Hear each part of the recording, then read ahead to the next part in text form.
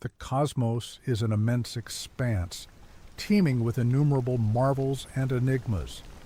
From the most minuscule particles to the most colossal galaxies, it extends past the limits of our complete comprehension. Within it are trillions of galaxies, each hosting millions, or perhaps trillions, of stars. These stars, accompanied by their planets, constitute solar systems that meander through the universe. Come with us as we venture on a voyage through space, discovering the astounding wonders of the cosmos, from the well-known to the utterly unknown. The Sun, a yellow dwarf star of average size, resides at the center of our solar system, and its impact is essential for life on Earth. Located approximately 93 million miles from us, this star generates power through the process of nuclear fusion, wherein hydrogen atoms merge to create helium, liberating a vast quantity of energy as light and heat. This solar radiation is the principal energy source for almost every life form on our planet. Plants harness this sunlight for photosynthesis, transforming light energy into chemical energy while generating oxygen, an element crucial for the existence of the majority of life. In the absence of this constant stream of solar power, Earth's temperatures would drop dramatically, its oceans would turn to ice, and life as it is known to us would end. The Sun's gravitational influence is also vital for preserving the stability of our solar system. Its enormous gravitational attraction holds Earth and the other planets in their designated orbits, stopping them from wandering into the frozen expanses of space. The Earth's revolution around the Sun, which takes a full year, is what produces the cycle of seasons. These seasonal shifts have a deep impact on ecological networks and farming methods, enabling a wide variety of life to thrive. Moreover, the Sun releases the solar wind, a flow of charged particles that interacts with Earth's magnetic field, occasionally producing breathtaking phenomena such as the auroras. In these respects, the Sun is more than just a brilliant sphere of gas. It's a life-giving engine intricately connected to Earth's environmental equilibrium and the cadence of life. The genesis of our solar system commenced more than 4.5 billion years in the past, inside a huge molecular cloud made of gas and dust. This cloud, consisting mainly of hydrogen and helium with small amounts of heavier elements, was located within a nebula, a celestial nursery where stars and planetary systems come into being. The entire process began when a portion of this molecular cloud was affected by a disruption, perhaps from a supernova explosion nearby, which made the cloud collapse under its own gravitational force. As the cloud contracted, it started to rotate, creating a protostar at its core that would eventually become our Sun. The material around it flattened into a protoplanetary disk because of the conservation of angular momentum. Inside this disk, particles started to collide and fuse, progressively creating larger and larger bodies through a process called accretion. These bodies developed into the foundational elements of planets, referred to as planetesimals. Over millennia, these planetesimals combined further to form protoplanets, which kept expanding by collecting more matter via gravitational pull. In the warmer inner areas close to the protostar, only metallic and rocky substances could solidify, which led to the creation of the terrestrial planets like Earth and Mars. Further away, where conditions were colder, gas giants like Jupiter and Saturn, which are primarily made of hydrogen and helium, could form. Beyond these massive planets, icy bodies and comets began to take shape. What began as a mere cloud of gas and dust eventually transformed into our complex solar system, a monument to the dynamic and transformative forces of the cosmos. Every planet in our solar system presents unique features that make it special, adding to the rich variety of our celestial surroundings. Beginning with Mercury, the planet nearest to the Sun, it's a compact rocky world known for its wild temperature swings, from blistering highs of almost 800 degrees Celsius during the day to freezing lows of 330 degrees at night. Mercury is devoid of an atmosphere to balance these temperatures and is covered in craters, much like our Moon, which points to a surface that is geologically dormant. Venus, often called Earth's twin due to its comparable size and composition, diverges starkly in its atmospheric conditions. Shrouded in dense clouds of sulfuric acid, it has surface temperatures of about 900 degrees, which makes it the most scorching planet in our solar system. Venus displays a runaway greenhouse effect, as its thick carbon dioxide atmosphere ensnares heat. In a departure from most planets, it spins in the opposite direction, making the Sun appear to rise in the west and go down in the east. Earth, exceptional for its liquid water and profuse life, possesses a stable climate system supported by a combination of oceans, an atmosphere abundant in nitrogen and oxygen, and a safeguarding magnetic field. Mars, the red planet, gets its name from its iron oxide-rich soil and is home to the solar system's tallest volcano, Olympus Mons, and a canyon network, Valles Marineris, that makes the Grand Canyon look small. Though desolate now, Mars has polar ice caps and indications that liquid water once existed on its surface. Jupiter, the most massive planet, is a gas giant primarily composed of hydrogen and helium. Its most notable characteristic is the Great Red Spot, a gigantic storm larger than Earth that has been active for centuries. Saturn, another gas giant, is celebrated for its glorious ring system, which is made up of ice and rock fragments orbiting the planet. Uranus is distinguished by its severe axial tilt, causing it to rotate sideways, which leads to extraordinary seasonal variations. It has a subtle ring system and is recognized for its blue-green shade, a result of methane in its atmosphere. Neptune, the most distant planet, experiences supersonic winds with velocities surpassing 1/200 km/h and has a vivid deep blue color, also from atmospheric methane. This remote world displays dark storm patterns similar to Jupiter's. Finally, the dwarf planet Pluto, although demoted, remains a captivating topic with its frozen surface, heart-shaped glacier, and 5 identified moons, including the large Charon. Each planet, with its distinct qualities, contributes a special chapter to the saga of the solar system, showing the wide spectrum of environments and compositions possible within our cosmic home. The inner rocky planets, Mercury, Venus, Earth, and Mars, are markedly different from the outer gas giants, Jupiter, Saturn, Uranus, and Neptune, in several key aspects, especially regarding their composition, structure, and atmospheric characteristics. The rocky planets, also called terrestrial planets, are mainly built from silicate rocks and metals.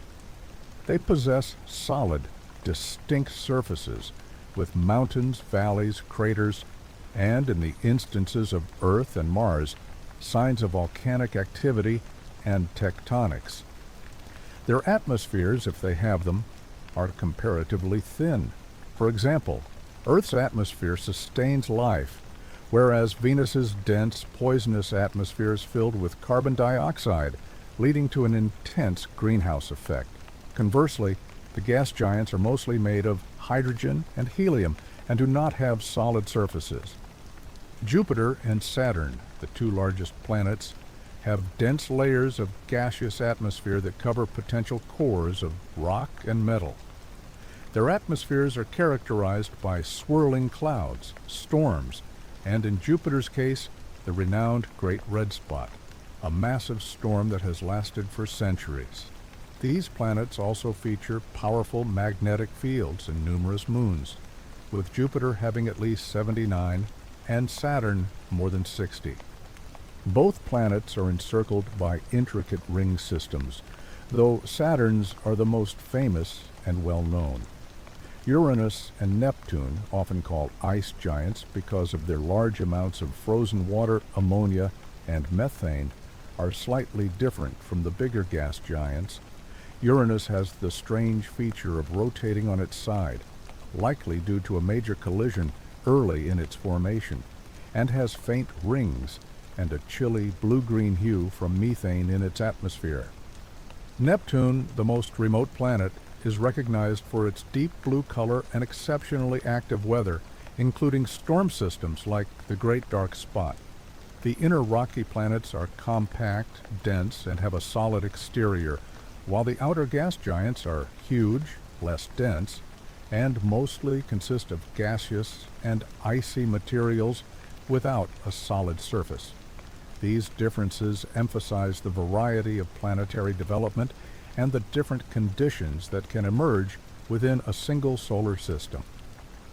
The moons in our solar system present an incredible look into a wide range of astronomical objects, each with distinct features that make them noteworthy. Europa, one of Jupiter's Galilean moons, is particularly interesting due to its potential to support life. Beneath its frozen exterior lies a subsurface ocean, kept in a liquid state by tidal forces from Jupiter's massive gravity. This ocean might hold more water than all of Earth's oceans combined, which opens up fascinating possibilities for astrobiology.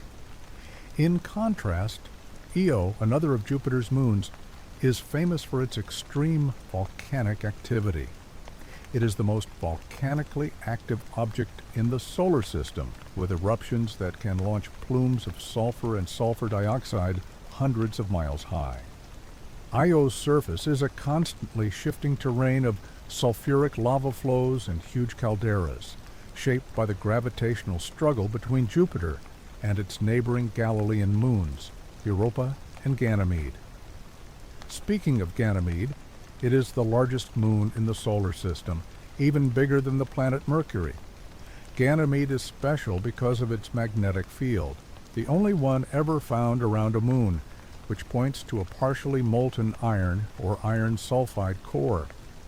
This magnetic activity leads to Ganymede's auroras, similar to those on Earth but affected by Jupiter's magnetic environment. Saturn's moon Titan is another remarkable body with a thick, nitrogen-heavy atmosphere, much like that of early Earth. Titan's surface is concealed by dense orange haze, hiding a complex landscape with lakes and rivers of liquid methane and ethane.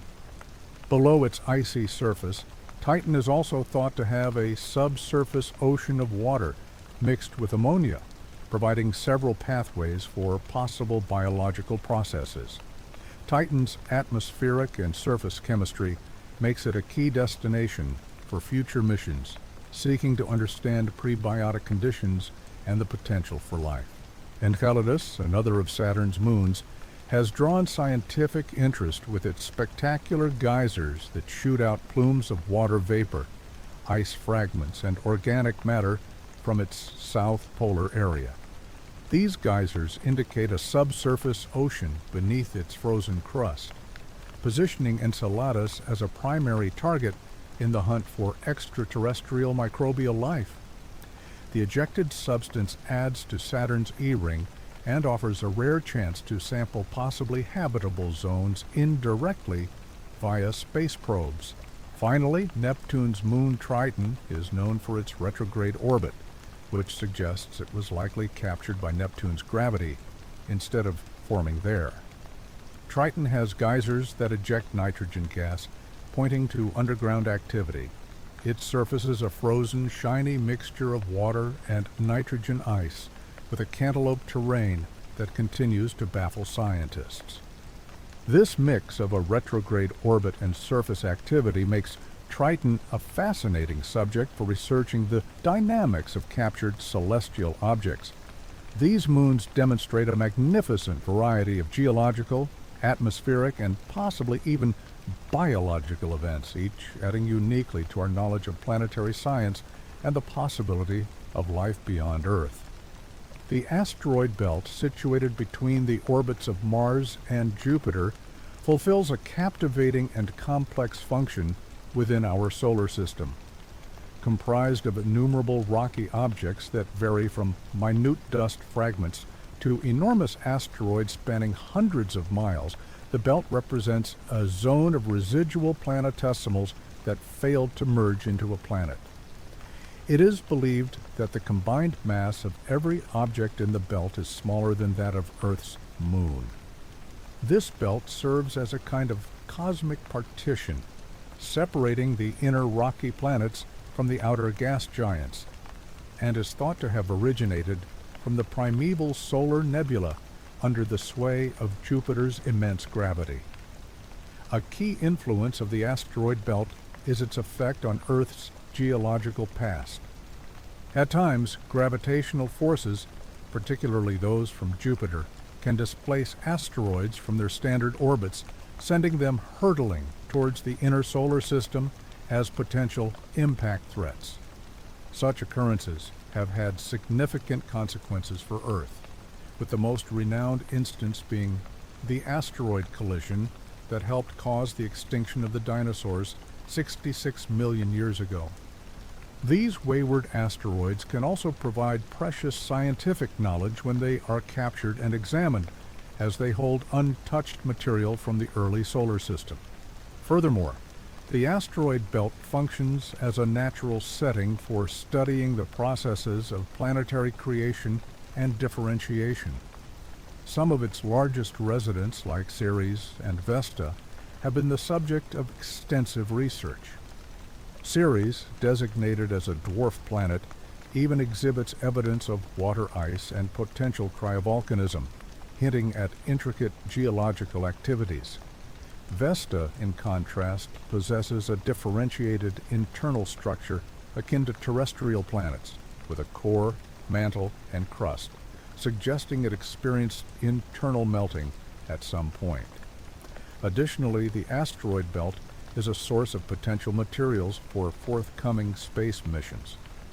Elements such as iron, nickel, and even water contained as ice are present within these asteroids.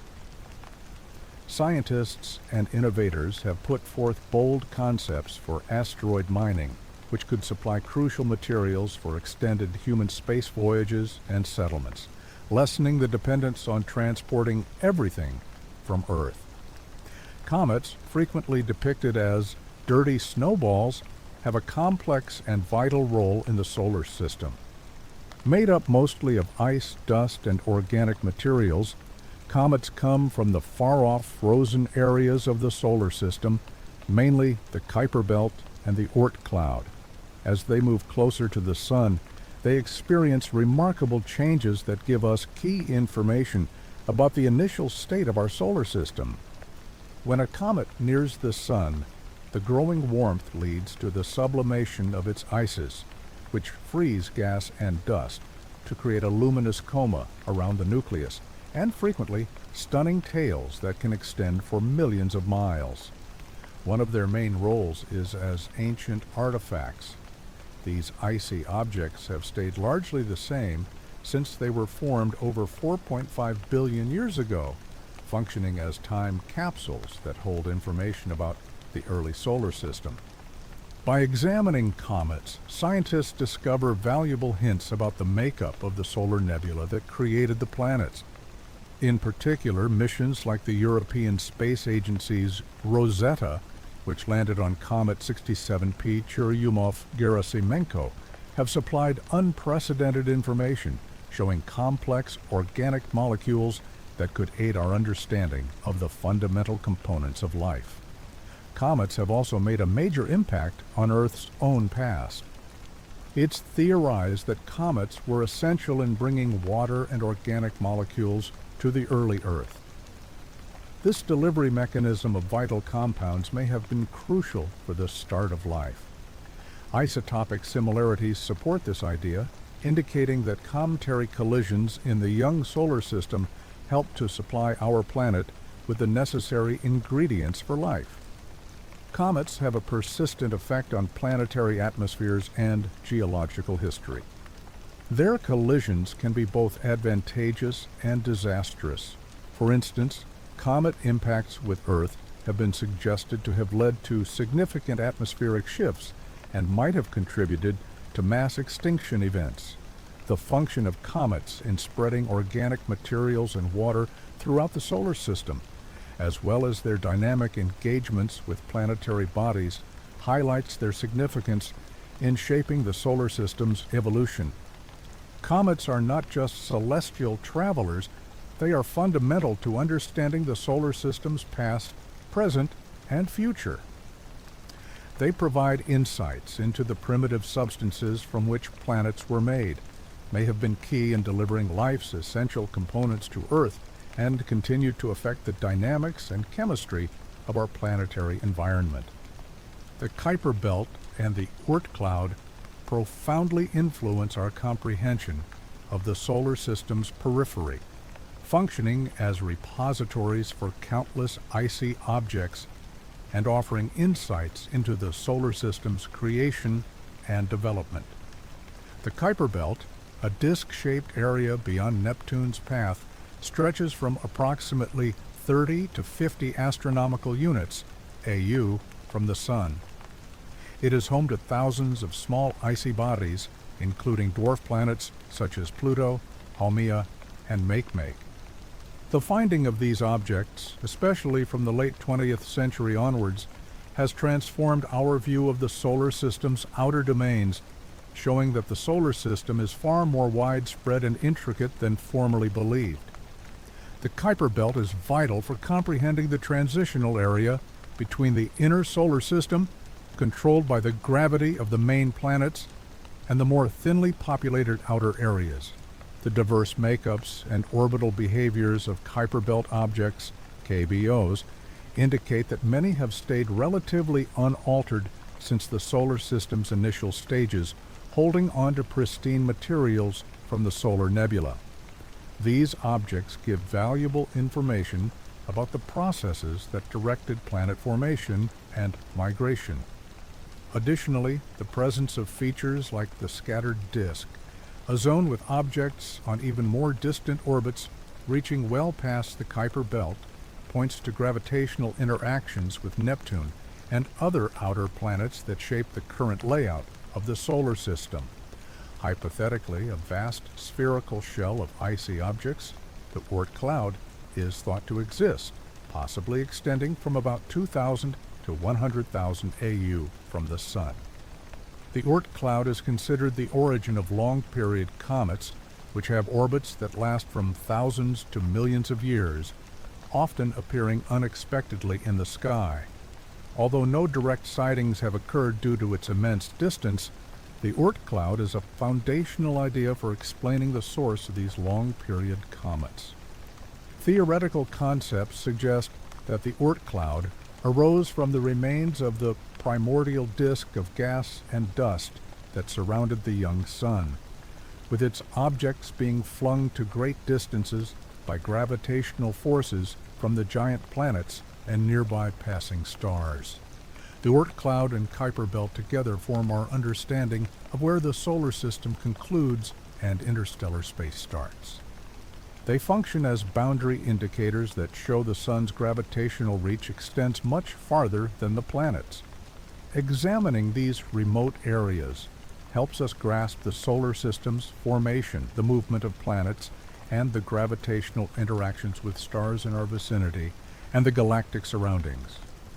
Thus, the Kuiper Belt and Oort cloud not only delineate the outer limits of our solar system, but also act as historical records and crucial elements in the wider context of astrobiological and planetary science. Pluto, once known as the 9th planet in our solar system before its 2006 reclassification to a dwarf planet, continues to enthrall scientists and the public alike, thanks to its distinct, intricate features and the knowledge it offers about the external reaches of our cosmic vicinity. One of Pluto's most captivating qualities is its active geology. Unlike numerous bodies in the Kuiper Belt, Pluto is anything but a cold, inactive world. The information transmitted by NASA's New Horizons mission in 2015 showed a remarkably diverse surface, with vast plains of nitrogen ice, colossal mountains of water ice, and indications of recent geological processes. For example, the heart-shaped plain, named Sputnik Planitia, is believed to be a massive, slowly churning glacier of nitrogen ice located in a huge basin, likely formed by a past impact. Adding to its fascination, Pluto's atmosphere, although sparse, is another noteworthy characteristic. Composed mostly of nitrogen with hints of methane and carbon monoxide, this delicate atmosphere experiences seasonal shifts, expanding and shrinking, as Pluto travels along its extended orbit around the Sun. During its closest point to the Sun, surface ice sublimates, resupplying the atmosphere, while it refreezes under the surface as Pluto moves farther away. Such dynamic shifts are evidence of the complex interplay between surface and atmospheric activities, even on small, remote worlds. Pluto's moon system also contributes layers to its appeal. Charon, Pluto's biggest moon, is so large that the center of mass for the Pluto-Charon system is outside Pluto's surface, classifying it as a binary system. Charon has its own mysterious geological traits, including a gigantic canyon system and a dark reddish patch at its north pole, informally called Mordor Macula. This interaction between Pluto and Charon poses fascinating questions about tidal forces and their mutual evolutionary past. The smaller moons, Styx, Nix, Kerberos, and Hydra, show chaotic rotations, probably affected by the gravitational complexities within the Pluto-Charon system. From an astrobiological standpoint, Pluto offers the potential for chemical processes that could provide insights into basic organic chemistry. While it's improbable that it hosts life as we know it because of its freezing temperatures, the organic molecules found on its surface, created by the interaction of sunlight and cosmic rays with nitrogen and methane, are highly interesting for understanding prebiotic chemistry in the solar system.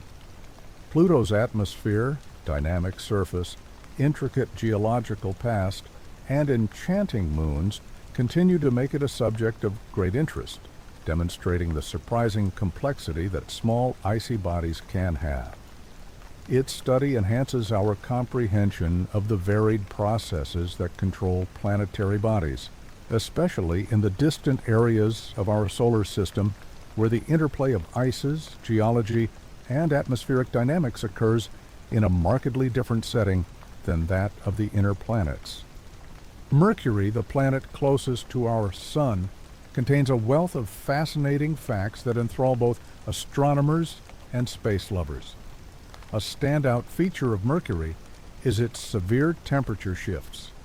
Lacking a significant atmosphere to hold heat, surface temperatures on Mercury fluctuate wildly. Daytime temperatures can climb to almost 800 degrees, while nighttime temperatures drop to a frigid 330 degrees. This sharp difference underscores the planet's direct exposure to the Sun's powerful heat and its failure to retain that warmth after it turns into night. Another captivating aspect of Mercury is its geological past, which is demonstrated by its crater-filled surface, reminiscent of our moon. The Caloris Basin, one of the solar system's biggest impact craters, spans over 960 miles in diameter and serves as proof of the violent events in Mercury's history. The areas around the basin are filled with chaotic terrain, thought to have been created by the shock waves from the impact.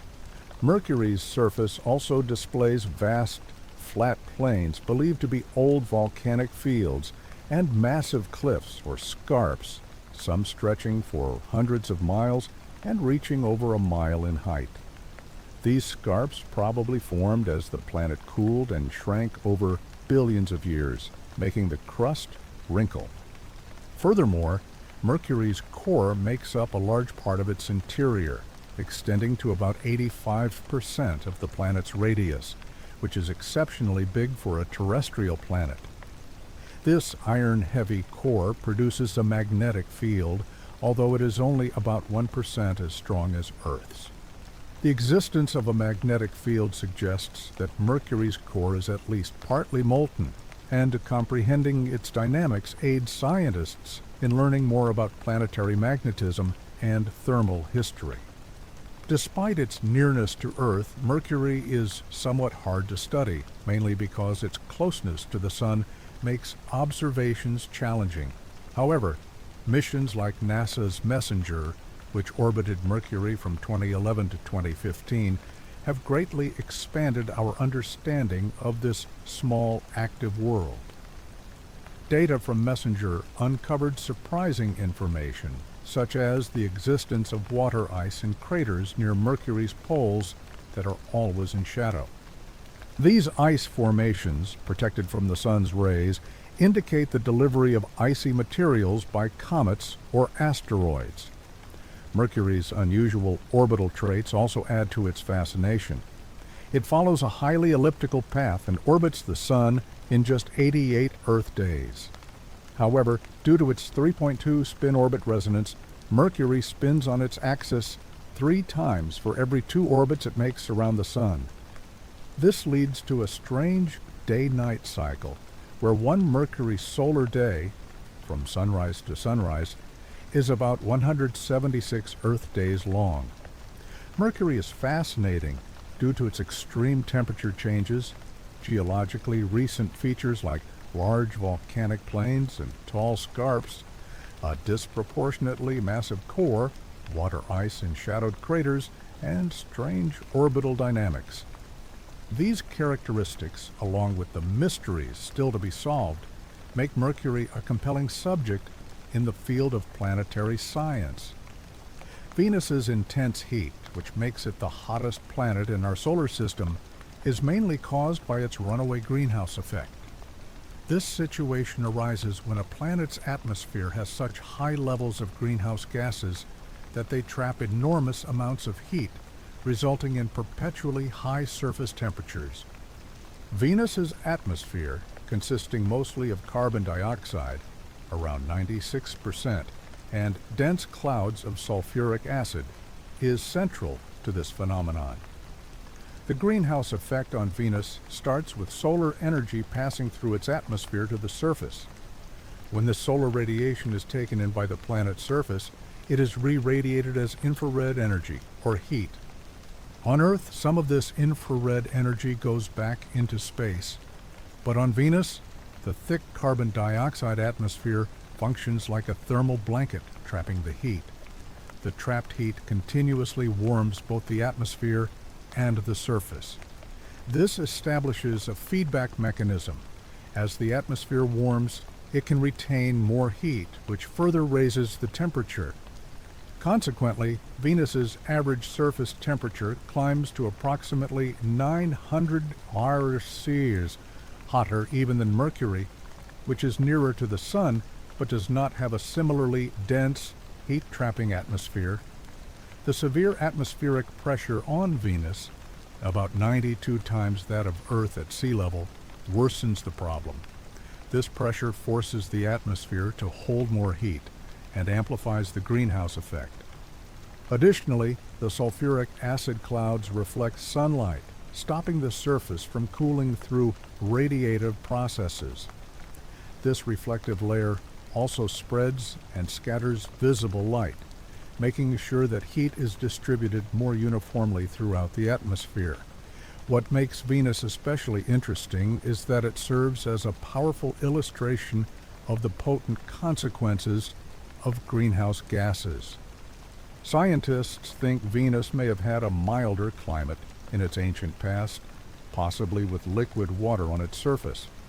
However, as solar radiation intensified over eons, it probably caused water to evaporate, which in turn put more water vapor, another strong greenhouse gas, into the atmosphere. This increased the warming, leading to more water evaporation, and eventually turning Venus into the hellscape we observe today.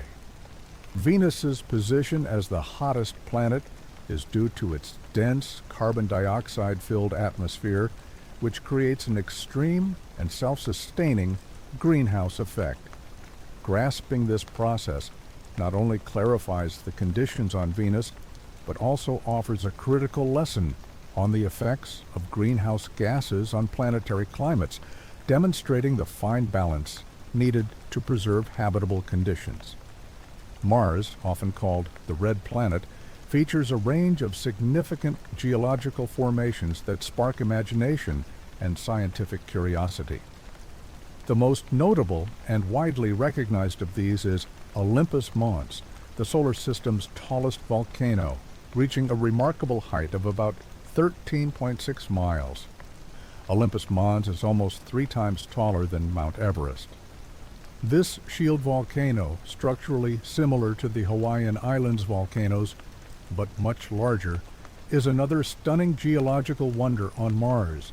It is accompanied by Valles Marineris, a vast canyon system that extends over 2,500 miles in length and reaches depths of up to 4 miles. This huge rift, which makes Earth's Grand Canyon seem small, is believed to have been created by a mix of tectonic forces and the surface caving in as Mars's crust was pulled apart. Valles Marineris provides crucial information about the tectonic activities that have molded the Martian terrain, showing a complex past of crustal shifts and potential volcanic effects. Furthermore, Mars has abundant evidence of ancient water activity, especially in the form of outflow channels and valley networks. These features indicate that liquid water once flowed across the planet's surface. For instance, Ares Vallis and Ma'adim Vallis are large channels that were likely formed by massive floods, while valley networks like those in Nanadi Vallis suggest continuous surface water flow in Mars's ancient past. These old waterways have sparked speculation and curiosity about the planet's past potential for hosting life. Mars also has large plains, dune fields, and polar ice caps that expand and contract with the changing seasons. The vast northern plains, such as the Vastitas Borealis, are thought to be the sites of former ocean floors. Meanwhile, the southern hemisphere is marked by heavily cratered highlands, which provide more proof of Mars's dynamic and often turbulent history. The polar areas of Mars are especially intriguing, as they are made of layers of water ice and carbon dioxide ice, dry ice, which change in thickness with the seasons. These polar ice caps offer direct proof of Martian climate shifts over geological eras. Additionally, the existence of unique geological structures known as chaotic terrain adds to Mars's allure. These regions are defined by randomly arranged large rock formations that seem to have been disturbed by some kind of underground collapse, possibly from the melting of subsurface ice. These geological characteristics not only make Mars an exciting subject of research, but also give essential clues about the planet's climatic and volcanic past, surface processes, and potential for life. Every finding, from towering volcanoes to ancient riverbeds and mysterious chaotic terrains, deepens our knowledge of Mars and its potential to have once supported life, shaping the larger story of solar system exploration. Jupiter's atmosphere, a turbulent mix of hydrogen, helium, ammonia, and other minor gases, is where its famous Great Red Spot originates, a vast, enduring anticyclonic storm. This storm, which has been active for at least 350 years and possibly much longer, is a powerful demonstration of the dynamic forces at work in Jupiter's chaotic atmosphere. The origins and persistence of the Great Red Spot are closely linked to Jupiter's distinct atmospheric characteristics. Jupiter's swift rotation with one turn every 10 hours creates strong east-west jet streams and forms bands of clouds that circle the planet. These bands, known as zones and belts, travel at different speeds and in opposite directions, forming shear zones where gases clash violently. The Great Red Spot is situated in one of these shear zones between a westward-moving belt and an eastward-moving zone, which sustains the storm's rotation. The storm itself is an anticyclone, meaning it rotates counterclockwise in the southern hemisphere and has a high-pressure center, unlike cyclones on Earth that typically weaken over time. Jupiter's Great Red Spot is powered by a continuous supply of energy from the planet's internal heat. Jupiter emits more heat than it receives from the Sun. This internal warmth drives the convection currents that power the banded wind patterns and storms, thus feeding the Great Red Spot and contributing to its long life. Furthermore, the storm's deep structure extends far into the atmosphere, possibly as deep as 200 miles below the cloud tops, which enhances its stability. The unique red color of the Great Red Spot is still something of a puzzle, but it is thought to be the result of complex chemical reactions powered by solar ultraviolet light and the planet's atmospheric conditions. Substances like ammonium hydrosulfide, possibly combined with other chemicals like phosphorus or sulfur, may be the cause of the reddish tones. These compounds can react in the turbulent, high-energy environment of Jupiter's upper atmosphere, giving the storm its notable appearance.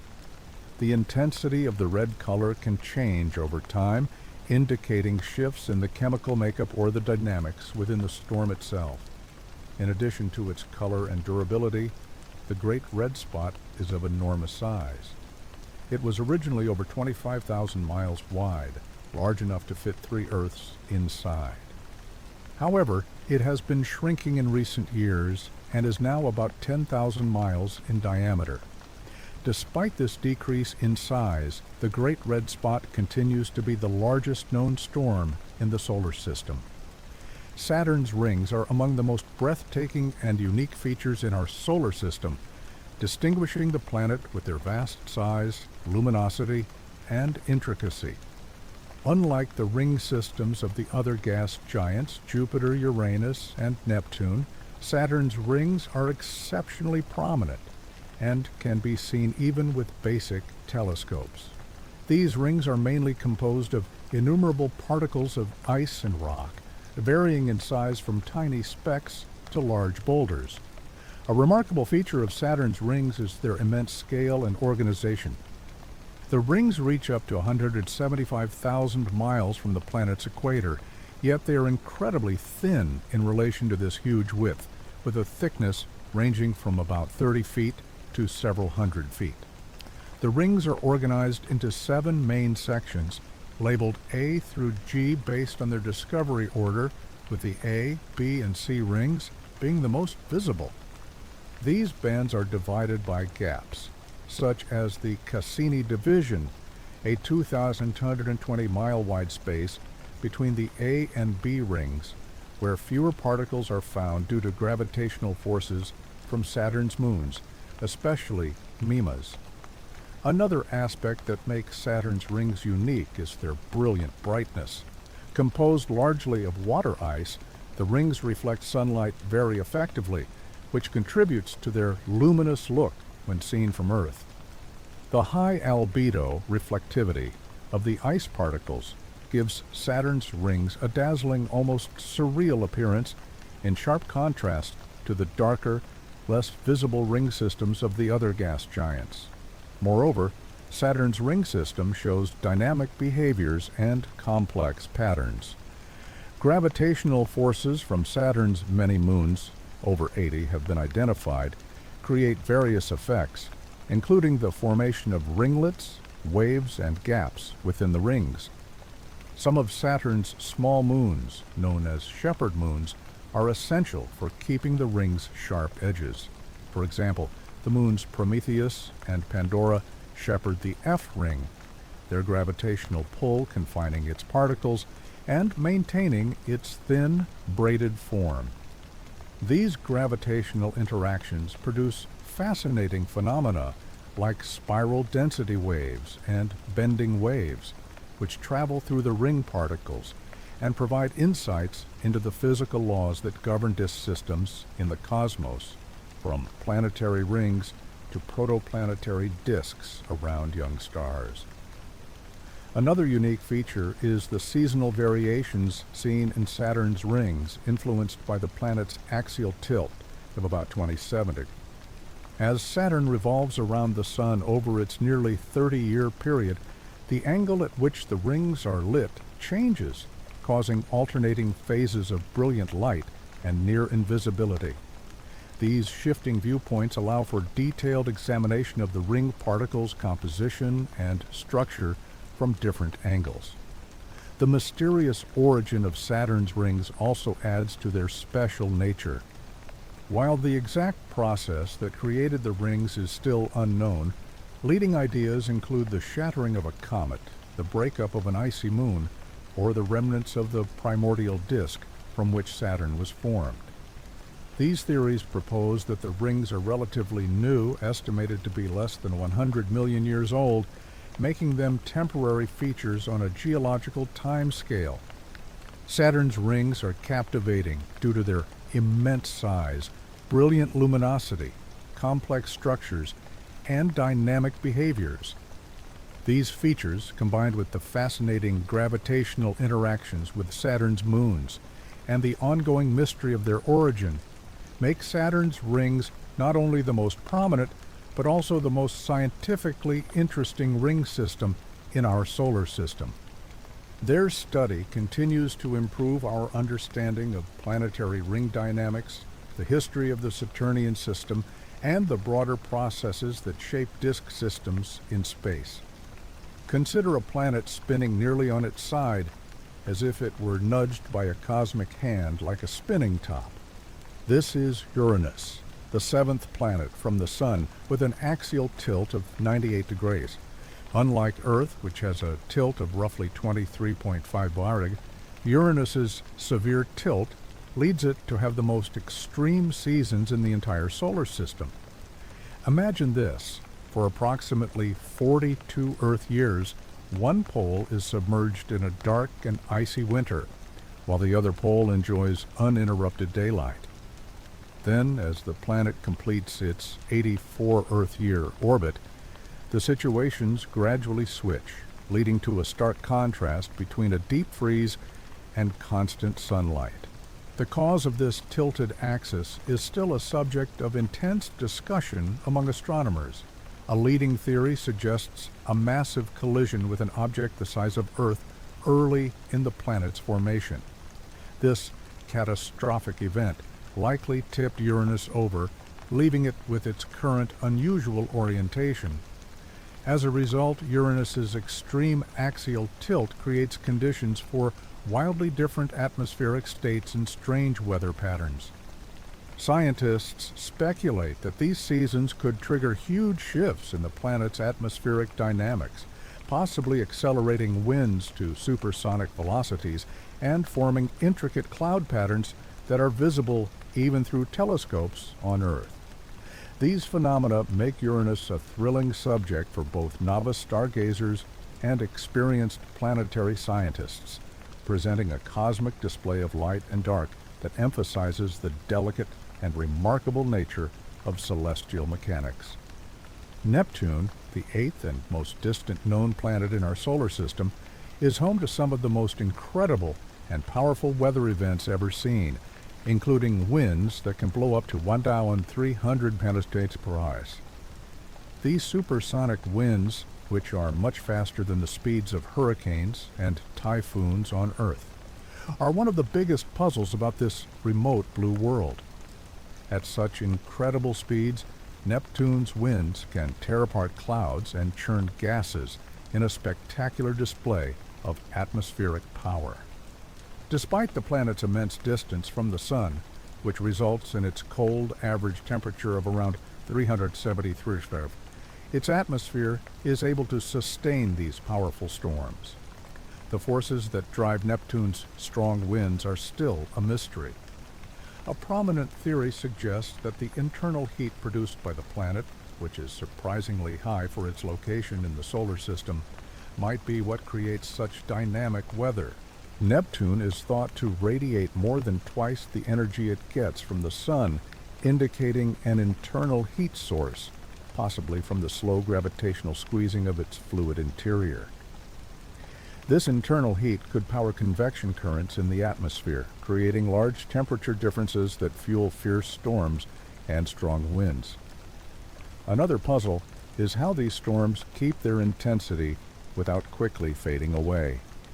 The Great Dark Spot, a massive storm system similar to Jupiter's Great Red Spot, is an example of these powerful and somewhat long-lasting weather patterns. These mysteries make Neptune an exciting subject of research as scientists use telescope observations and data from Voyager 2's flyby to figure out the forces at work in one of our solar system's most turbulent atmospheres. To explore the vast regions beyond our solar system, scientists have developed clever ways to study planets that orbit stars many light years away, known as exoplanets. One of the most common methods is the transit method, which relies on the slight decrease in a star's light when a planet moves or transits in front of it. When this tiny drop in brightness happens at regular times, it points to the existence of an exoplanet. Observatories like NASA's Kepler Space Telescope have famously used this technique, leading to the finding of thousands of exoplanets by watching many stars at once for these small changes. Another interesting technique is the radial velocity method, often called the wobble method. When a star has a planet orbiting it, the planet's gravitational pull makes the star move slightly in its own small orbit.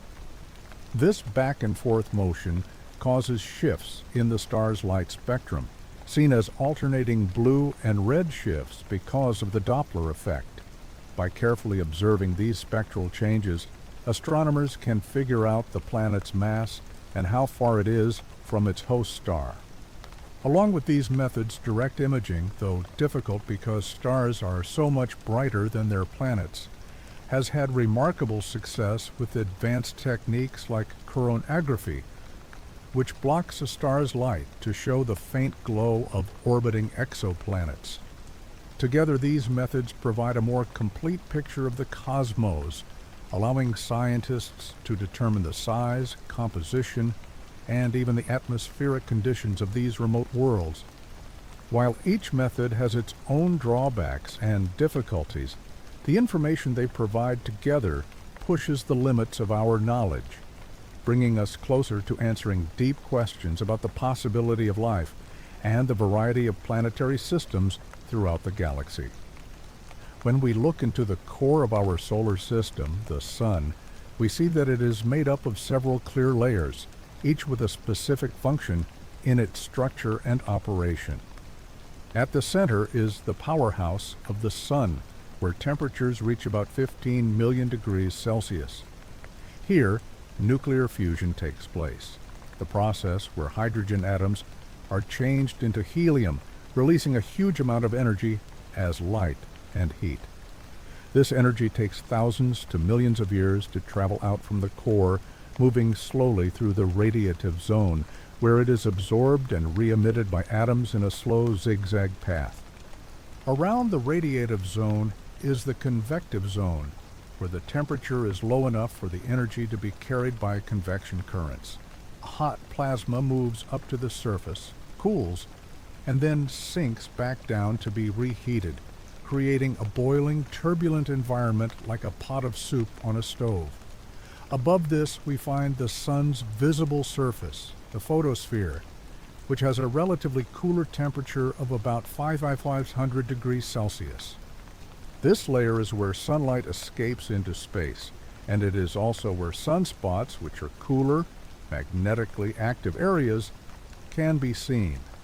Above the photosphere is the chromosphere, an area that appears as a reddish glow during solar eclipses, and farther out is the corona, the Sun's outermost layer.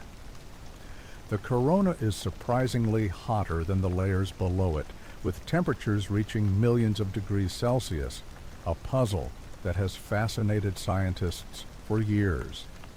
It is in the corona that the solar wind, the stream of charged particles released from the sun, originates, affecting space weather and planets in the solar system, including Earth.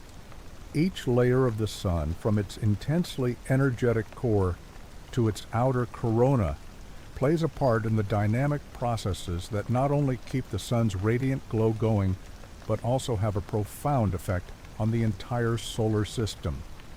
Nuclear fusion is the incredible process that fuels the sun, changing hydrogen into helium and releasing huge amounts of energy that light up and warm our entire solar system. Deep inside the sun's core, where temperatures hit a scorching 15 million degrees Celsius and pressures are unbelievably high, hydrogen nuclei manage to overcome their mutual repulsion. These nuclei, made of protons, collide with enough power to fuse together, creating helium nuclei in a series of steps called the proton-proton chain reaction. During this fusion process, a small part of the hydrogen's mass is turned into energy, as explained by Einstein's famous equation EmC2. This equation shows the profound idea that even a tiny amount of mass can be changed into a large amount of energy. The energy created in the core moves outward, first through the radiative zone, where it exists as photons that bounce between particles, slowly making their way to the surface over thousands to millions of years. When the energy gets to the convective zone, it is transferred by turbulent currents of hot plasma that rise and fall, much like boiling water. Eventually, this energy comes out from the sun's outer layers, appearing as the sunlight we get on Earth. This process of nuclear fusion not only keeps the sun shining, but also creates the conditions for making heavier elements. As stars evolve, larger ones fuse heavier elements, which adds to the cosmic supply of elements needed for planets and life.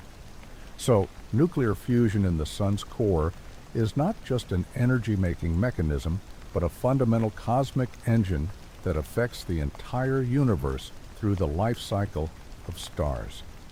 Fusion promotes the creation and spread of elements, connecting the fate of distant galaxies with the atomic makeup of our own existence.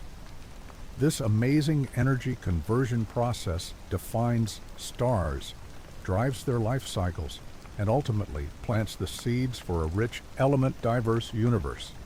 Sunspots are intriguing characteristics of the sun's photosphere, identified by their comparatively cooler temperatures and strong magnetic activity. Usually seen as dark areas on the sun's bright surface, sunspots can differ in size, with some extending over tens of thousands of kilometers, large enough to contain Earth multiple times. Sunspots appear when powerful magnetic fields rise from the sun's interior, interrupting the normal convective flow and creating regions with lower surface temperatures of around 4,000 degrees Celsius, in contrast to the surrounding areas, which are about 5,500 degrees Celsius. The magnetic disturbance linked to sunspots often leads to spectacular solar events, like solar flares and coronal mass ejections, CMEs. Solar flares are abrupt explosions of radiation from the release of magnetic energy, causing brilliant flashes of light, radio waves, and high-energy particles. When these flares happen, they can propel protons and electrons to almost the speed of light, affecting space weather. Coronal mass ejections are even bigger, involving the release of massive amounts of the sun's plasma into space.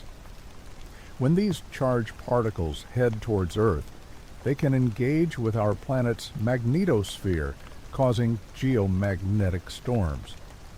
These geomagnetic storms have many effects on space weather, impacting everything from satellite functions to communication networks and even power systems. High-energy particles from solar flares can harm satellite electronics, while the charged particles from CMEs can create electric currents in power lines and pipelines on Earth, possibly leading to blackouts and damage.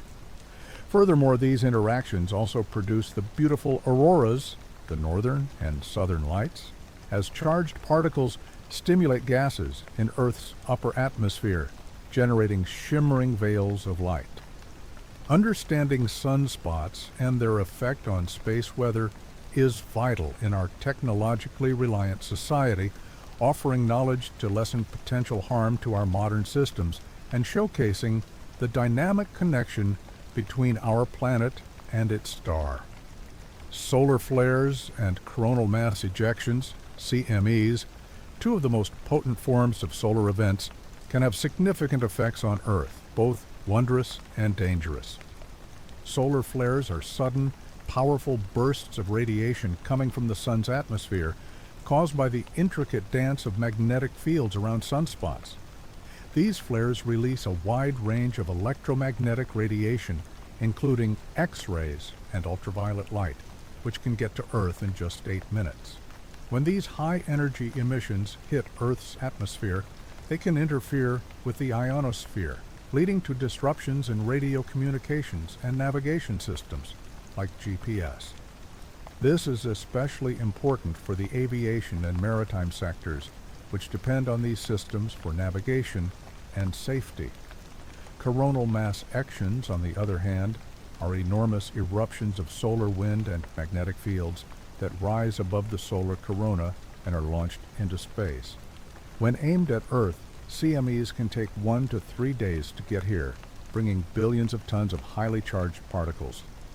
When these particles reach Earth, they interact with our planet's magnetosphere, possibly causing geomagnetic storms. These storms can create electric currents in power lines, which can lead to transformer damage and extensive power grid failures, like the famous blackout in Quebec, Canada in 1989. Additionally, CMEs present major risks to satellites, causing them to malfunction or their electronic parts to degrade due to the intense particle radiation.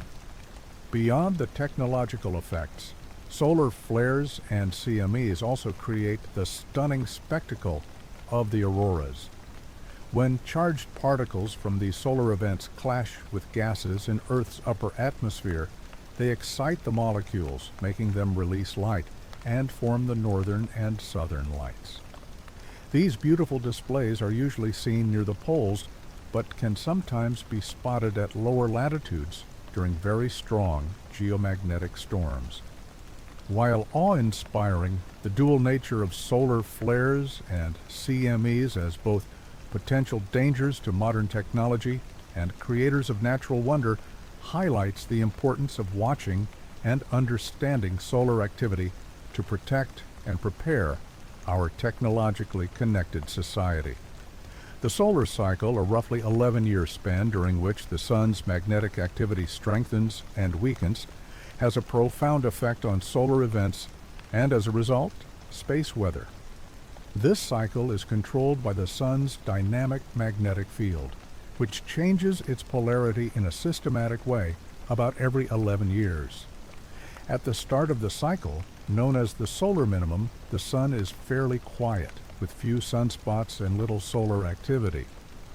As the cycle moves towards its peak, the solar maximum, the number of sunspots increases significantly, along with more frequent occurrences of solar flares and coronal mass ejections. During solar maximum, the sun becomes a hotbed of activity, marked by the regular appearance of new sunspots connected to strong magnetic fields. Solar flares, which are more common during this time, release bursts of radiation that can interfere with satellite communications, affect GPS systems, and disrupt power grids on Earth. Similarly, CMEs are more frequent and powerful, potentially causing severe geomagnetic storms when their charged particles collide with Earth's magnetosphere. These storms not only threaten our technological systems, but also raise radiation levels for astronauts and passengers on high-altitude flights over polar areas. The fluctuations of the solar cycle also have a wider impact on space weather and the environment near Earth. For instance, increased solar activity during solar maximum can cause Earth's outer atmosphere to expand, making satellites experience more atmospheric drag, which can change their orbits and require adjustments. Additionally, the sunspot cycle affects the amount of ultraviolet and X-ray radiation that reaches Earth, which can in turn influence the ozone layer and atmospheric chemistry. Understanding the solar cycle is essential for predicting and getting ready for these different levels of solar activity. With advanced monitoring from observatories like NASA's Solar Dynamics Observatory and the European Space Agency's Solar and Heliospheric Observatory, scientists are better able to foresee and lessen the effects of the sun's dynamic behavior on our increasingly technology-reliant world. Scientists utilize a mix of solar observatories, satellites, and spacecraft to study the sun, uncovering the intricate details of our star's behavior and its influence on the solar system. Ground-based solar observatories, such as the Daniel K. Inouye Solar Telescope in Hawaii, deliver exceptionally high-resolution images of the sun's surface, enabling researchers to examine sunspots, solar flares, and other surface events with great precision. These telescopes employ advanced optical systems and adaptive technologies to mitigate the distortions caused by Earth's atmosphere, giving scientists a more distinct look at the complex interplay of magnetic fields and plasma on the sun's photosphere. Augmenting ground-based observations, space-based telescopes and probes provide unique viewpoints, free from atmospheric interference. NASA's Solar Dynamics Observatory, SDO, for instance, constantly watches the sun in various wavelengths, from extreme ultraviolet to visible light, uncovering the dynamic processes at play in the sun's outer layers. The SDO captures high-resolution images of solar flares, sunspots, and magnetic field changes, supplying vital data to comprehend solar activity cycles and forecast space weather events. Similarly, the European Space Agency's Solar and Heliospheric Observatory, SOHO, which has been active since 1995, has been key in monitoring the sun's atmosphere and spotting early signs of coronal mass ejections, CMEs. Taking exploration to an even higher level, missions like NASA's Parker Solar Probe and the European Space Agency's Solar Orbiter are engineered to get close to the sun, collecting unprecedented close-up information. The Parker Solar Probe, launched in 2018, ventures into the sun's outer corona, where it endures intense heat while measuring magnetic fields, solar wind, and energetic particles. Its purpose is to illuminate the enigmatic heating of the solar corona and the processes that drive the solar wind. Solar Orbiter, with its array of instruments, carries out close-range observations and captures high-resolution images of the sun's poles, areas that were previously hard to study. By integrating data from these different platforms, scientists form a thorough and dynamic understanding of solar activity, which helps in predicting and mitigating the effects of solar events on Earth's technological infrastructure and human activities. The moon's phases are an enchanting interplay of light and dark, altering its look as it revolves around Earth, finishing a cycle about every 29.5 days. This cycle, called a lunation, is a result of the dynamic relationship between the positions of the moon, Earth, and the sun. As the moon orbits Earth, various parts of its sunlit half become visible to us, leading to its different phases. These phases can be categorized into 8 clear stages. The cycle starts with the new moon, when the moon is situated between Earth and the sun. In this phase, the side of the moon facing Earth is completely in shadow, making it invisible in the night sky.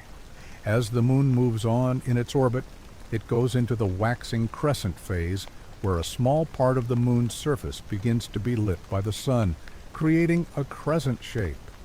This crescent gets bigger each night until the moon gets to the first quarter phase, often known as a half moon, where half of the moon's disk is lit and can be seen from Earth. Following this is the waxing gibbous phase, where more than half of the moon is lit, and it keeps getting fuller until it becomes a full moon. In this phase, the moon is directly opposite the sun, with Earth in the middle, which lets the entire sunlit side of the moon be visible. After the full moon comes the waning gibbous phase, where the lit area starts to shrink. The moon then moves to the last quarter, another half-moon phase, but with the opposite half lit compared to the first quarter. Finally, the waning crescent phase shows the diminishing light turning into a thin crescent before the cycle starts over at the new moon. These phases demonstrate the graceful mechanics of celestial movement. They are created by the angle from which we see the lit part of the moon in relation to Earth and the sun. This continuous change not only gives a natural rhythm to nighttime viewing, but has also been historically important for timekeeping and cultural traditions across different societies. Understanding the phases of the moon helps us value the complex dance of celestial bodies and the constant dynamism of our universe. The origin of the moon has fascinated scientists and led to many theories, with the main one being the giant impact hypothesis. According to this theory, the moon was formed about 4.5 billion years ago from a massive collision between the early Earth and a body the size of Mars named Theia. The impact was catastrophic, turning Theia and part of Earth's mantle into vapor and sending huge amounts of debris into space. This debris eventually came together, pulled by gravity, to form the moon. This hypothesis is backed by the moon's composition, which is very similar to Earth's mantle, suggesting that the materials came from a common source. Other theories have been suggested, though they are less popular than the giant impact hypothesis. One is the capture theory, which proposes that the moon formed somewhere else in the solar system and was later caught by Earth's gravity. However, this theory has trouble explaining the similarities in isotopic compositions between Earth and the moon. Another is the fission theory, which suggests that a fast-spinning early Earth threw off a part of its mantle, which then formed the moon. But this would need an impossibly high rotation speed. The co-formation theory suggests that Earth and the moon formed together as a double system from the early accretion disk of the solar system. Yet this theory can't properly explain the differences in the compositions of the Earth and the moon. While the giant impact hypothesis is the most widely accepted explanation, it is still changing with new data and better computer simulations. Recent discoveries from lunar rock samples and advanced modeling suggest that multiple impacts like this could have helped form the moon. As lunar exploration continues, especially with missions like NASA's Artemis program, which aims to send people back to the moon, scientists expect to find more evidence to improve our understanding of this cosmic event. The study of the moon's origin not only sheds light on the early history of our planet and its satellite, but also gives key insights into the processes that shape planetary systems throughout the universe. The moon's surface is a captivating mosaic of geological formations that tell a story of intense celestial events. One of the most noticeable features are the lunar maria, or seas, which are vast, dark plains created by ancient volcanic activity. Despite their name, these seas are not filled with water, but are large basaltic plains, formed billions of years ago when molten lava flowed out and hardened. Famous maria include Mare Tranquillitatis, Sea of Tranquility, and Mare Imbrium, Sea of Rains, which are easily seen with the naked eye as dark patches on the moon's face. In sharp contrast to the flat Maria are the lunar highlands, which are lighter in color and heavily cratered, making up the oldest parts of the moon's surface. These highlands are covered with impact craters of all sizes, showing the moon's chaotic past when it was hit by meteoroids and asteroids. The largest of these craters, the South Pole Aitken Basin, is about 2,500 kilometers across and goes down to depths of 8 kilometers, making it one of the biggest impact structures in the solar system. Other well-known craters, like Tycho and Copernicus, have clear central peaks and radiate bright streaks or rays of ejected material that stretch across the lunar surface. Another significant feature is the presence of lunar rills, which are long, narrow depressions that look like channels or valleys and can go on for hundreds of kilometers. These are thought to be the remains of old lava flows or collapsed lava tubes. The moon also has scarps, which are cliff-like features that suggest tectonic activity. Even though the moon doesn't have active plate tectonics like Earth, scarps, such as those seen in the area called Rupes Recta, straight wall, show that the moon's interior is still cooling and shrinking, which causes the crust to crack and move. The finer details of the moon's surface include its regolith, a layer of loose broken rock and dust made by eons of micrometeoroid impacts.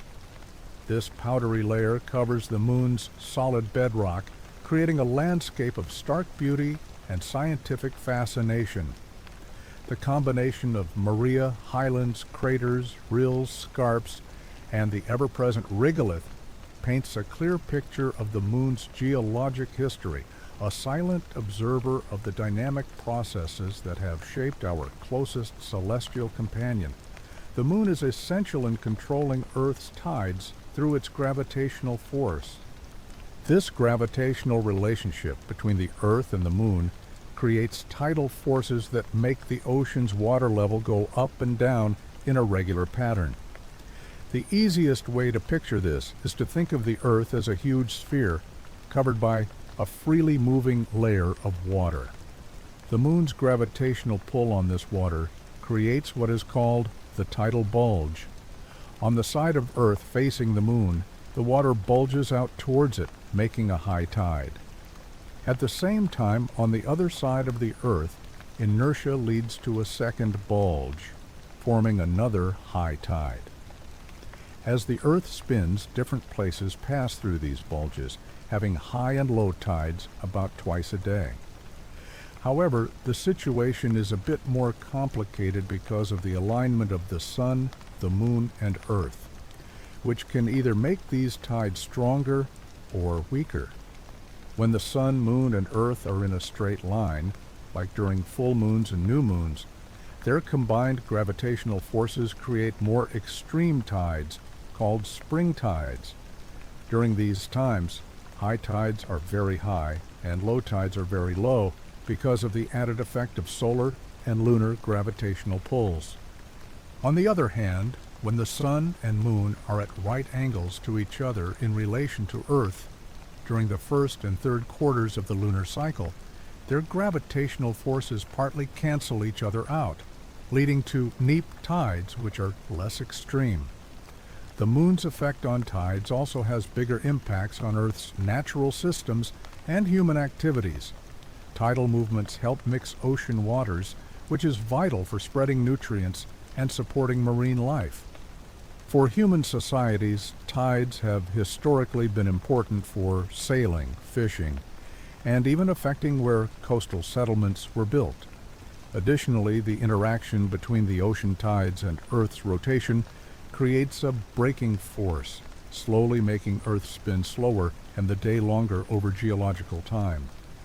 This interplay of gravitational forces and rotational dynamics clearly shows the moon's significant, though often subtle, influence on our planet, tying the rhythms of the Earth closely to its celestial partner.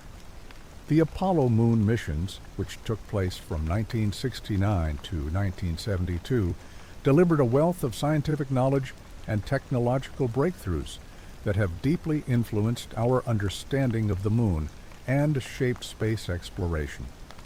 One of the most notable accomplishments was the gathering of roughly 382 kilos of lunar rocks, soil, and core samples.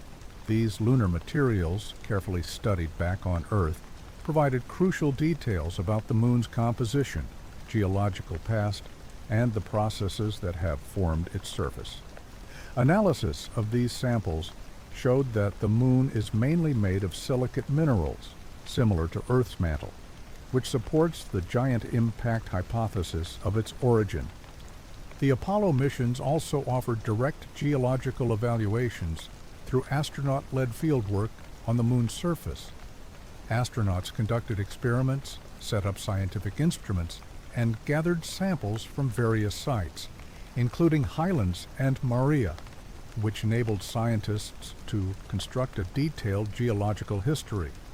They found proof of volcanic activity and impact cratering, demonstrating that the moon's surface was shaped by both internal forces and external impacts.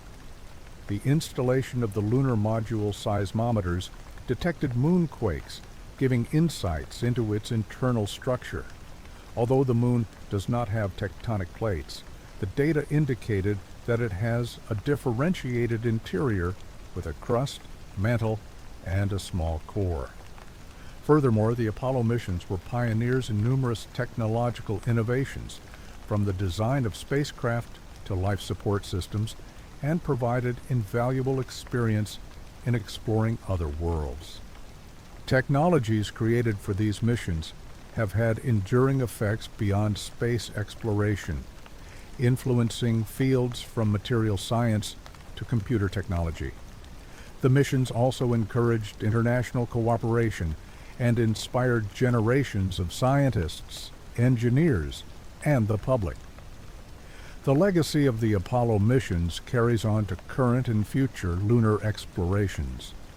Instruments and methods developed during these missions have established the basis for modern lunar science. As humanity prepares to return to the moon with programs like NASA's Artemis, which aims to create a sustainable human presence on the lunar surface, the knowledge and experience from Apollo act as guiding principles. These missions not only highlighted human creativity, but also solidified our position in the cosmos, demonstrating that exploration and scientific investigation can lead to profound, world-altering discoveries. The future of human exploration and settlement of the moon is set to be revolutionary, propelled by technological progress, global cooperation, and ambitious space initiatives. A key initiative in this area is NASA's Artemis program, which not only plans to send humans back to the moon by 2024, but also to create a lasting presence by the close of the decade. This program represents a significant move towards long-term lunar exploration, building upon the heritage of the Apollo missions while utilizing contemporary technology and engineering. Artemis I, an uncrewed flight, will test the Space Launch System, SLS rocket, and Orion spacecraft, preparing the way for subsequent crewed flights. Artemis II will come next with a crewed flyby, gradually progressing to Artemis III, where astronauts will land on the lunar South Pole, an area abundant in water ice and scientific interest. Besides NASA's work, international and private sector participation are essential parts of the new age of lunar exploration. The European Space Agency, ESA, the Russian Space Agency Roscosmos, and the China National Space Administration, CNSA, have all outlined plans for lunar missions intending to contribute to the shared scientific and exploratory objectives. The International Lunar Research Station, a project being developed by China and Russia, is an example of this cooperative spirit, imagining a research facility operated by astronauts and robotic systems. Crucial to the future of lunar settlement are developments in situ resource utilization, (IRU). This includes using the Moon's own resources, like extracting water from lunar ice to make oxygen and fuel, which will be essential for keeping outposts running and supporting more space missions. Infrastructure development will center on creating habitats that can protect astronauts from the severe lunar environment, which has extreme temperatures and dangerous solar radiation. Innovations in habitat building, possibly using 3D printing with lunar regolith, are already under investigation. Commercial companies like SpaceX and Blue Origin are also central to the lunar vision.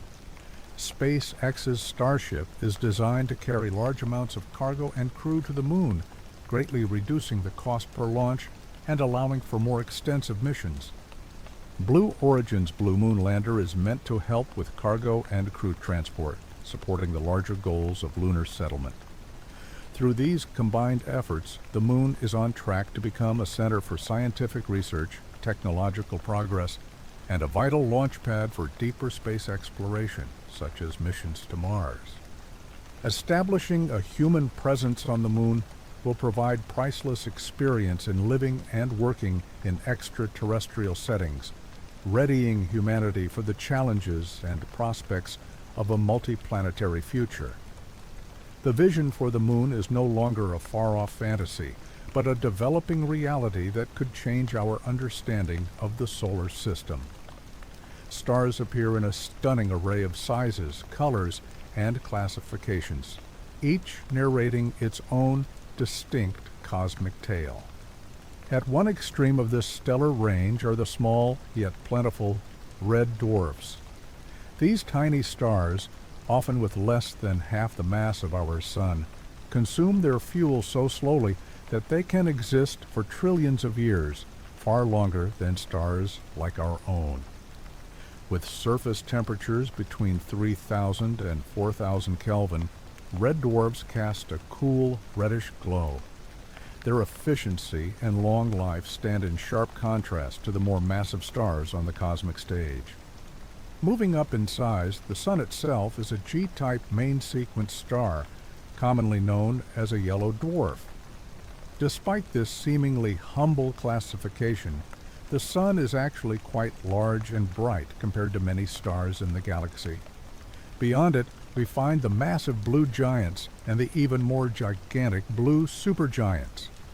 These brilliant titans like Rigel and Betelgeuse in the Orion constellation are especially interesting. With surface temperatures climbing from 10,000 to over 30,000 Kelvin, these stars gleam brightly with blue and white light. However, their magnificence has a price. Blue supergiants burn through their nuclear fuel at a remarkable speed, which greatly reduces their lifespans to only a few million years. In the final moments of their existence, many conclude in catastrophic supernova explosions, leaving behind mysterious remnants such as neutron stars or black holes, the ultimate cosmic puzzles. The creation of stars is a grand orchestration of cosmic energies that takes place in the dim, cold areas of space called stellar nurseries. These nurseries are immense clouds of gas and dust, mostly made of hydrogen and helium, that float silently in the arms of galaxies. Over eons, gravitational pulls make parts of these clouds shrink and form clumps. As these clumps become denser, they start to collect more material, and the temperature at the core increases. This process goes on until the temperature hits about 10 million Kelvin. At that point, nuclear fusion starts, signaling the birth of a new star. It's amazing to think that the process begins so quietly, with just faint whispers of gravitational pull, and concludes with the blaze of nuclear fire. As the newly formed star accumulates material, it often produces stunning visual effects. Around the young star, the remaining gas and dust create protoplanetary disks that might eventually merge to form planets. In places like the Orion Nebula, astronomical observations have shown the stunning beauty of these stellar birthplaces, where thick columns of gas and dust swirl around young stars lit up by their new light. The balance between the radiation pressure from the young stars and the gravitational pull creates complex and short-lived structures in the nebula. This awe-inspiring process, which lasts for millions of years, is proof of the incredible forces at play in the universe, making sure the cycle of star birth goes on without stopping, filling the cosmos with new sources of light and energy.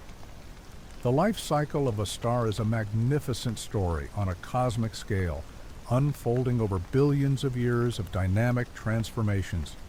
It all starts in stellar nurseries, which are vast clouds of gas and dust spread throughout galaxies. As these clouds shrink due to gravity, protostars are formed, and they eventually start nuclear fusion in their cores, officially becoming main sequence stars. This phase, where stars spend most of their lives, is controlled by a fine balance between gravity pulling inward and the outward force from nuclear fusion.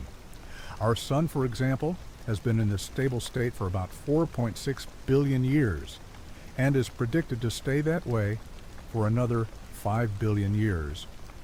When stars use up their hydrogen fuel, their paths diverge based on their starting mass. Stars of a similar size to our Sun expand into red giants.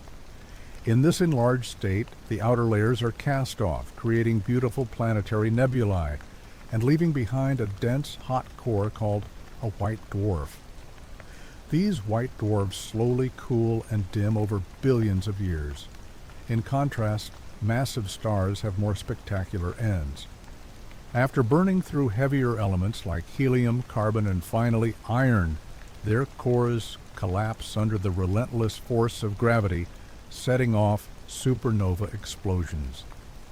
This cataclysmic event can temporarily shine brighter than entire galaxies, spreading enriched material back into space and seeding future generations of stars. The remains of these huge stars can become dense neutron stars, or, if they are massive enough, collapse further into black holes, mysterious points where gravity is so strong that not even light can get out. Thus, the life cycle of a star is a captivating story of creation, change, and sometimes spectacular destruction, continuously adding to the evolution of the universe. Supernovae, the massive explosions that mark the end of large stars, are not just destructive occurrences, they are also the creators of cosmic renewal.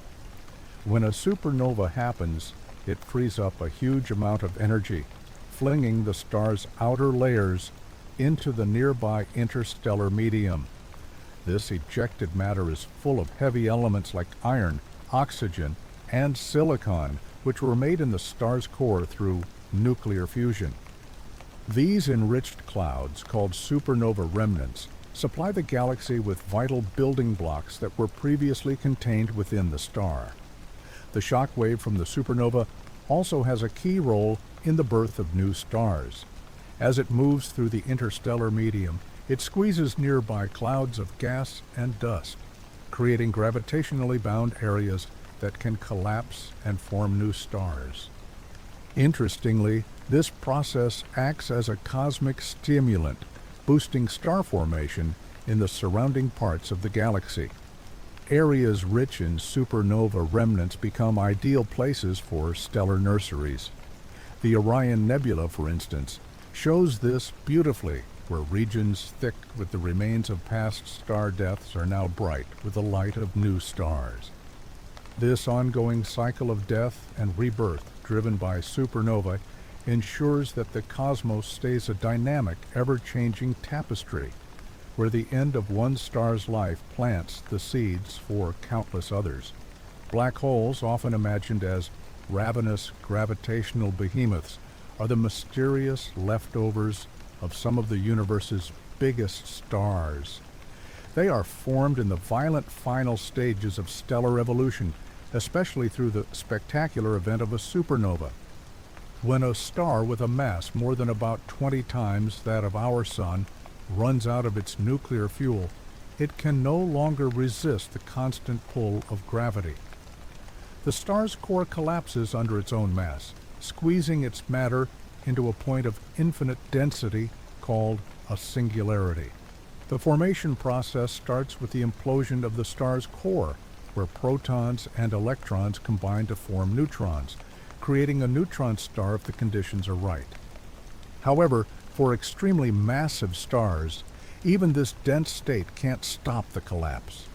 The core keeps shrinking until it becomes a black hole, a part of space-time where gravity is so strong that not even light can escape its pull. Around this singularity is the event horizon, the famous point of no return. Any matter or radiation that crosses this boundary is pulled into the black hole forever. Despite their scary reputation, black holes are vital to the cosmic balance, often affecting the formation of galaxies and bending the fabric of space-time itself. The existence of black holes was first suggested by the equations of general relativity in the early 20th century, but it wasn't until much later, with improvements in observational technology, that physical proof could confirm their presence. Today, phenomena like gravitational waves, detected by instruments like LIGO, have given direct evidence of black hole mergers, further confirming their role in the cosmic symphony. Thus, from the death of a massive star comes something deeply mysterious, a black hole continuing an endless cycle of destruction and creation across the universe. Binary star systems, where two stars revolve around a shared center of mass, present a captivating field for studying stellar dynamics and evolution. In these systems, the interplay of gravity holds the two stars in a celestial ballet, with each star's movement affected by the other's gravitational force. This special arrangement gives astronomers a natural setting to test theories of stellar physics, as the mutual interactions between the stars reveal information about their masses, compositions, and life cycles that might otherwise stay concealed. The paths these stars follow around their common center of mass can be diverse and intricate. Some binary systems have almost circular orbits, while others are very elliptical, making the stars move closer and then farther apart in a regular pattern. These changes influence how the stars develop over time.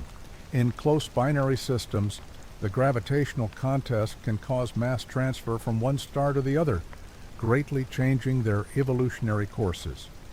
For instance, a red giant might give its outer layers to a smaller companion, turning into a white dwarf and possibly setting off a nova if the material builds up and ignites on the white dwarf's surface.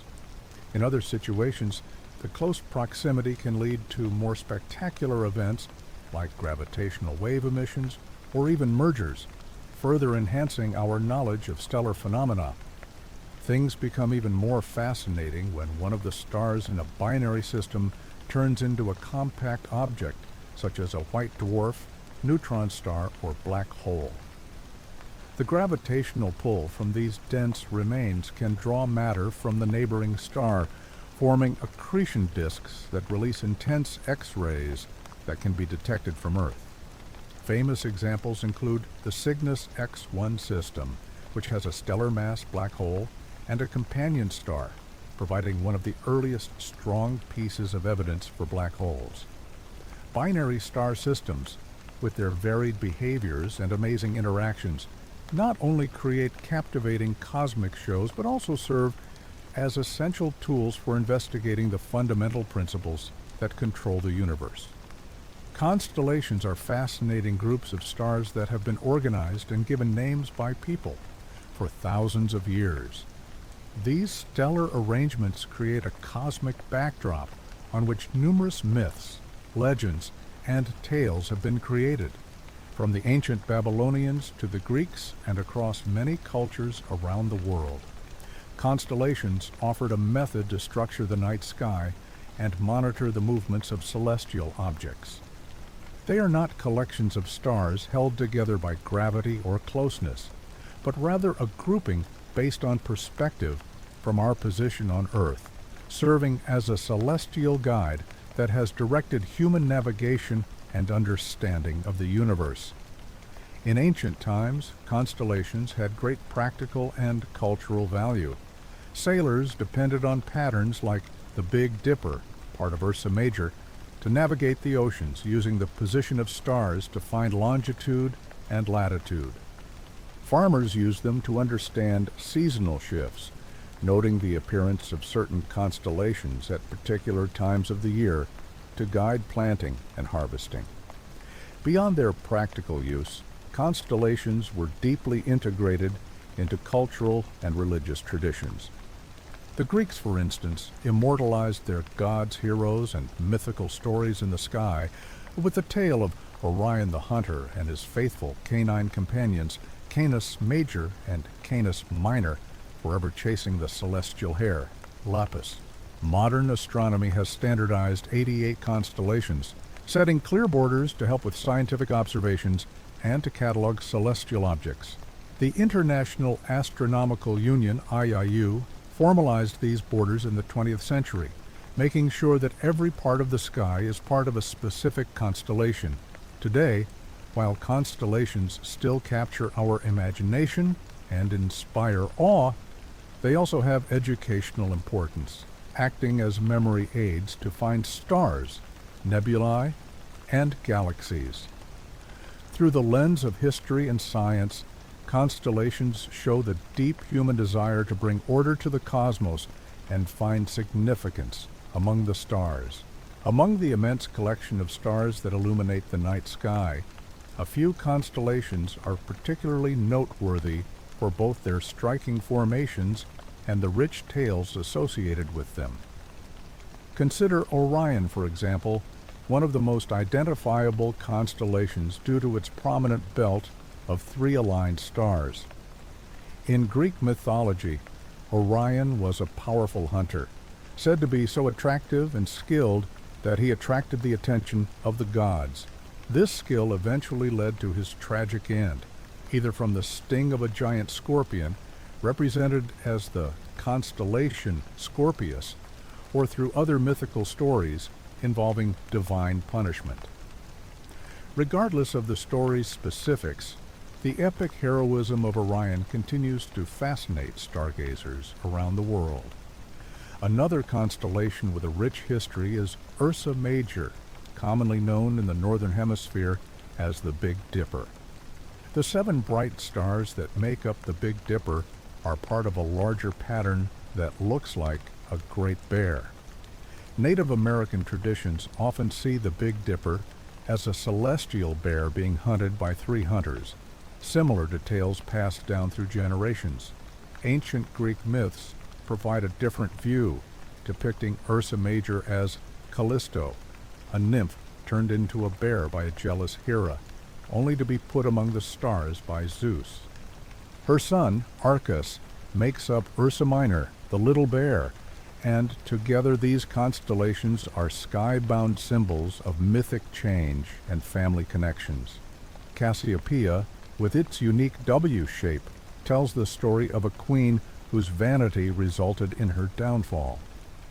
According to Greek mythology, Cassiopeia bragged about her unmatched beauty, saying it was even greater than that of the Nereids, sea nymphs who were close to Poseidon, the god of the sea.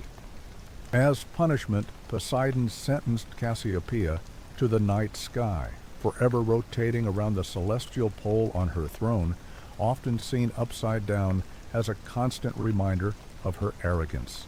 These constellations, along with others like Pegasus, Andromeda, and Leo, create a rich tapestry of stories that combine cultural heritage, natural observation, and the timeless human love for storytelling, ensuring their legacy in both the history of astronomy and mythology.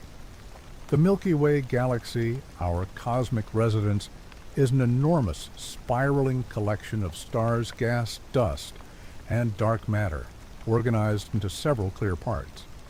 At the center of the galaxy is the galactic center, a tightly packed area dominated by a supermassive black hole named Sagittarius A, which has a mass about 4 million times that of our Sun. Around this chaotic core is the galactic bulge, a spherical group of old stars and star clusters that extends for thousands of light years. Spreading out from the bulge are the galaxy's most characteristic features, its spiral arms. These arms, named for their graceful sweeping shapes, are areas of intense star formation. Our own solar system is in the Orion Arm, a smaller arm located between the larger Perseus and Sagittarius arms. The arms are made of young, bright stars and interstellar matter, creating a sparkling background of stellar nurseries and nebulous clouds. The spiral structure is kept up by density waves that travel through the galaxy, squeezing gas and starting new star formation as they go. Surrounding the spiral arms is the galactic disk, a thin, rotationally flattened plane that holds most of the galaxy's stars and nebulae. The disk is encased by a large, diffuse halo of old stars and globular clusters, some of which are among the oldest known objects in the universe. This halo is also thought to be rich in dark matter, a mysterious substance that exerts gravitational forces but gives off no light, affecting the galaxy's total mass and rotation.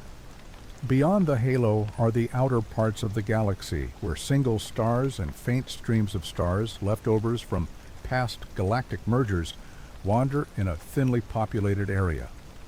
The Milky Way's dynamic structure shows a long history of interactions with other galaxies, which has shaped its development over billions of years. This grand spiraling city of stars, which is over 100,000 light years across, provides a celestial home for countless star systems, including our own, weaving the intricate fabric of our galaxy's identity. Galaxies, the immense structures that make up our universe, can be sorted into several clear types based on their forms and contents: spiral, elliptical, and irregular.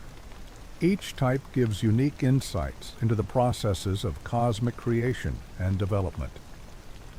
Spiral galaxies, like our own Milky Way, are perhaps the most visually impressive, with their graceful, winding arms reaching out from a central bulge.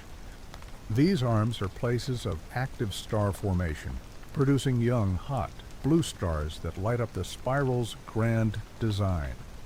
Spiral galaxies can be further divided into barred and unbarred spirals, depending on whether a bar-like structure of stars goes through the central bulge. The star populations in spiral galaxies are varied, with older, redder stars mainly in the central bulge and younger stars spread throughout the arms. The well-defined structure points to ongoing rotational movement and a plentiful supply of interstellar gas and dust, which are needed for new star birth. Elliptical galaxies, in sharp contrast, have a more uniform, oval-like shape and do not have the complex structure seen in spirals. They range from almost spherical to very elongated forms and are often filled with older, red stars. This old star population suggests that elliptical galaxies have used up much of their interstellar gas, leaving little material for new star formation. As a result, they are often quiet and less active than their spiral counterparts. Elliptical galaxies are thought to be formed through the collisions and mergers of smaller galaxies, which can destroy their original structure and lead to the more uniform appearance we see today. Irregular galaxies do not fit into these neat categories and lack a clear shape. They are usually smaller than spiral and elliptical galaxies and often look chaotic, with areas of active star formation mixed with areas containing older stars. This irregularity can be caused by gravitational interactions with nearby galaxies or the leftovers of galactic collisions. Their diverse looks reflect a turbulent history, and they often have large amounts of gas and dust, fueling continuous star formation. These three types of galaxies, spiral, elliptical, and irregular, show the variety of forms and evolutionary paths that cosmic structures can take. Spiral galaxies with their majestic arms and dynamic star formation, elliptical galaxies with their more settled, ancient populations, and the unpredictable irregular galaxies each contribute to the rich tapestry of the universe, revealing the wide range of galactic architectures and their transformative histories. In the immense expanse of the cosmos, certain galaxies are notable for their enormous size, making even our Milky Way seem small.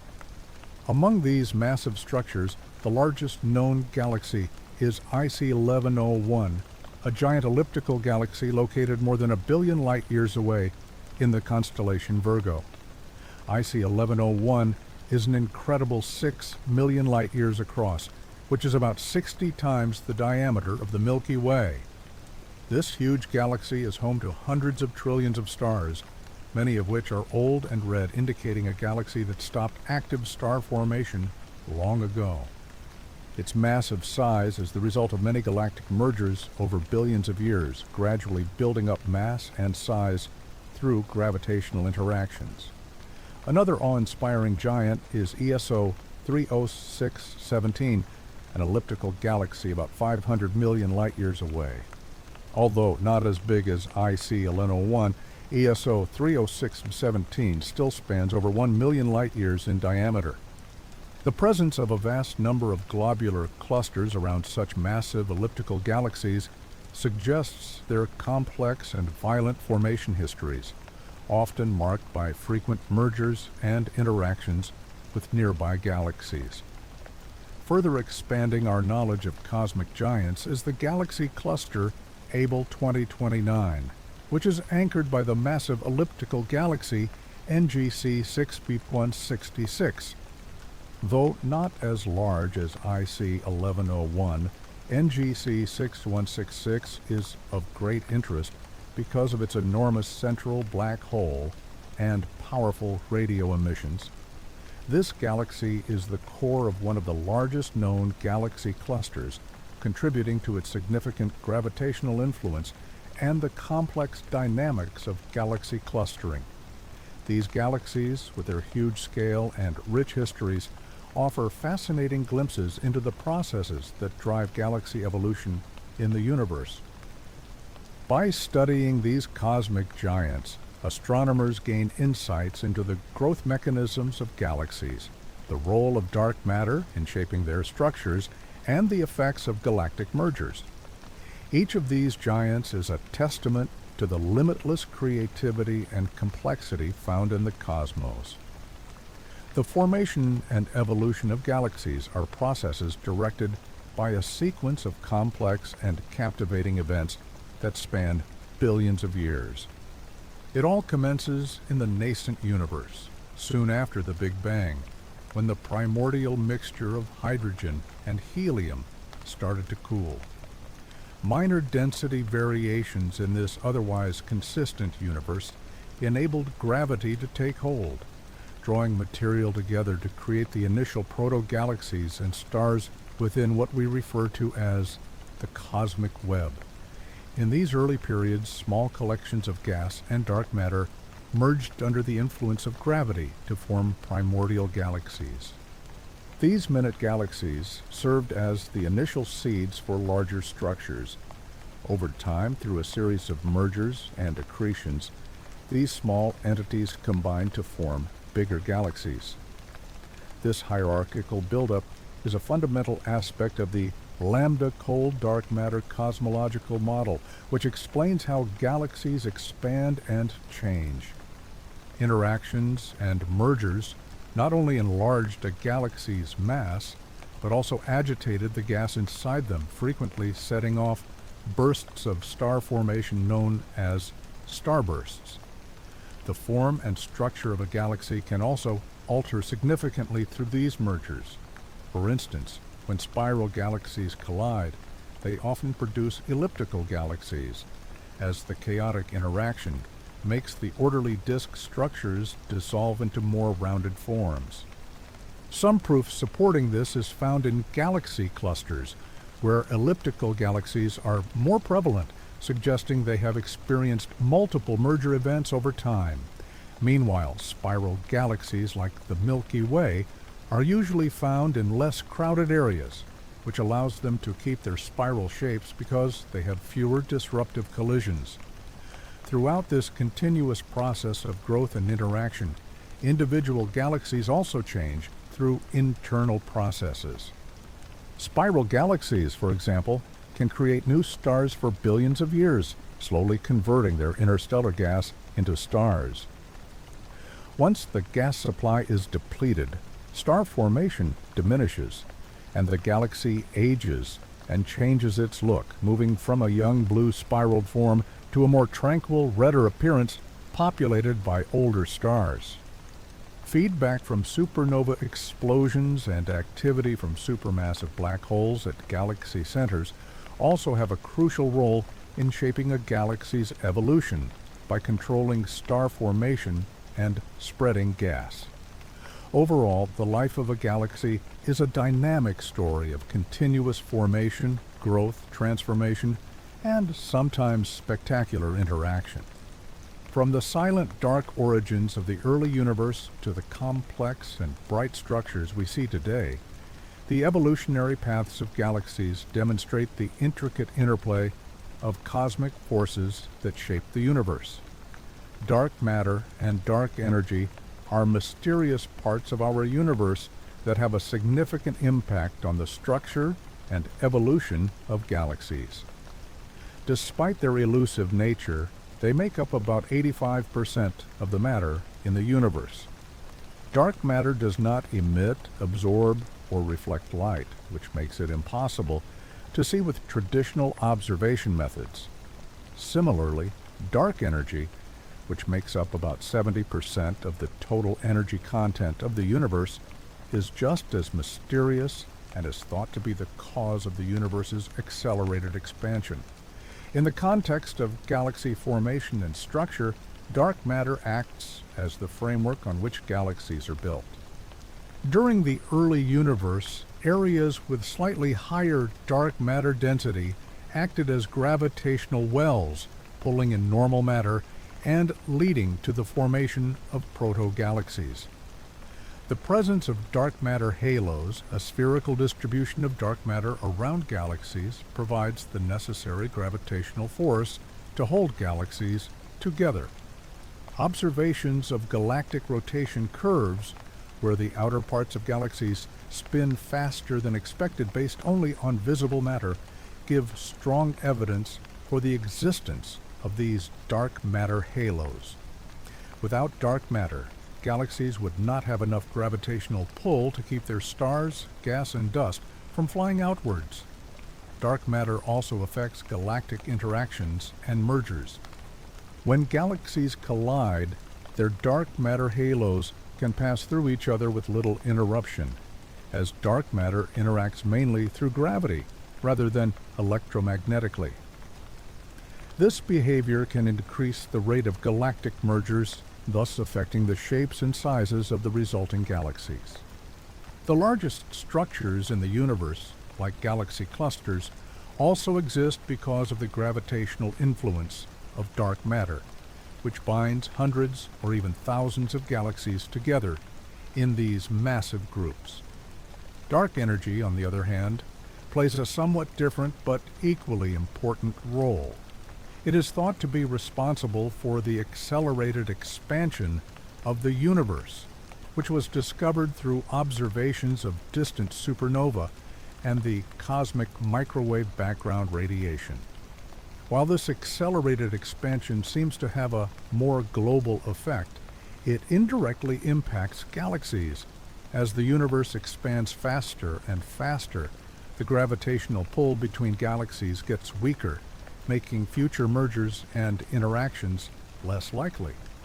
Additionally, dark energy influences the large-scale structure of the universe, contributing to the cosmic web's distribution of galaxies and voids. Dark matter and dark energy are fundamental to understanding the cosmic architecture. Dark matter creates the framework that holds galaxies together, while dark energy drives the expansion dynamics of the universe. Together, these mysterious components orchestrate the intricate dance of galaxies, shaping the universe on both local and cosmic scales. The Andromeda Galaxy, also known as M31, has a position of great importance in the cosmic vicinity of the Milky Way.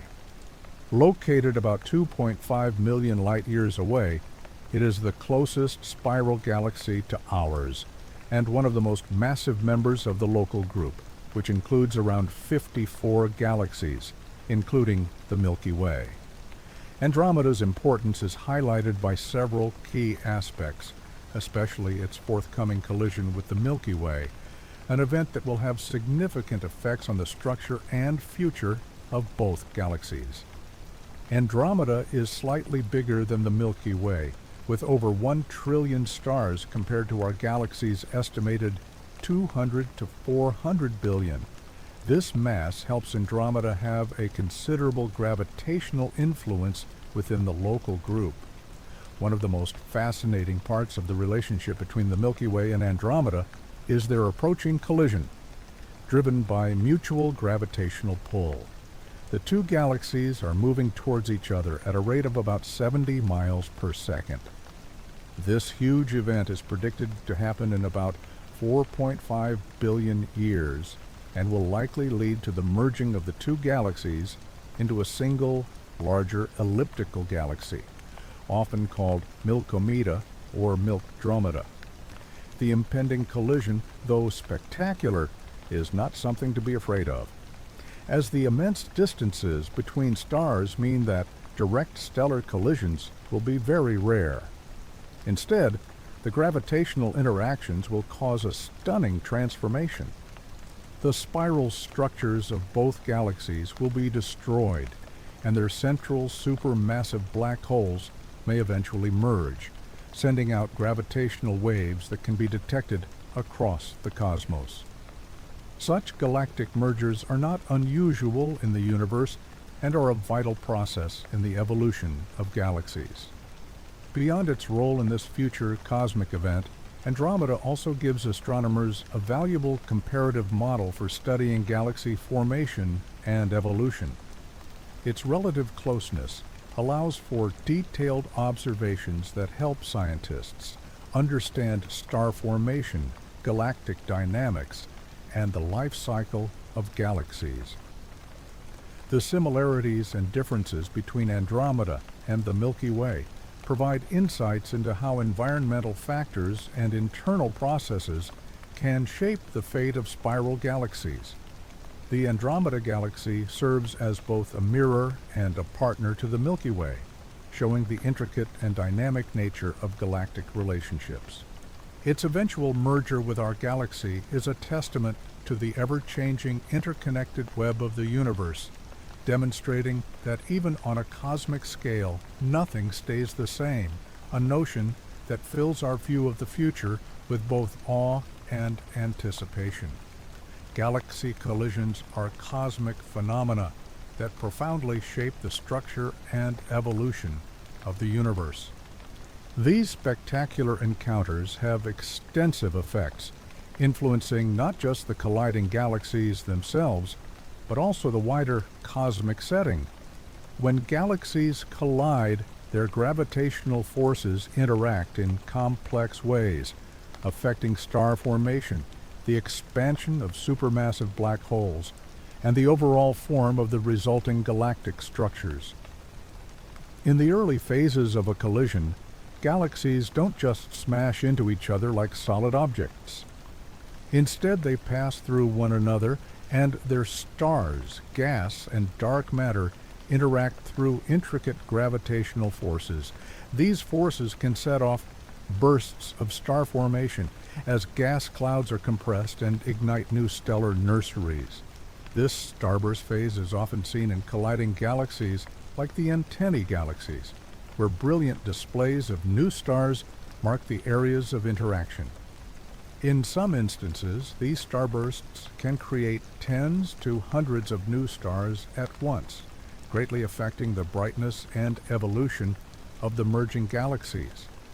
As the collision continues, the original shapes of the galaxies are altered, with tidal forces stretching and twisting them into new forms. These interactions can lead to the creation of tidal tails, long streams of stars and gas thrown into intergalactic space, as seen in systems like the Mice galaxies.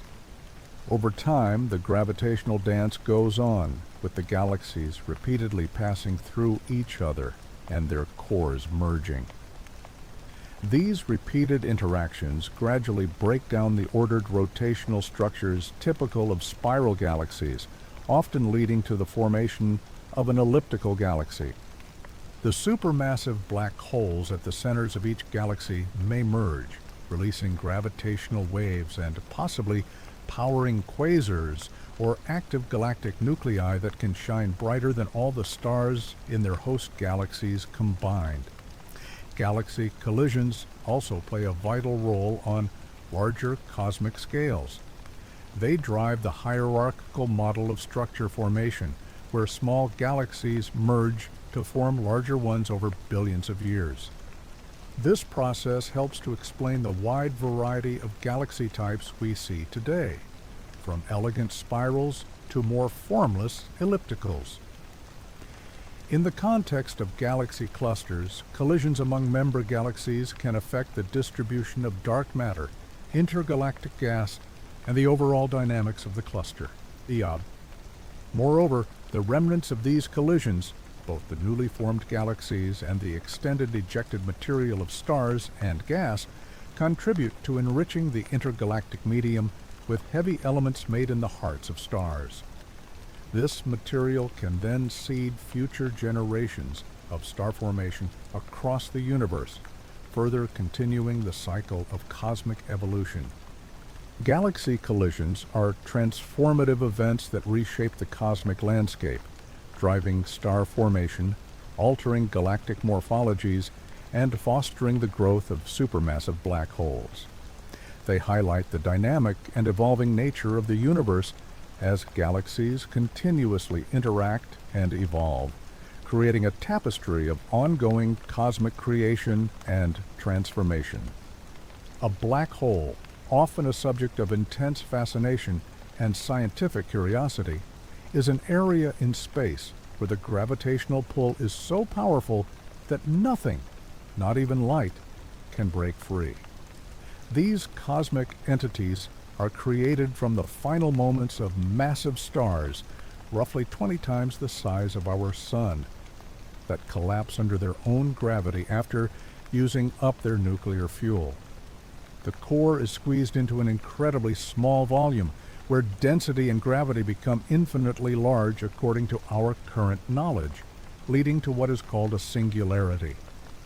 Around this singularity is the event horizon, the point beyond which nothing can escape. Once crossed, black holes become essentially invisible to direct observation. Detecting black holes, given their nature, might seem like an impossible task. However, scientists use several clever methods. A key technique is to watch the behavior of nearby stars and gas clouds. If a star is seen orbiting an invisible partner, astronomers can deduce the existence of a black hole from the star's motion and the gravitational forces at play. Another crucial method is through the detection of X-rays released by the accretion disk, the hot, glowing matter spiraling into the black hole. This material heats up and emits high-energy radiation just before it crosses the event horizon. Furthermore, recent breakthroughs in gravitational wave astronomy, especially through observatories like LIGO and Virgo, have allowed us to detect the disturbances in space-time caused by the collision and merger of black holes. Through these methods, the once invisible and mysterious black holes are becoming some of the most well-understood objects in the cosmos.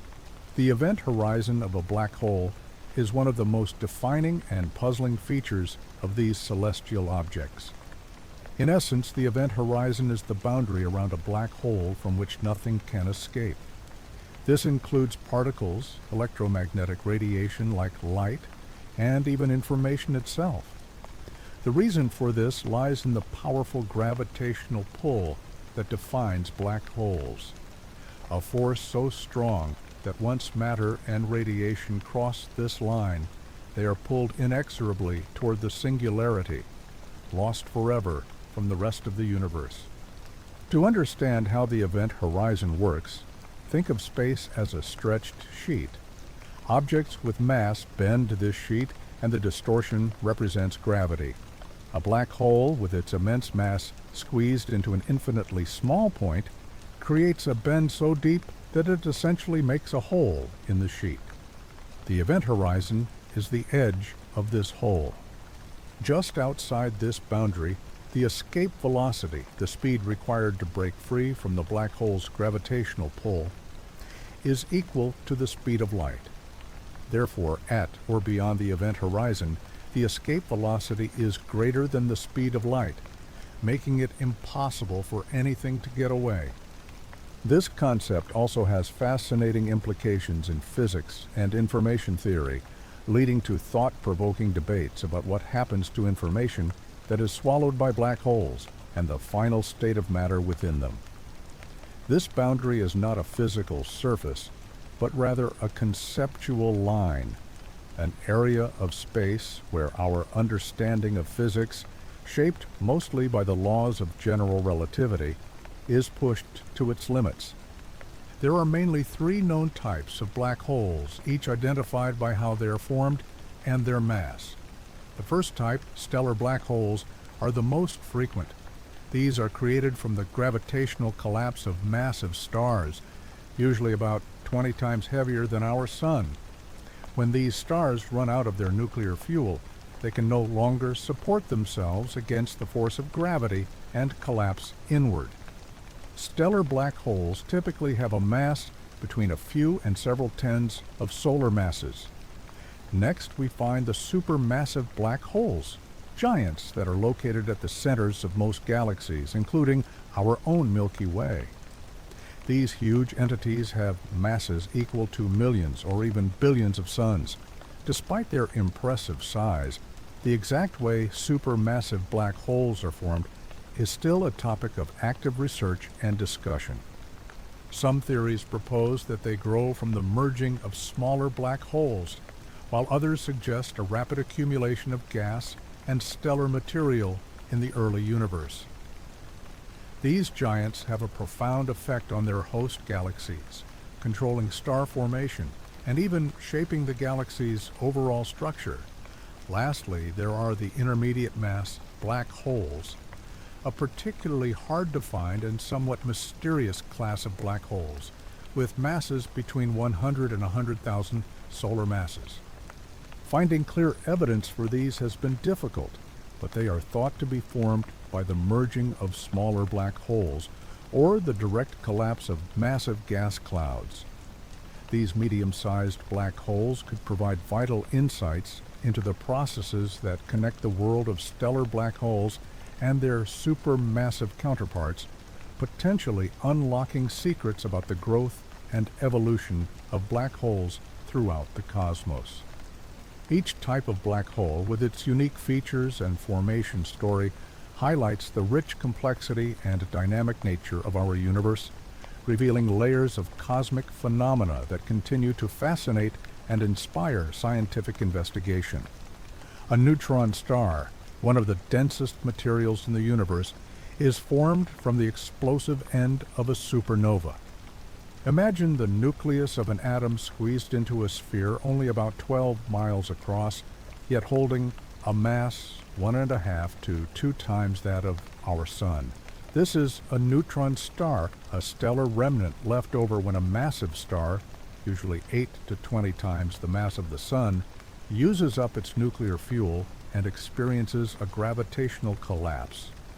The process starts as the star's core shrinks under the force of gravity, while the outer layers are thrown out in a spectacular explosion called a supernova.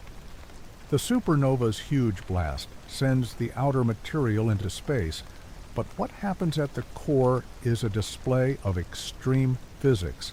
As the core collapses, protons and electrons are forced to merge into neutrons because of the intense gravitational pressure. This neutron-rich core, unable to shrink any further, stabilizes into a neutron star.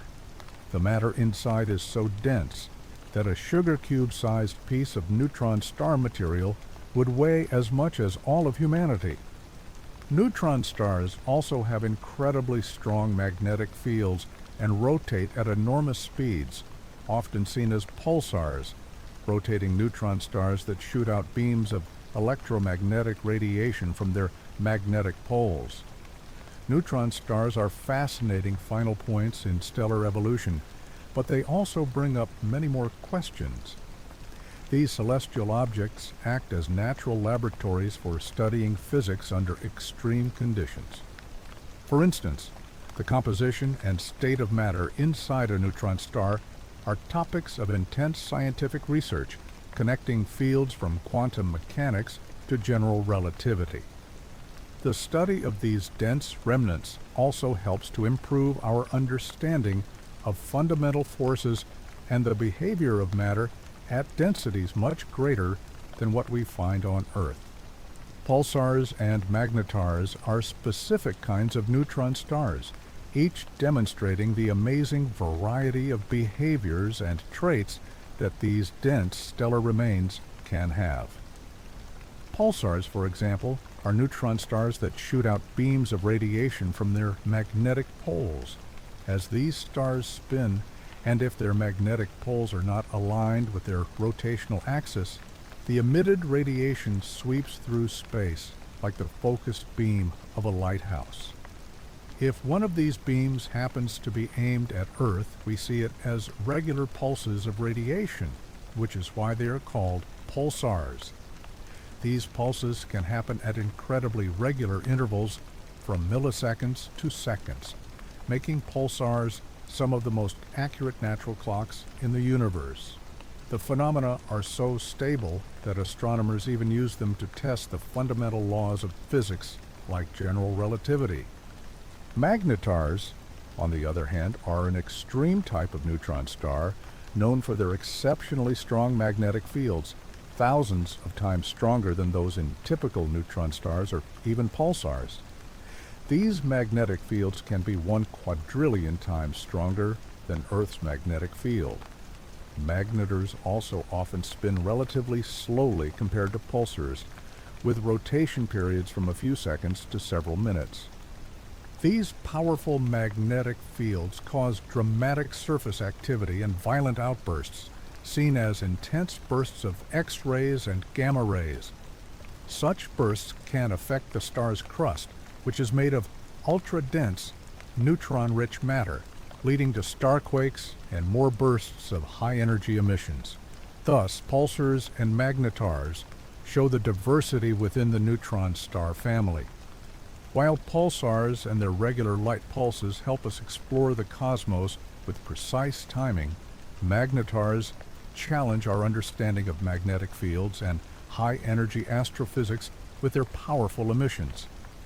Both phenomena provide unique windows into the extreme environments and fundamental physics at play in these dense post-supernova remnants, enriching our knowledge of the universe's most exotic objects. Among the countless black holes and neutron stars that have been found, a few have become particularly famous because of their unique characteristics, historical significance, or the groundbreaking science they have enabled. One of the most well-known black holes is Cygnus X1, located in the constellation Cygnus, about 6,000 light-years from Earth. Discovered in the early 1970s, Cygnus X1 was one of the first strong candidates for a black hole.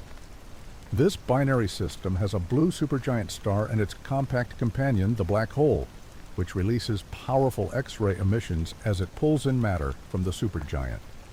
The discovery of Cygnus X1 was crucial in establishing the concept of black holes in astrophysics, proving their existence beyond just theoretical ideas. In the world of neutron stars, the Crab pulsar is iconic. Located in the center of the Crab Nebula, the Crab pulsar is the remnant of a supernova explosion that was recorded by Chinese astronomers in 1054 AD. This pulsar spins 30 times per second, emitting pulses of radiation at various wavelengths, including radio waves, visible light, X-rays, and gamma rays.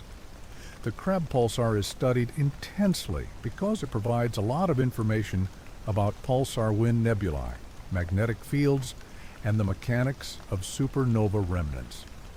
The coordination of observations across different electromagnetic spectrum bands makes the Crab pulsar a cornerstone of multi-wavelength astronomy. Another notable black hole is Sagittarius A, the supermassive black hole at the center of our Milky Way galaxy. Invisible to optical telescopes, its presence is inferred from the rapid orbits of nearby stars, which circle an unseen massive object with immense gravitational influence.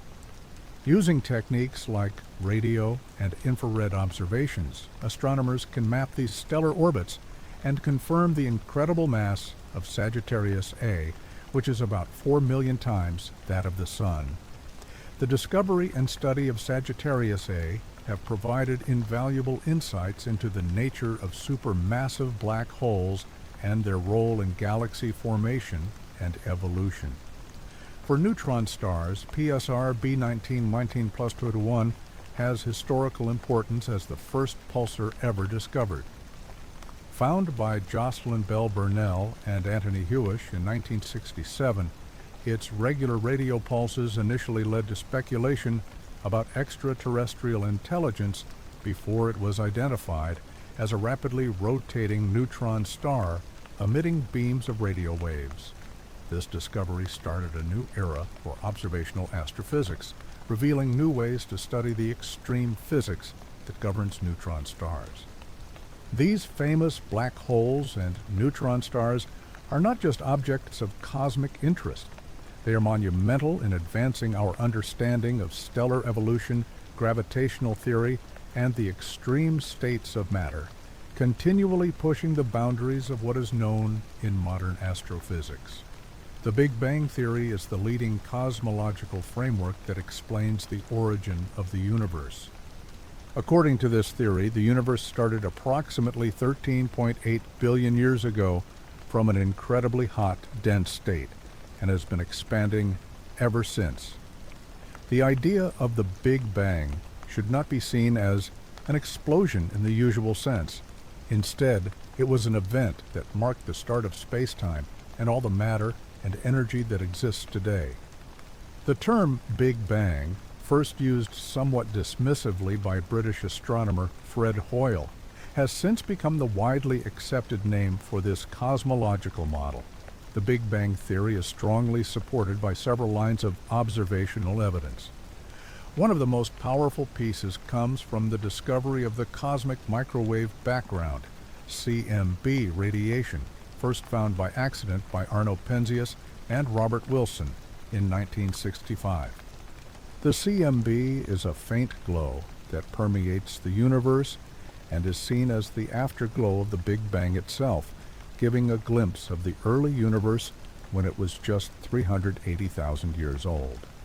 This radiation is remarkably consistent, with tiny variations that correspond to the seeds of all current cosmic structures, galaxies, stars, and planets. Another piece of evidence is the redshift of galaxies.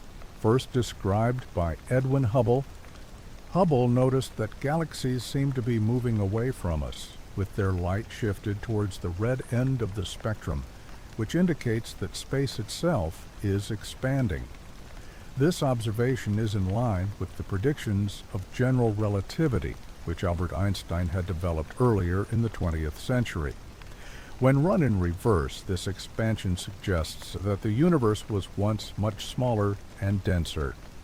Furthermore, the amount of light elements, such as hydrogen, helium, and small amounts of lithium, as predicted by Big Bang nucleosynthesis, also supports this theory. These elements were created during the first few minutes of the universe, when temperatures and pressures were so high that nuclear reactions could happen, forming these primordial elements in amounts that match what we see today. The Big Bang Theory provides a thorough framework for understanding the universe's origin and its later evolution. It not only explains current observations, but also constantly directs new discoveries, improving our understanding of the cosmos as it changes over billions of years.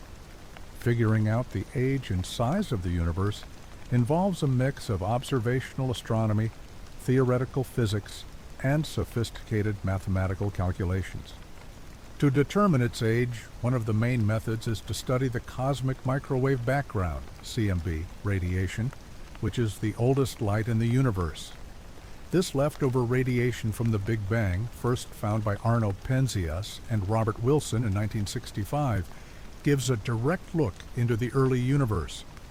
By examining the small variations in the CMB, scientists can figure out important cosmological parameters, like the rate of the universe's expansion, known as the Hubble constant.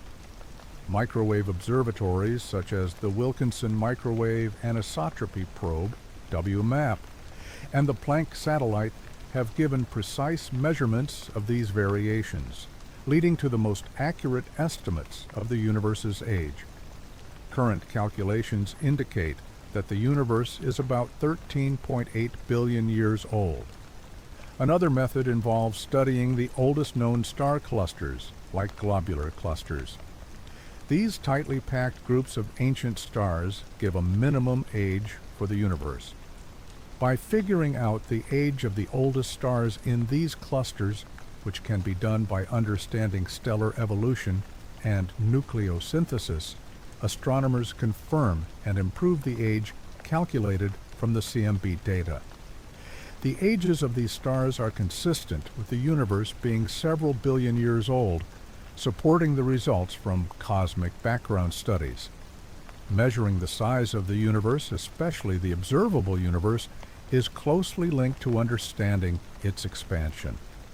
Edwin Hubble's observation that galaxies are moving away from us, with more distant galaxies moving faster, opened the door to estimating cosmic distances. The Hubble Mach constant, which measures this expansion rate, is crucial for calculating distances. Modern measurements using type Ia supernovae as standard candles, a method where the intrinsic brightness of these exploding stars is well known, help to refine the value of the Hubble constant. Along with baryon acoustic oscillations, BAO, which are regular variations in the density of visible baryonic matter, these provide another standard measure for cosmological distances. Combining the Hubble constant with the current age of the universe allows scientists to estimate the size of the observable universe.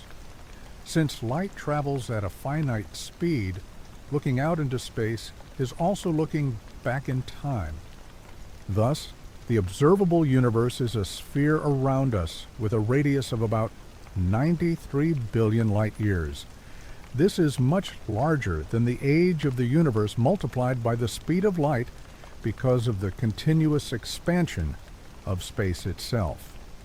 Through these combined methods, examining the CMB, star clusters, supernovae, and cosmic expansion, scientists put together a picture of the universe's vast age and size, offering deep insights into the cosmos's observable limits and its dramatic history. Cosmic background radiation, more formally known as the cosmic microwave background, CMB, is a widespread afterglow from the Big Bang, appearing as a faint microwave radiation that permeates the entire universe. Discovered by chance by Arno Penzias and Robert Wilson in 1965, the CMB is the leftover heat from the initial explosion that created the universe. This radiation goes back to about 380,000 years after the Big Bang, a time when the universe had cooled enough to let protons and electrons combine into neutral hydrogen atoms, making the universe transparent and allowing light to travel freely for the first time. The CMB is essentially a picture of the universe at that early stage. The importance of cosmic background radiation to cosmology is immense. First and foremost, it gives strong observational support for the Big Bang theory. The almost perfect consistency of the CMB with tiny temperature variations of about 1 part in 100,000 matches exactly with the predictions from the Big Bang model about the early universe's uniform and isotropic nature. These small variations are important. They are the seeds of all current structures in the universe, galaxies, stars, and planets, showing areas of slightly different densities that grew over billions of years into the cosmic structures we see today. Detailed measurements of the CMB, especially from missions like the Wilkinson Microwave Anisotropy Probe, WMAP, and the Planck satellite, have provided a huge amount of cosmological data. These observations let scientists refine the values of several key cosmological parameters, such as the Hubble constant, the rate of the universe's expansion, the density of ordinary matter, and dark energy. By carefully analyzing the CMB, scientists can also figure out the universe's age with high accuracy, which is currently estimated to be around 13.8 billion years. Moreover, the CMB has shown evidence of cosmic inflation, a rapid expansion of the universe right after the Big Bang. Information hidden in the temperature and polarization patterns of the CMB supports this inflationary model, giving insights into the universe's first fractions of a second. These studies open up paths for understanding fundamental physics at energies far beyond what can be reached with particle accelerators on Earth. Cosmic background radiation serves as a vital cosmic artifact, a faint echo of the universe's explosive birth and its later evolution. It provides us with a detailed map of the early universe, guiding our understanding of the cosmos from its start to its current vast structured form, and continues to be an essential source of data for ongoing and future astrophysical research. Scientists investigate the expansion of the universe mainly by observing distant galaxies and the light they produce. One of the foundational techniques is based on the redshift of light, a phenomenon first methodically examined by Edwin Hubble in the 1920s.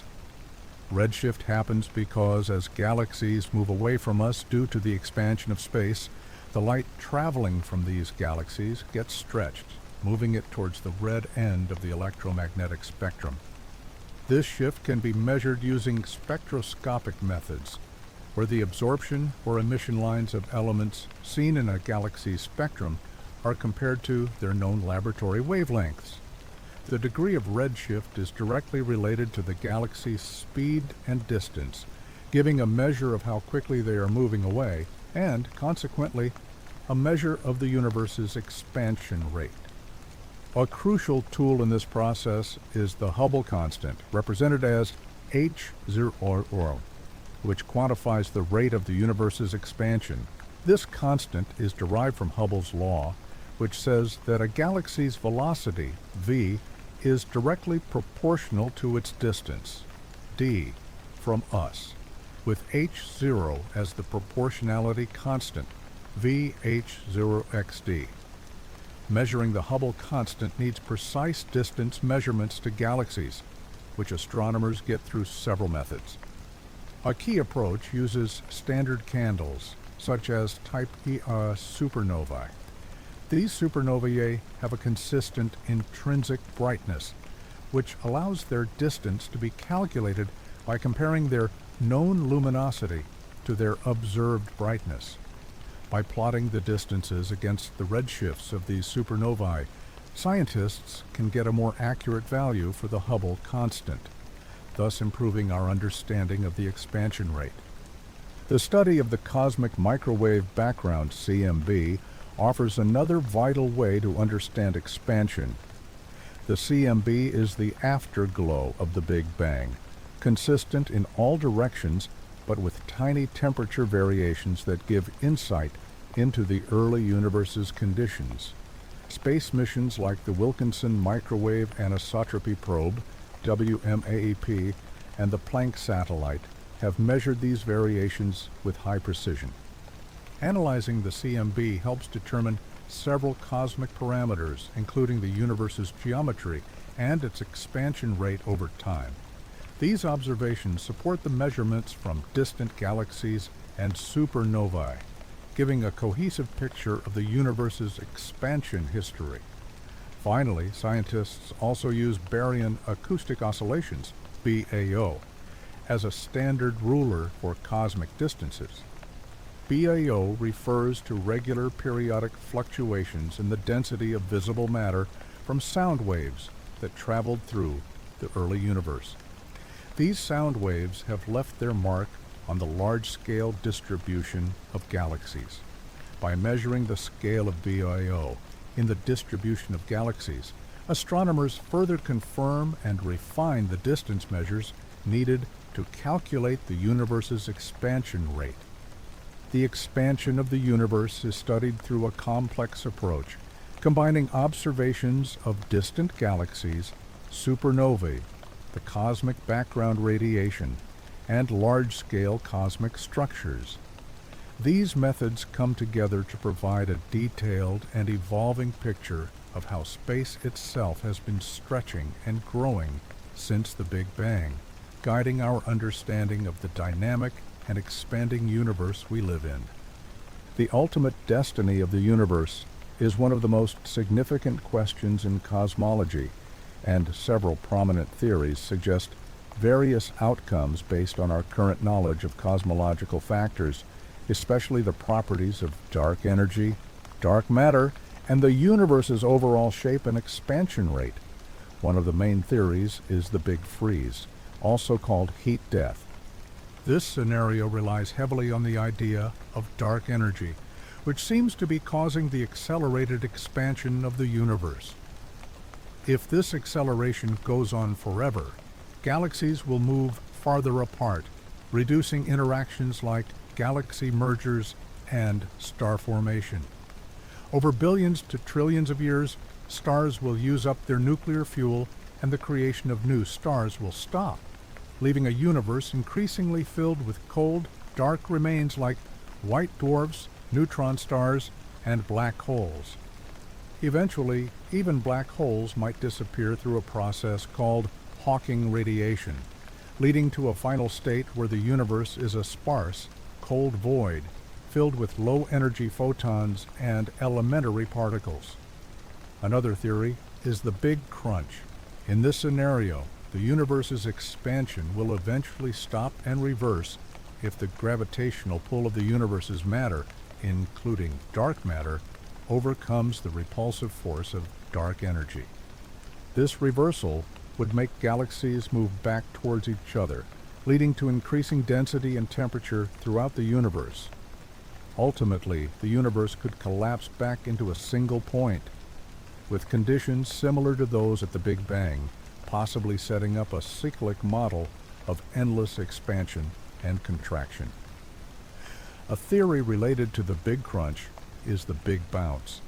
Here, the universe goes through repeated cycles of expansion and contraction. After shrinking into an extremely dense state like a big crunch, quantum gravitational effects might cause a rebound, leading to another Big Bang and a new cycle of expansion. This theory tries to combine principles of quantum mechanics with general relativity to explain the universe's behavior at extreme densities. A more recently proposed fate is the Big Rip. This scenario comes from certain models of dark energy, especially those with a form of dark energy called phantom energy, which gets stronger over time. If dark energy becomes stronger than all other forces, it could eventually tear apart galaxies, stars, planets, and even atomic nuclei, resulting in a universe where space itself is ripped apart. The Big Rip predicts a dramatic end, where the force driving the expansion overwhelms every binding force at every level, Lastly, there is the heat-death scenario, different from the Big Freeze mainly in how it focuses on reaching a state of thermodynamic equilibrium. In this context, the universe reaches maximum entropy, where all energy is evenly distributed, and there's no difference in temperature to drive any kind of work or processes. This would be the ultimate state of inactivity, a uniform, featureless void, where the thermodynamic arrow of time is essentially ended. These theories are constantly being refined and tested as our understanding of dark energy, dark matter, and other cosmological factors improves. Current and future observations, such as those from the James Webb Space Telescope or gravitational wave detectors, will be crucial in further limiting these models, helping to shed light on the profound question of the universe's ultimate fate. The investigation and study of dark matter and dark energy are among the most thrilling and demanding endeavors in contemporary astronomy and physics. Both components seem to have fundamental roles in the cosmos, yet they remain hard to find because they do not interact with light in ways that make them easy to see. Scientists use a range of methods to deduce their existence and examine their characteristics. Dark matter is inferred from its gravitational influence on visible matter, radiation, and the large-scale structure of the universe. A key piece of evidence is the rotational curves of galaxies. When scientists measure the rotation speeds of stars in galaxies, they discover that the outer stars spin much faster than can be explained by the visible mass alone. This difference strongly points to the existence of an unseen mass, attributed to dark matter.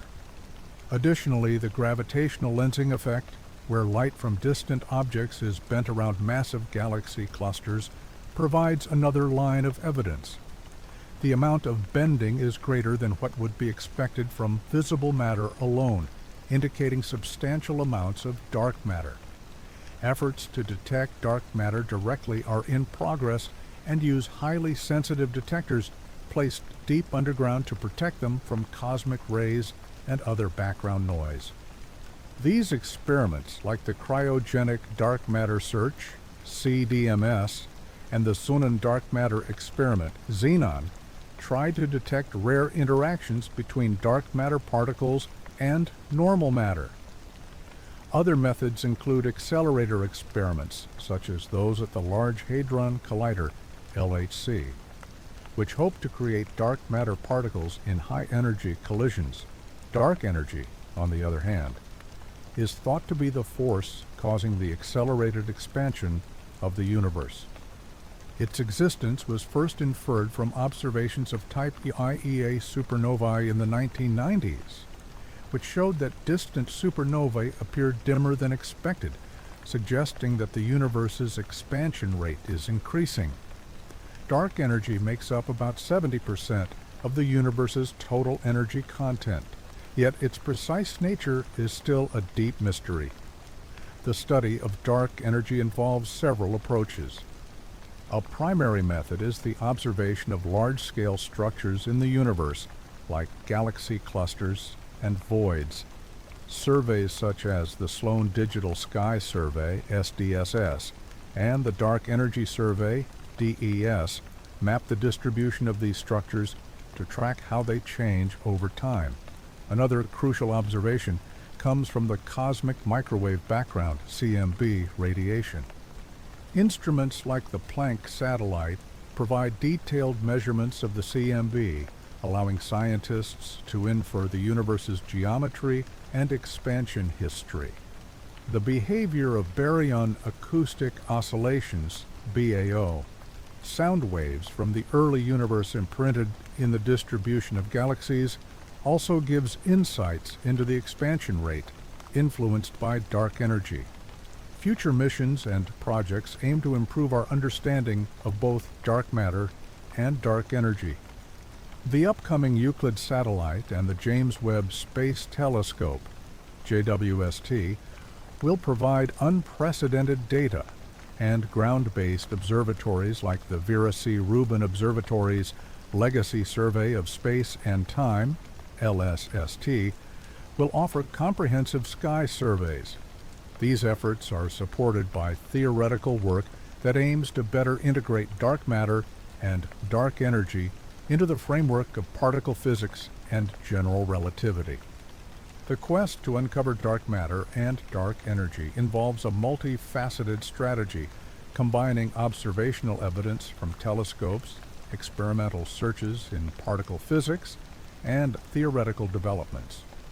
While these components remain mysterious, their study continues to push the limits of our understanding, enriching our conception of the universe's composition and its ultimate fate. Exoplanets, or extrasolar planets, are planets that revolve around stars outside our solar system. These celestial objects differ greatly in size, makeup, and orbital features, providing a fascinating look into the variety of planetary systems.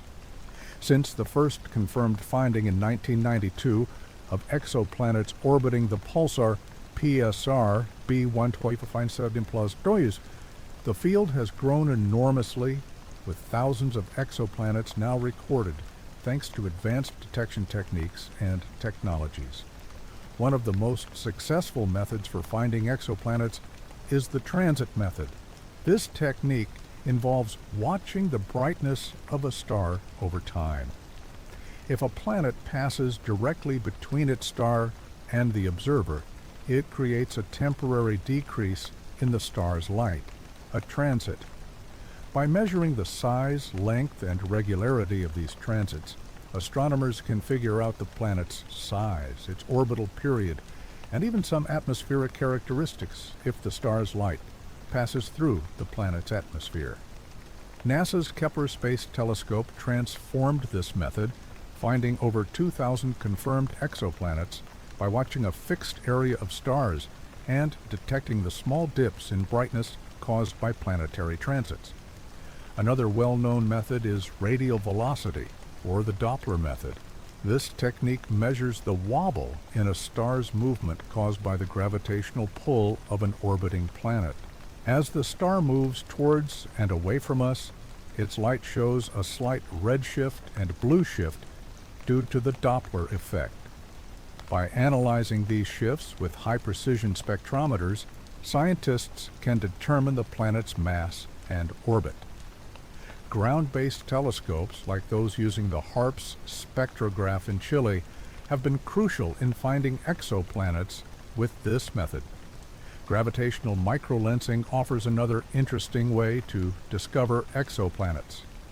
It uses the gravitational field of a massive object, like a star, to bend the light of a background star. If a planet orbits the intermediate star, it can create a clear temporary brightening in the background star's light, a microlensing event. This method is especially good for finding planets at greater distances from their stars, even in planetary systems several thousand light-years away, though it needs precise alignments and is often used with other methods. Direct imaging, though difficult, is a growing field. This method involves taking pictures of exoplanets by blocking out the star's bright light, often with a coronagraph or a starshade. Advances in technology and adaptive optics have made it possible to directly image larger exoplanets, especially those orbiting relatively far from their host stars. The James Webb Space Telescope is expected to push the limits of direct imaging, letting us study exoplanet atmospheres in greater detail. Lastly, astrometry measures the exact changes in a star's position in the sky due to the gravitational effect of an orbiting planet. Though less frequently used because it requires extremely accurate measurements, astrometry can be very effective for finding planets with longer orbital periods. These discovery methods, used alone or in complementary combinations, allow scientists to characterize exoplanets' masses, radii, orbital distances, and atmospheric compositions. Each new discovery adds to our understanding of planet formation and the potential for habitability, bringing us closer to answering whether life exists beyond our solar system. With missions like TESS, Transiting Exoplanet Survey Satellite, the James Webb Space Telescope, and upcoming projects like ESA's Plato, Planetary Transits and Oscillations of Stars, the search for and study of exoplanets continue to be an exciting frontier in modern astronomy. Scientists utilize several advanced methods to find exoplanets, each with its own advantages and disadvantages. These techniques leverage the effects that planets have on their host stars and the light these stars produce. One of the most successful and commonly used techniques is the transit method. This involves watching the light from a star and searching for regular dips in brightness, which happen when a planet moves in front of the star, temporarily blocking some of its light.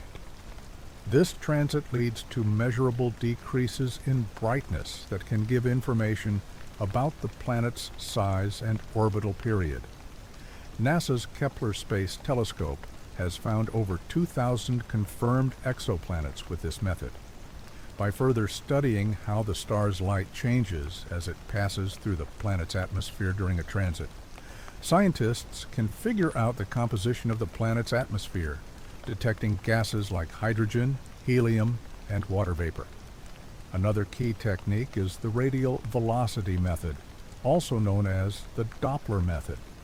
As a planet orbits a star, the gravitational pull between them makes the star move in a small orbit, causing shifts in the star's spectral lines because of the Doppler effect. When the star moves towards Earth, its light is slightly blue-shifted. When it moves away, it is red-shifted. High-precision spectrometers, like those used in the HARPS, High-Accuracy Radial Velocity Planet Searcher, instrument at the La Silla Observatory in Chile, can detect these small changes in the star's velocity. This method gives information about the planet's minimum mass and orbital eccentricity. Gravitational microlensing is a method that uses the gravitational field of a star to amplify the light from a more distant background star when they line up closely. If the foreground star has a planet, it can cause an extra noticeable blip in the light profile, a microlensing event. This technique is especially good at finding planets far from their host stars, including those in systems thousands of light years away, which might be missed by other methods. Direct imaging involves taking visual or infrared pictures of planets by blocking out the light from the host star, usually with a coronagraph or a starshade to reduce the star's brightness. Although difficult because planets are so faint compared to their stars, recent progress in adaptive optics and the use of space telescopes have made this method increasingly effective. Direct imaging lets scientists study the atmospheres and even the weather patterns of exoplanets by analyzing the emitted or reflected light. Lastly, astrometry measures the precise movements of stars in the sky, looking for the tiny wobbles caused by orbiting planets. This method needs extremely high precision because the positional changes are very small. While it's less commonly used because of technological difficulties, it can be effective for finding massive planets in wide orbits. These techniques often work together. For example, initial findings from the transit or radial velocity methods can be followed up with direct imaging or atmospheric analysis during transits to get more complete data. Each method brings us closer to understanding the vast variety of planetary systems in our galaxy and the potential for life beyond our solar system. With missions like TESS, Transiting Exoplanet Survey Satellite, the JWST, James Webb Space Telescope, and ESA's Plato, Planetary Transits and Oscillations of Stars, the detection and study of exoplanets are becoming ever more precise and insightful, opening new frontiers in the search for extraterrestrial life. An exoplanet's potential for being habitable depends on several key characteristics, mainly related to its ability to support liquid water, which is thought to be necessary for life as we know it. The most important criteria are the exoplanet's position within its star's habitable zone, its size and composition, its atmospheric conditions, and the stability and activity of its host star. The habitable zone, often called the Goldilocks zone, is the area around a star where the temperature is just right for liquid water to be present on a planet's surface, not too hot and not too cold. This zone's distance changes depending on the star's type and brightness. For example, around a star like our Sun, the habitable zone might be from about 0.95 to 1.37 astronomical units, AU, from the star, with 1 AU being the distance from Earth to the Sun. For a smaller, cooler star like an M dwarf, the habitable zone would be much closer. Finding an exoplanet in this zone is the first big step in evaluating its habitability. Size and composition are also very important. Ideally, a potentially habitable exoplanet should be about Earth's size, meaning it has a radius and mass not much different from our own planet. This suggests it is more likely to have a rocky surface rather than being a gas giant. Planets that are too big might attract thick hydrogen-helium atmospheres, making them more like Neptune or Jupiter than Earth. On the other hand, planets much smaller than Earth might have trouble keeping a significant atmosphere, which is vital for maintaining liquid water and protecting life from harmful stellar radiation. The planet's atmosphere has a key role in controlling surface temperature through the greenhouse effect, spreading heat, and providing essential gases for possible biological processes. A planet with an atmosphere thick enough to hold heat, but not so thick that it causes a runaway greenhouse effect, like on Venus, is considered more habitable. The presence of water vapor, carbon dioxide, and small amounts of other gases like methane and oxygen can be good signs. Advanced telescopes and spectrometers can analyze the composition of exoplanet atmospheres during transits or through direct imaging, giving hints about their potential to support life. The stability and activity of the host star are also crucial factors. Stars that are too volatile, such as those that emit frequent strong solar flares, can strip away atmospheres and expose their planets to harmful radiation, making conditions difficult for life. Therefore, stars with relatively stable output and longer lifespans, like our Sun, are better for habitability. Interestingly, M dwarfs or red dwarfs, despite being cooler and dimmer, have incredibly long lifespans, and their habitable zones are close in. However, their tendency for flares poses a potential risk to habitability. Other things to consider include the planet's axial tilt and orbital eccentricity, which affect seasonal changes and overall climate stability, as well as the presence of a magnetic field, which can protect the atmosphere from stellar winds and cosmic radiation. Recent missions have found several interesting candidates, such as Proxima Centauri b, which orbits within the habitable zone of the closest star to the Sun, and the TRAPPIST-1 system, which has multiple Earth-sized planets within its habitable zone. Upcoming missions and telescopes like the James Webb Space Telescope, JWST, and the Extremely Large Telescope, ELT, promise to give more detailed insights into these worlds, analyzing their atmospheres and looking for potential biosignatures. The search for potentially habitable exoplanets involves a complex mix of factors, each contributing to the delicate balance needed to sustain life as we understand it, advancing our quest to find another Earth among the stars.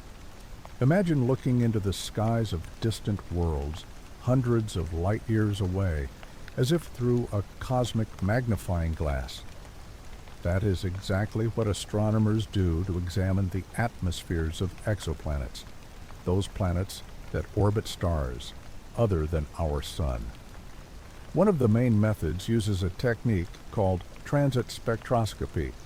When an exoplanet moves in front of its host star, some of the starlight passes through the planet's atmosphere. By collecting this light with powerful telescopes, scientists can study it to find the presence of different molecules. Tiny signs in the light spectrum, known as absorption lines, show the chemical makeup of the exoplanet's atmosphere. These fingerprints can point to molecules like water vapor, carbon dioxide, methane, or even more unusual substances, giving a clear picture of what these strange and distant environments might be like. But the effort to understand these alien atmospheres doesn't end there. Another important method is direct imaging, although it is much more difficult. When astronomers succeed in taking a direct picture of an exoplanet, they can sometimes study its reflected light to get information about the atmosphere. Instruments like the James Webb Space Telescope and other advanced observatories use adaptive optics and coronagraphs to block the overwhelming brightness of the parent star, letting the fainter light from the exoplanet be seen. By analyzing this light, researchers can determine the temperature, weather patterns, and even the potential for habitability. This sophisticated approach, along with theoretical models, allows scientists to figure out not just the atmospheric composition, but also the possible climate and conditions, revealing whether some of these distant worlds might support life as we know it, or have environments beyond our wildest dreams. In the vast cosmic expanse, where billions of stars reside, a few special exoplanets have sparked the interest of scientists looking for extraterrestrial life. One of the top candidates is Proxima Centauri b, an Earth-sized planet that orbits within the habitable zone of Proxima Centauri, the closest star to our Sun, at only 4.24 light-years away. Discovered in 2016, Proxima Centauri b's position allows for the possibility of liquid water on its surface, which is essential for life as we know it. Ongoing observations are trying to understand its atmosphere, surface conditions, and potential to support life, making it an exciting target in the search for otherworldly neighbors. Another group of interesting worlds is in the TRAPPIST-1 system, where 7 Earth-sized exoplanets orbit an ultra-cool dwarf star just 39 light-years away. Remarkably, 3 of these planets, TRAPPIST-1e, TRAPPIST-1f, and TRAPPIST-1g, are within the star's habitable zone. The orbits of these planets are so close that a year on one of them could be only a few days long by our earthly standards. Spectroscopic studies of the TRAPPIST-1 planets have already started to give insights into their atmospheric composition. The size, density, and distance of these worlds from their host star suggest they might have liquid water and possibly life. The TRAPPIST-1 system thus serves as a fascinating laboratory for studying exoplanetary atmospheres and evaluating life's potential beyond Earth, making it a key part of the search for the extraordinary in the ordinary expanse of our galaxy. The Drake equation is a brilliant intellectual framework created to estimate the number of active communicating extraterrestrial civilizations in our Milky Way galaxy. Developed by astrophysicist Frank Drake in 1961, the equation provides a way to quantify what might otherwise seem an impossible question.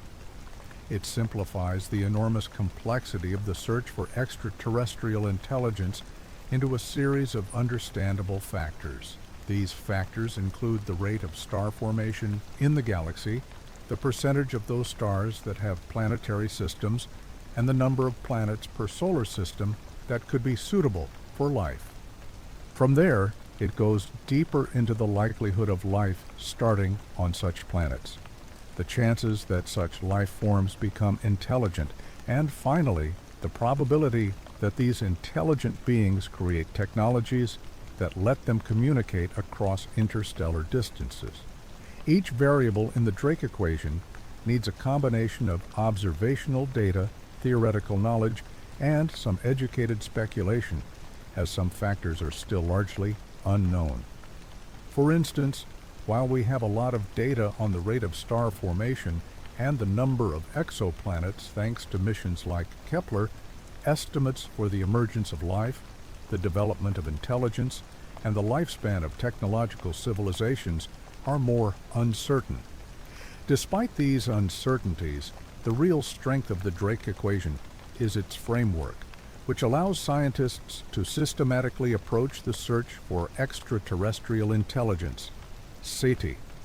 By updating the equation's factors with new discoveries, scientists can continuously improve our estimate of the number of civilizations, shedding light on the profound question: are we alone in the galaxy? Through collaborative international efforts and technological advancements, the quest driven by the Drake equation continues, always adapting to the expanding horizons of our astronomical knowledge. The Apollo missions are monumental achievements in the history of human accomplishment. With Apollo 11's historic landing on the Moon in 1969 permanently marked in the collective memory of humanity. This incredible feat saw astronauts Neil Armstrong and Buzz Aldrin become the first humans to walk on another celestial body, a testament to the limitless creativity and persistence of everyone involved. Armstrong's famous words, "That's one small step for a man, one giant leap for mankind," captured the importance of this unprecedented journey. The Apollo program was not just about planting a flag and leaving footprints. It brought back over 840 pounds of lunar rocks, soil, and core samples, which completely changed our understanding of the Moon's composition and geological history. Yet, the Apollo missions were about much more than just getting to and from the Moon. They showed the power of scientific exploration and technological progress. The Apollo missions led to significant developments in many fields, from computing to engineering. The Saturn V rocket, the most powerful rocket ever made, successfully sent astronauts beyond Earth's gravity. Scientific experiments left on the lunar surface, like seismometers and retroreflectors, provided valuable data about the Moon's internal structure and its interaction with Earth. Apollo 12 through Apollo 17 built on the initial success with longer lunar surface explorations, the deployment of scientific instruments, and the use of the Lunar Roving Vehicle, which allowed astronauts to travel farther from their landing sites. The combined achievements of the Apollo missions set the stage for modern space exploration and provided lasting inspiration, reflecting the remarkable possibilities when human ambition and scientific curiosity come together. The International Space Station, ISS, is a prime example of global cooperation and scientific investigation, orbiting Earth about 250 miles above its surface. Since it began in 1998, the ISS has been an invaluable place for conducting experiments that would be impossible in Earth's gravity. Through long-term missions, scientists have been able to study the effects of microgravity on the human body, providing crucial information for future astronauts who might go on long journeys to Mars and beyond. Research on muscle atrophy, bone density loss, and fluid shifts in the body has led to the creation of countermeasures and a better understanding of how space travel affects human physiology, which is vital for long-term survival in outer space. Beyond biology, the ISS has also become a laboratory for a wide range of scientific fields. Studies in physics, for example, have used the microgravity environment to explore phenomena like fluid dynamics and combustion in ways that are not possible on Earth. The ISS has also served as a base for astronomical observations and Earth sciences. Instruments on the station have monitored cosmic rays, scanned the universe for dark matter, and observed Earth's atmosphere, oceans, and land, helping to track climate change and natural disasters.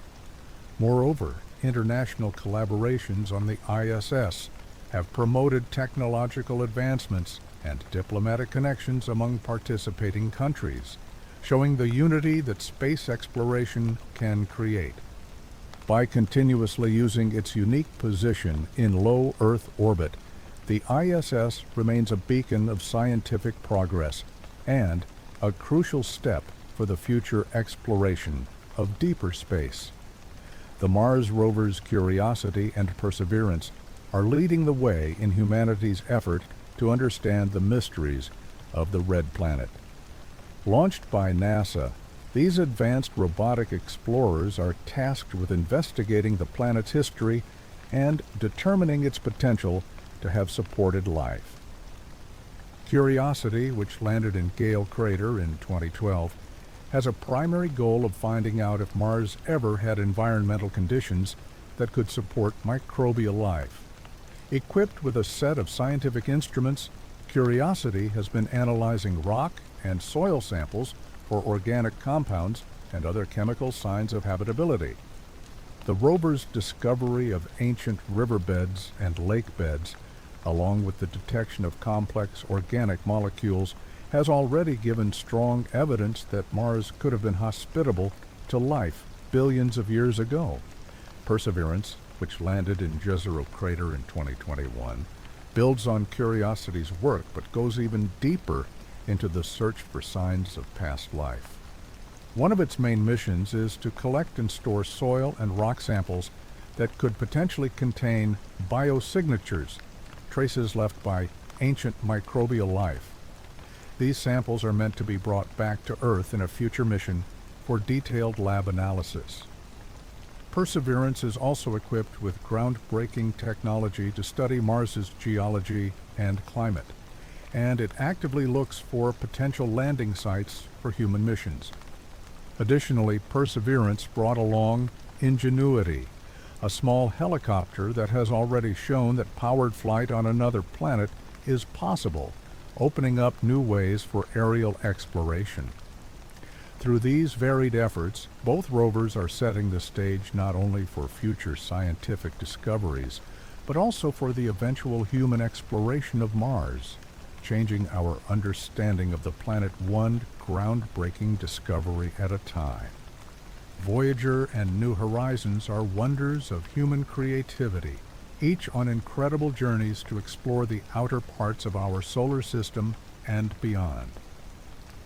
The twin Voyager spacecraft, launched in 1977, were initially designed for a grand tour of the outer planets. Voyager 1 and Voyager 2 sent back unprecedented close-up pictures and data from Jupiter, Saturn, Uranus, and Neptune, greatly expanding our knowledge of these distant worlds. Equipped with a set of scientific instruments, including cameras, magnetometers, and plasma detectors, the Voyagers revealed details like the rings of Jupiter, the complex atmospheres of Saturn and Neptune, and the active volcanism on Io, one of Jupiter's moons. As if these missions weren't ambitious enough, both Voyager spacecraft have since traveled into interstellar space, becoming our first human-made objects to leave the heliosphere, the bubble of solar wind that surrounds our solar system. Their instruments continue to send back valuable data about the interstellar medium, providing insights into the environment beyond the influence of our sun, and in turn, improving our understanding of our place in the galaxy. New Horizons, launched in 2006, had a specific mission to explore Pluto and the Kuiper Belt.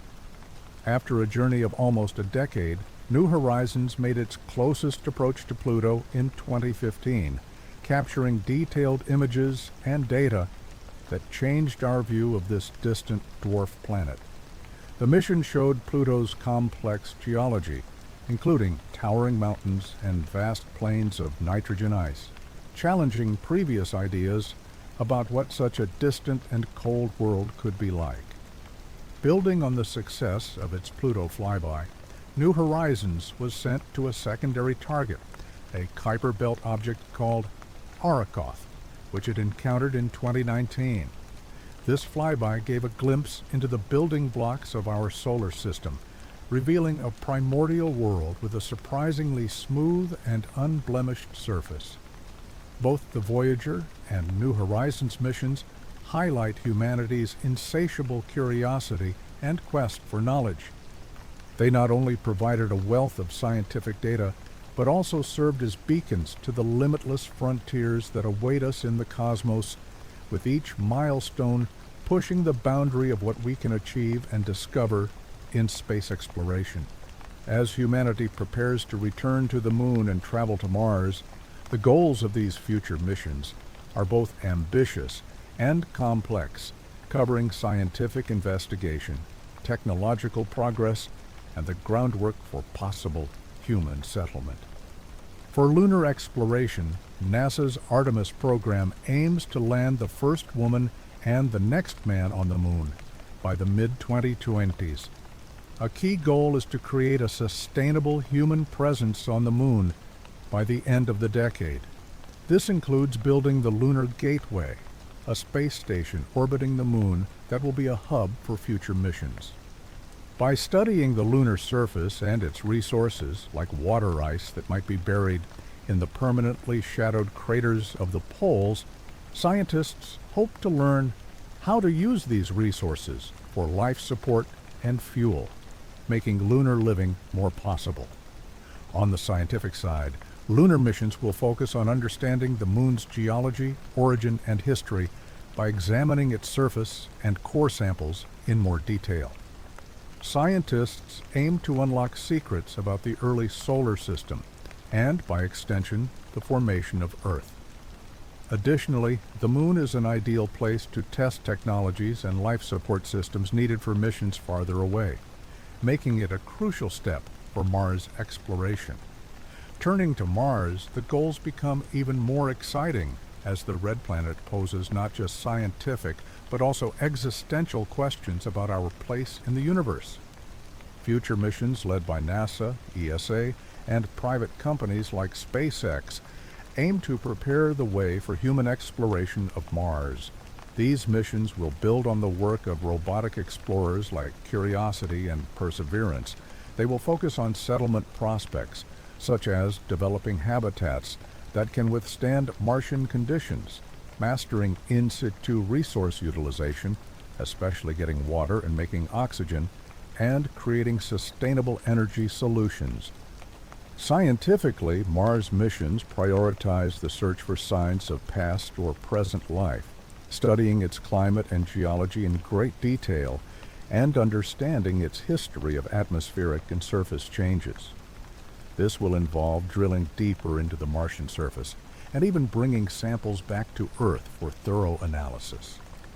These efforts not only aim to answer fundamental questions about Mars, but also prepare humanity for living on another planet, possibly protecting the future of our species. Each step taken on these celestial bodies is a giant leap towards becoming an interplanetary civilization, driven by the spirit of exploration and the quest for knowledge. Space telescopes like the Hubble Space Telescope and the James Webb Space Telescope have transformed our understanding of the cosmos, giving us unparalleled views and insights that ground-based observatories cannot provide. Since its launch in 1990, the Hubble Space Telescope has looked deep into space with its sensitive instruments, taking breathtaking pictures of galaxies, nebulae, and distant stars. Hubble's observations have led to major discoveries, such as the accelerated expansion of the universe, which was confirmed through its detailed studies of distant supernovae and the measurement of the redshifts of faraway galaxies. These findings have had profound implications, leading to the theory of dark energy as a driving force behind this expansion. Hubble's high-resolution images have been key in improving our understanding of the life cycles of stars and the process of galaxy formation and evolution. By capturing detailed images of the early universe, Hubble has allowed astronomers to study the formation of the first galaxies and stars, shedding light on the conditions that existed shortly after the Big Bang. Its ability to observe in ultraviolet, visible, and near-infrared wavelengths lets scientists investigate various celestial phenomena across a wide spectrum, making it a versatile tool for a broad range of astronomical research. The James Webb Space Telescope, JWST, launched in December 2021, is set to expand these capabilities even further. JWST operates mainly in the infrared spectrum, which allows it to see through dense cosmic dust clouds that block visible light, offering unprecedented views of the universe's earliest structures. One of JWST's key goals is to observe the first light-emitting objects that formed in the universe, investigating the formation and evolution of the earliest galaxies. Its advanced instruments will also enable scientists to study the atmospheres of exoplanets in exquisite detail, looking for signs of potentially habitable conditions or even biosignatures that could indicate the presence of life. Moreover, JWST will provide unparalleled insights into the process of star and planet formation, closely examining the molecular clouds where new stars and planetary systems are born. By capturing high-resolution spectra, JWST will be able to analyze the chemical compositions of these regions, deepening our understanding of how the building blocks of planets and potentially life itself are formed. Together, Hubble and JWST represent a dynamic pair of space telescopes, each with unique capabilities that complement each other, vastly expanding our knowledge of the universe and placing humanity on the verge of new astronomical frontiers. Dark matter, a mysterious and unseen part of the universe, has a crucial role in the cosmic web. Although it does not emit, absorb, or reflect light, making it invisible to telescopes, its existence is inferred from its gravitational effects on visible matter and the large-scale structure of the cosmos. Dark matter constitutes about 27% of the universe's total mass energy content, far outnumbering the ordinary baryonic matter that makes up stars, planets, and galaxies, which is only about 5%. The remaining 68% is dark energy, a mysterious force causing the accelerated expansion of the universe. The discovery of dark matter's significance goes back to the 1930s, when astronomer Fritz Zwicky noticed that the galaxies in the Coma cluster were moving much faster than they should, given the visible mass of the cluster. Later, in the 1970s, Vera Rubin's work on the rotation curves of spiral galaxies provided strong evidence. The outer parts of galaxies were spinning at speeds that could not be explained by the mass of the visible stars and gas alone. This suggested the existence of a large amount of unseen mass, or dark matter, providing the necessary gravitational pull. In cosmology, dark matter is vital for several reasons. First, it serves as the framework for structure formation in the universe. In the early universe, dark matter clumped together under the influence of gravity, forming the cosmic web structure that acts as a foundation for galaxy formation. Without dark matter, galaxies, clusters, and superclusters would not have formed as we see them today. Second, dark matter helps us understand gravitational lensing, where the gravitational field of a massive object, like a galaxy cluster, bends the light from objects behind it. This bending effect reveals areas of dark matter, allowing us to map its distribution in the universe. Finally, understanding dark matter is essential for a complete theory of fundamental physics. While several candidates, such as weakly interacting massive particles, WIMPs, and axions have been suggested, the definitive detection and identification of dark matter particles are still elusive. Unlocking the nature of dark matter could fill gaps in the standard model of particle physics and offer insights into the universe's most profound mysteries. Dark matter is a cornerstone in our quest to understand the cosmos, connecting the fields of cosmology, astrophysics, and particle physics. Dark energy, the enigmatic force propelling the accelerated expansion of the universe, is one of the most significant puzzles in modern cosmology.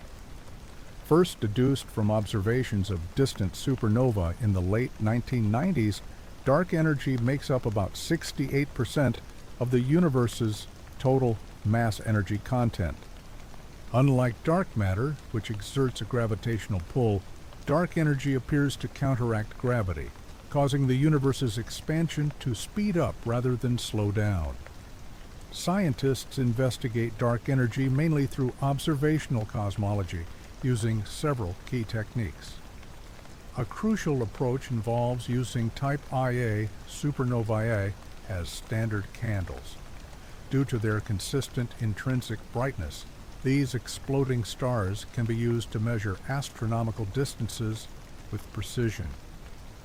By comparing the observed brightness of these supernovae to their redshifts, an indicator of how much the universe has expanded since the light left the supernova, researchers found that galaxies are moving away from each other at an accelerating pace. This surprising discovery suggested the presence of an unknown force working against gravity, which came to be known as dark energy. Another method involves studying the cosmic microwave background, CMB radiation, the afterglow of the Big Bang. Detailed measurements of the CMB, especially by missions like the Wilkinson Microwave Anisotropy Probe, WMAP, HAAS, and the Planck satellite, have provided a wealth of information about the universe's early conditions and its later evolution. Variations in the CMB reveal information about the universe's geometry, composition, and expansion history, highlighting the role of dark energy in shaping cosmic evolution. Large-scale structure surveys also play a vital role in theorizing about dark energy. Projects like the Sloan Digital Sky Survey, SDSS, and the Dark Energy Survey, DES, map the distribution of galaxies over vast distances, allowing scientists to study how cosmic structures have changed over time. Baryon acoustic oscillations, BAOs, which are regular periodic fluctuations in the density of visible baryonic matter in the universe, serve as a ruler for measuring the scale of cosmic structures. Observing BAOs helps scientists understand how dark energy influences the rate of expansion at different times in the universe's history. On the theoretical side, dark energy fuels a rich discussion within the field of fundamental physics. A leading theory is that dark energy is a property of space itself, represented by the cosmological constant, lambda, in Einstein's equations of general relativity. Alternatively, some theories propose that dark energy is a dynamic field, sometimes called quintessence, which changes over time. There are also more exotic theories involving changes to gravity at cosmic scales. These varied approaches, combining observational data with theoretical models, provide a multifaceted understanding of dark energy, even though its true nature is still a mystery. As ongoing and future missions like the Euclid Telescope and the Wide Field Infrared Survey Telescope, Voyage RST, aim to gather more detailed observational data, scientists hope to unlock more secrets of this cosmic puzzle, bringing us closer to a complete understanding of the forces shaping our universe. Gravitational waves are disturbances in the fabric of space-time created by some of the most violent and energetic events in the universe. These waves were first predicted by Albert Einstein in 1916 as a result of his general theory of relativity. According to Einstein's theory, massive objects that accelerate, such as binary neutron stars, black holes, or supernovae, disturb space-time, creating waves that travel outward at the speed of light, carrying energy away from the source. The first direct detection of gravitational waves was finally made almost a century later, on September 14, 2015, by the Laser Interferometer Gravitational Wave Observatory, LIGO. This historic event marked a revolutionary moment in astrophysics. LIGO's detection confirmed the existence of gravitational waves and provided a new way to observe the cosmos, independent of traditional electromagnetic radiation, light. LIGO detects gravitational waves using a technique called laser interferometry. The observatory has two identical facilities in Livingston, Louisiana, and Hanford, Washington. Each facility has two long arms, each 4 kilometers, about 2.5 miles long, arranged in an L shape. A powerful laser is split into two beams that travel down these arms and bounce off mirrors at the ends, creating an interference pattern. When a gravitational wave passes through Earth, it stretches and squeezes space, causing tiny changes in the distance between the mirrors. These minute changes, on the order of 1,000th of a proton's diameter, alter the interference pattern, signaling the presence of a gravitational wave. The first detected event, called GW1550914, came from the merger of two black holes about 1.3 billion light-years from Earth. The black holes, with masses about 29 and 36 times that of the Sun, spiraled together and eventually merged to form a single, more massive black hole. This catastrophic event released a huge amount of energy as gravitational waves, confirming the existence of binary black hole systems and providing direct evidence for their mergers. This groundbreaking detection opened a new window into the universe, allowing scientists to investigate phenomena that were previously invisible. Gravitational wave astronomy has since grown, with multiple detections, including neutron star mergers. In one case, GW170817, the merger was observed in both gravitational waves and electromagnetic signals, starting a new era of multi-messenger astronomy. Continued advancements, including upgrades to LIGO and the addition of other detectors like Virgo in Italy and Kagra in Japan, promise an even deeper understanding of the universe, potentially revealing unknown astrophysical processes and providing insights into the fundamental nature of gravity itself. Fast radio bursts, FRBs, and other mysterious astronomical signals are some of the most baffling phenomena in modern astrophysics, challenging our understanding of the universe in significant ways. FRBs are incredibly short but powerful bursts of radio waves that last only a few milliseconds. Yet, in that brief moment, each FRB can release as much energy as the Sun does in a whole day. The first FRB was found in 2007, and since then, dozens have been identified, each bringing up more questions than answers about their origins and how they are created. One of the main challenges with FRBs is figuring out exactly where they come from. While some FRBs are single events, others, like FRB 121102, have been seen to repeat. This difference suggests that there might be multiple types of sources or mechanisms that produce these bursts. The discovery of repeating FRBs has led to some progress, such as pinpointing one particular repeating source to a star-forming region in a dwarf galaxy, about 3 billion light-years away. This localization gives valuable clues, but still leaves many theories open, from highly magnetized neutron stars, magnetars, and collapsing black holes, to more unusual ideas involving extraterrestrial civilizations using powerful energy sources. Another mysterious signal that challenges our cosmic understanding is the WOW signal, detected in 1977 by the Big Ear radio telescope. This strong, non-repeating, narrowband radio signal had the characteristics of an artificial source, leading to speculation about intelligent extraterrestrial communication. Despite several follow-up searches, no similar signals have been found, leaving its origin a fascinating mystery. These unexplained signals push the limits of our current astrophysical theories and observation abilities. For instance, studying FRBs has the potential to improve our understanding of the intergalactic medium. As radio waves travel through space, they interact with electrons, causing dispersion or a delay in the arrival times of different frequencies. By analyzing this dispersion, scientists can get insights into the density and distribution of intergalactic matter, providing a new tool to study the cosmos on a large scale. Furthermore, the study of these mysterious signals requires the development of more sophisticated detection methods and instruments.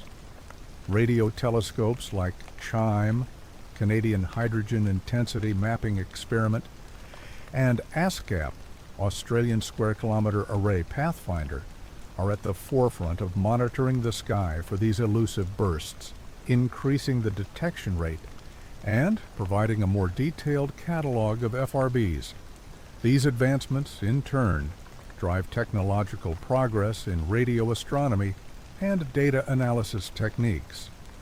In summary, FRBs and other mysterious cosmic signals are not only fascinating phenomena, but also serve as catalysts for scientific and technological advancement, expanding our understanding of the universe and potentially revealing new aspects of the fundamental physical principles that govern it. The exploration of these enigmatic signals continues to be a frontier of astrophysical research, promising future breakthroughs that could reshape our comprehension of the universe. The idea of parallel universes and the multiverse is one of the most fascinating and speculative theories in modern cosmology and theoretical physics. It suggests that our universe might be just one of many separate and possibly infinite universes. Several leading theories propose the existence of these parallel worlds, each based on different aspects of physics and cosmology. One of the main theories is the many worlds interpretation, MWI, of quantum mechanics, proposed by physicist Hugh Everett in 1957. According to MWI, every quantum event with multiple possible outcomes causes the universe to split into several branches, each representing a different outcome. For example, if a particle has a 50-50 chance of being in one of two states, the universe would split into two, with each branch realizing one of the states. This multiplicity would mean that every possible outcome of every event happens in some world, leading to a huge, possibly infinite number of parallel universes where every imaginable history and future exists. Another compelling idea comes from inflationary cosmology, especially the theory of eternal inflation, developed by physicist Alan Guth and others. This theory suggests that the rapid expansion of space, or cosmic inflation, that happened shortly after the Big Bang didn't stop evenly. Instead, while some parts of space stopped inflating and formed separate universes like ours, other parts continued to inflate. This process creates a multiverse of bubble universes, each with possibly different physical properties and constants. These bubble universes could never interact with each other, making them incredibly hard to detect, but they suggest a wide range of parallel realities existing within a larger inflating space. String theory, another fundamental framework in theoretical physics, introduces the concept of a landscape multiverse. According to string theory, our universe might be one of many possible configurations of strings, with each configuration corresponding to a different vacuum state and fundamental constants. This multitude of configurations forms a landscape where numerous universes exist, each governed by different physical laws. These universes within the string theory landscape could have different dimensions, particle types, and interactions, leading to a rich and varied multiverse. Furthermore, the idea of a brain multiverse comes from certain interpretations of string theory and M theory. In this scenario, our universe is a three-dimensional brain floating in a higher dimensional space. Other brains could exist parallel to ours, each representing a different universe. Occasionally, these brains might interact or even collide, possibly explaining cosmic events like the Big Bang in our own universe. These theories of parallel universes and the multiverse, though highly speculative, provide intriguing possibilities for the nature of reality, suggesting that our universe might be only one aspect of a much larger and more complex cosmos. Scientists and philosophers alike grapple with the profound implications of these ideas, pondering questions about existence, reality, and the ultimate nature of the universe. While observational evidence for parallel universes is still lacking, advancements in theoretical models and observational techniques may one day offer more concrete insights into these fascinating realms. Studying and understanding cosmic phenomena like quasars and blazars requires a mix of multi-wavelength observations, complex theoretical models, and advanced computer simulations. These mysterious objects, powered by supermassive black holes at the centers of galaxies, showcase some of the most energetic processes in the universe. Quasars, short for quasi-stellar objects, are incredibly bright. They were first discovered as strong radio sources in the 1960s, but were later found to emit light across the entire electromagnetic spectrum, including visible light, ultraviolet, infrared, X-rays, and even gamma rays. Quasars get their extraordinary brightness from the accretion of matter into the supermassive black hole at their center. As matter spirals into the black hole, it forms an accretion disk, where gravitational energy is turned into electromagnetic radiation. These emissions can be brighter than the entire host galaxy, making quasars visible over vast cosmic distances and thus crucial tools for studying the high redshift universe. Blazars are a specific type of quasar, identified by their jets pointing almost directly at Earth. This orientation causes relativistic beaming, where the jet's light is intensified, making blazars appear extremely bright and variable. Blazars are further divided into BL Lacertae objects, BL Lacs, and flat-spectrum radioquasars, FSRQs, based on their emission characteristics.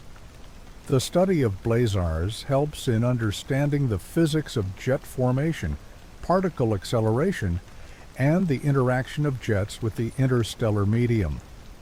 To study these cosmic phenomena, astronomers use a range of observational tools that cover the entire electromagnetic spectrum. Radio telescopes like those at the Very Large Array, VLA, or the Atacama Large Millimeter, Submillimeter Array, ALMA, capture the radio emissions of quasars and blazars, giving insights into the structure and dynamics of their jets. Optical and ultraviolet observations from ground-based observatories and space telescopes like the Hubble Space Telescope help analyze the light from the accretion disk and the surrounding areas. X-ray observatories like Chandra and gamma-ray telescopes, such as the Fermi Gamma Ray Space Telescope, explore the high-energy emissions, offering clues about particle acceleration mechanisms and energy dissipation processes in jets. Spectroscopic analysis is crucial for interpreting the data. By examining the spectra of quasars and blazars, scientists can determine their redshift, which reveals their distance and the rate of the universe's expansion at different times. Spectroscopy also uncovers the chemical composition, velocity, temperature, and density of the emitting and absorbing material, helping to model the physical conditions near the supermassive black hole. Theoretical models and numerical simulations support observational data by providing frameworks to understand and predict the behavior of quasars and blazars. These models simulate the dynamics of accretion disks, magnetic fields, jet formation, and radiative processes, allowing for a deeper understanding of the underlying physics. The combination of observation and theory helps to unravel the complex mechanisms driving these phenomena, shedding light on the life cycle of galaxies, the growth of black holes, and the evolution of the universe itself. By investigating quasars and blazars, scientists not only learn about these extraordinary cosmic beacons, but also gain broader insights into the fundamental processes shaping the cosmos, from the formation of structures in the early universe to the energetic feedback mechanisms that influence galaxy evolution. Astrobiology is the scientific field focused on the study of life beyond Earth, combining disciplines such as biology, chemistry, physics, and astronomy. Scientists in this area aim to comprehend the origins, evolution, distribution, and future of life in the cosmos. One of the captivating elements of astrobiology is its effort to answer fundamental questions. Are we the only ones in the universe? How do life forms adjust to harsh environments? To address these questions, researchers examine both Earth-based and extraterrestrial settings, concentrating on locations where life, as we understand it, could possibly thrive. In exploring our solar system, astrobiologists study Mars's surface chemistry, the frozen moons of Jupiter like Europa, and Saturn's moon Enceladus, both of which possess subsurface oceans that might contain microbial life. Advanced methods such as spectroscopy are used to find potential biomarkers in the atmospheres of distant exoplanets, which are planets orbiting stars outside our solar system. These studies often utilize data from state-of-the-art telescopes, rovers, and space probes. Concurrently, laboratory experiments replicate extraterrestrial conditions, thus providing insights into how organisms could survive in extreme settings, from the vacuum of space to the intense radiation on Mars. By studying extremophiles on Earth, organisms that flourish in hot springs, deep-sea vents, and radioactive waste, astrobiologists discover valuable information about life's toughness and adaptability, setting the stage for future discoveries in the immeasurably vast expanse of the cosmos. Extremophiles are microorganisms that flourish in extreme conditions that are considered inhospitable to most life forms. These amazing organisms have adapted to environments with severe temperatures, acidity, salinity, and radiation, thereby broadening our understanding of the potential for life beyond Earth. By studying extremophiles, scientists gain crucial insights into where and how to look for extraterrestrial life. For example, bacteria that withstand intense heat in hydrothermal vents on the ocean floor, or microbes that survive in radioactive waste or highly acidic environments, show the incredible adaptability of life. This knowledge guides astrobiologists to focus on similar extreme environments elsewhere in the solar system and beyond. Consider the acid-loving extremophiles found in sulfuric hot springs. These organisms inform the study of Mars, where sulfur compounds are common, suggesting that if life ever existed there, it might be similar to these tough Earth bacteria. Additionally, the discovery of extremophiles thriving in ice shells or under the permafrost hints at potential life in the icy moons of Jupiter and Saturn, such as Europa and Enceladus. These moons have subsurface oceans, heated by tidal forces, creating an environment where extremophiles could thrive. Furthermore, researchers use extremophiles to develop biosignature detection methods aiming to identify chemical signs of life in the atmospheres of exoplanets. By understanding the metabolic and chemical processes that extremophiles use to survive, scientists improve their criteria for detecting life forms in the most unearthly habitats, thereby guiding future missions and enhancing the search for life in the universe. One of the most promising locations to discover microbial life in our solar system is Mars. The red planet has long fascinated scientists because of its historical evidence of liquid water, which is essential for life as we know it. Recent findings of seasonal methane plumes and recurring slope linea, dark streaks on the surface, suggest that liquid water might still flow occasionally today. Methane is particularly interesting because it can be produced by biological processes, although geological processes can also be a source. Additionally, the detection of complex organic molecules by the Curiosity rover in Gale Crater has strengthened the idea that Mars could have supported microbial life in its ancient past and possibly still does in underground niches. The icy moons of Jupiter and Saturn, specifically Europa and Enceladus, are also leading contenders in the hunt for microbial life.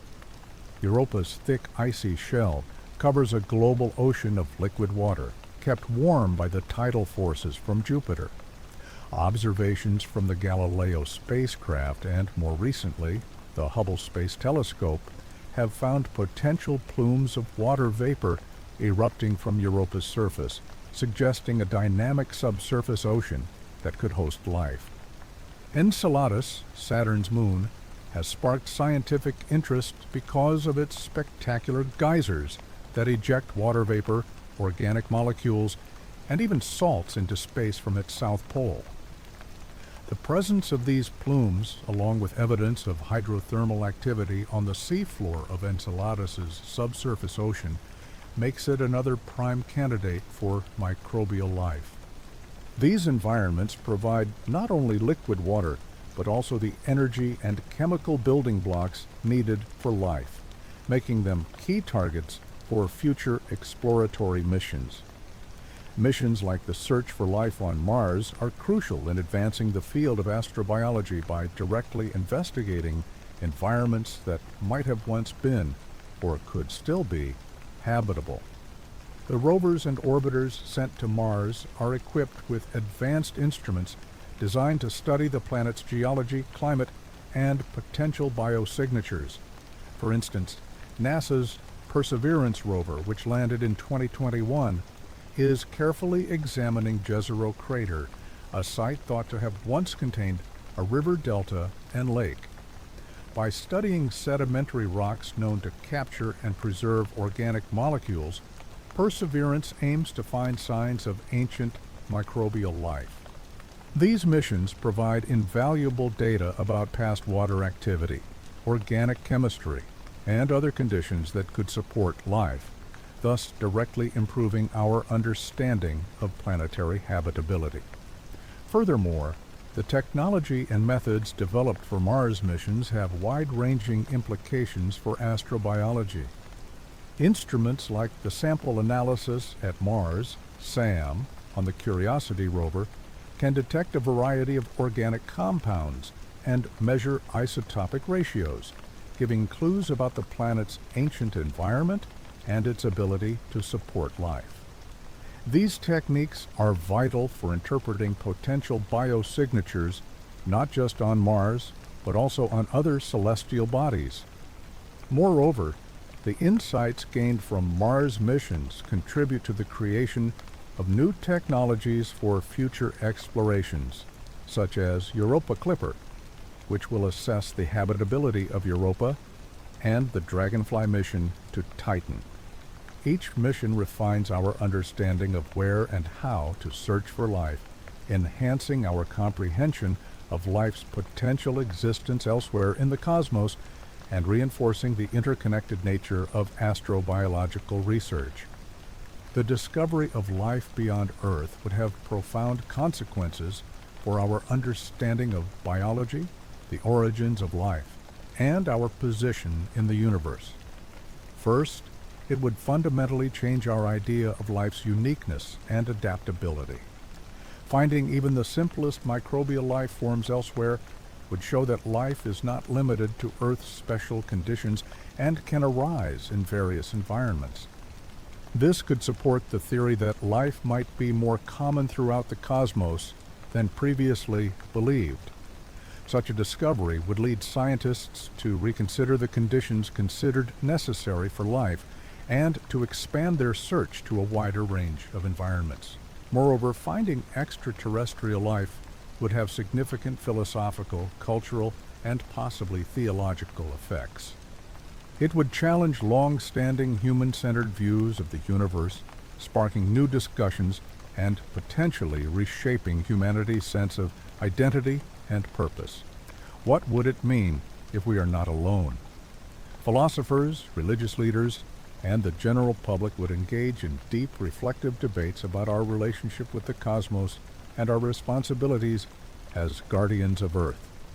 Additionally, the search for and potential discovery of extraterrestrial life would likely drive advancements in science and technology, much like the space race did in the mid-20th century. Enhanced technological innovation to support space missions could lead to numerous benefits for life on Earth, from new materials to improvements in communication and data analysis technologies. Finding life beyond Earth would not only redefine our understanding of biology, but also profoundly influence our culture, technology, and worldview. Scientists use several creative methods to look for biosignatures on exoplanets, using cutting-edge technology and a thorough understanding of life's indicators. Central to this effort is the use of powerful space telescopes with advanced instruments that can analyze the light from distant stars and their orbiting planets. The James Webb Space Telescope, for instance, is made to detect chemical signs in the atmospheres of exoplanets by studying the light that passes through them during a transit. By examining the absorption lines in the spectrum, scientists can identify molecules like oxygen, methane, and water vapor, compounds that could point to biological processes. Additionally, upcoming missions like the European Space Agency's Ariel, Atmospheric Remote Sensing Infrared Exoplanet Large Survey, aim to study a wide range of exoplanetary atmospheres. Scientists also use the method of direct imaging, using advanced techniques to block the overwhelming light from a planet's host star, which allows the faint light reflected off the planet to be studied. This method can reveal surface features and atmospheric compositions, possibly identifying biosignatures like chlorophyll or other pigments linked to photosynthesis. Ground-based observatories such as the Extremely Large Telescope, ELT, currently being built in Chile, will support space-based efforts by providing high-resolution imaging and spectroscopy capabilities. These observatories will allow for detailed studies of exoplanetary atmospheres and surfaces, looking for anomalies like an unexpected amount of specific gases or surface colors that might indicate biological activity. Through these varied efforts, scientists aim to systematically search for the clear signs of life across the galaxy, deciphering the many ways life might show up in the diverse environments of distant exoplanets. The idea of human settlement on Mars is both thrilling and challenging, offering unprecedented difficulties and prospects.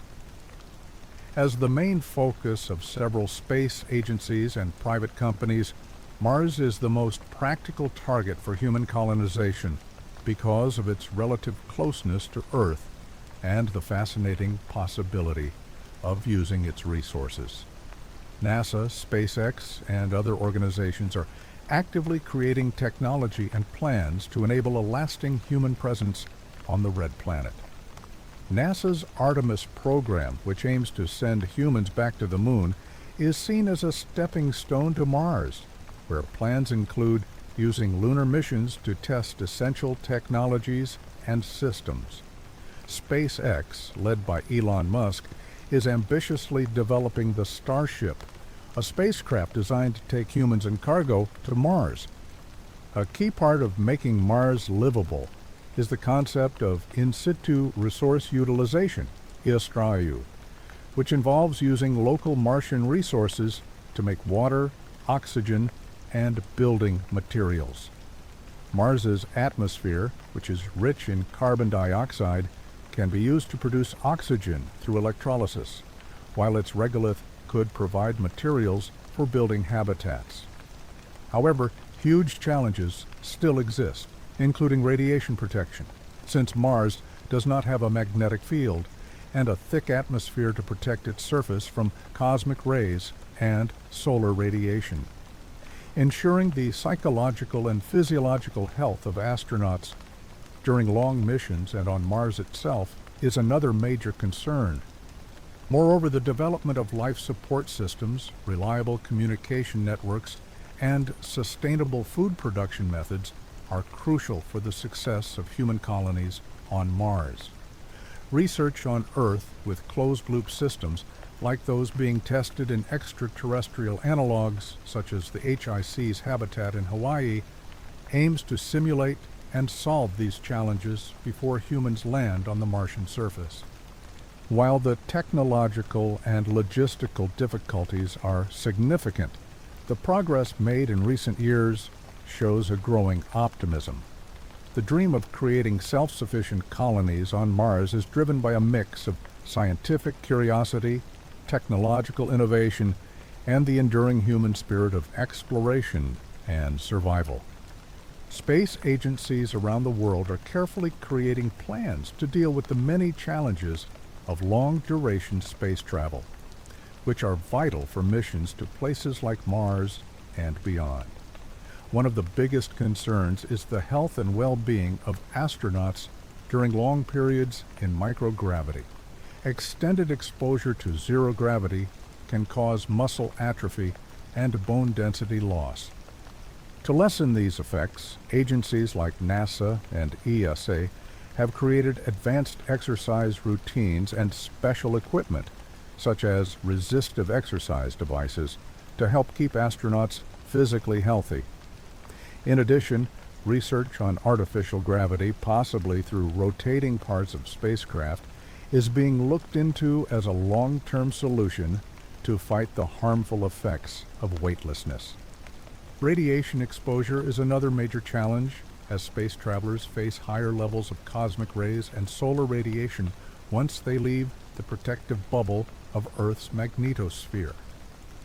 Spacecraft shielding is constantly being improved, using materials that can better absorb or deflect harmful radiation. NASA, for example, is studying the use of water or polyethylene shielding, along with innovative ideas like magnetic fields, to create a protective force field around the craft. Advances in medical technologies like telemedicine and compact medical kits that can handle a range of health problems are also crucial. These systems need to make sure that astronauts get timely medical care, even when they are millions of kilometers from Earth. Psychological resilience is just as important, as astronauts must deal with isolation, confinement, and the stress of long missions.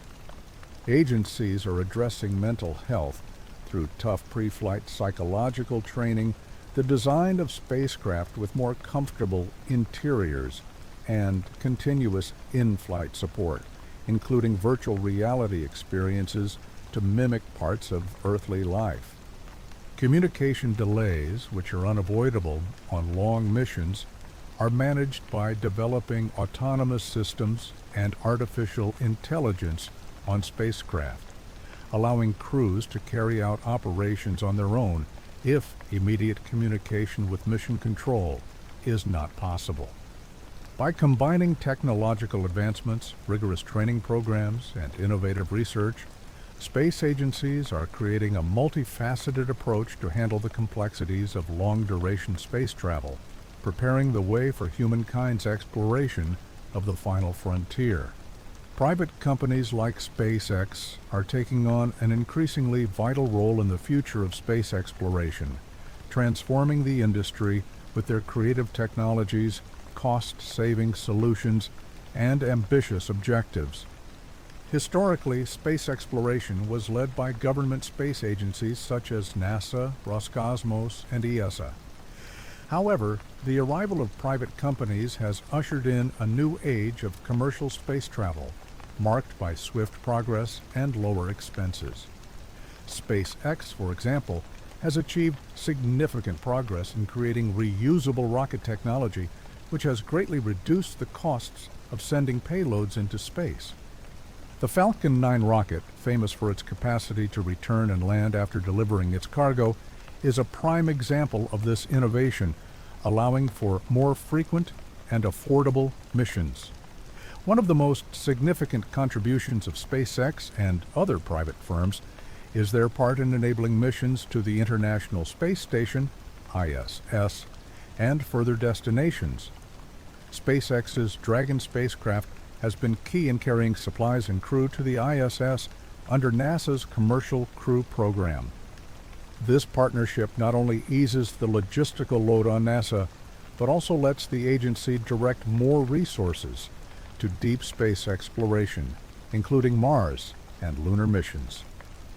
Additionally, SpaceX's ambitious Starship project is aimed at developing a fully reusable spacecraft capable of taking humans to Mars, thus aligning with long-term goals of planetary settlement and interplanetary travel.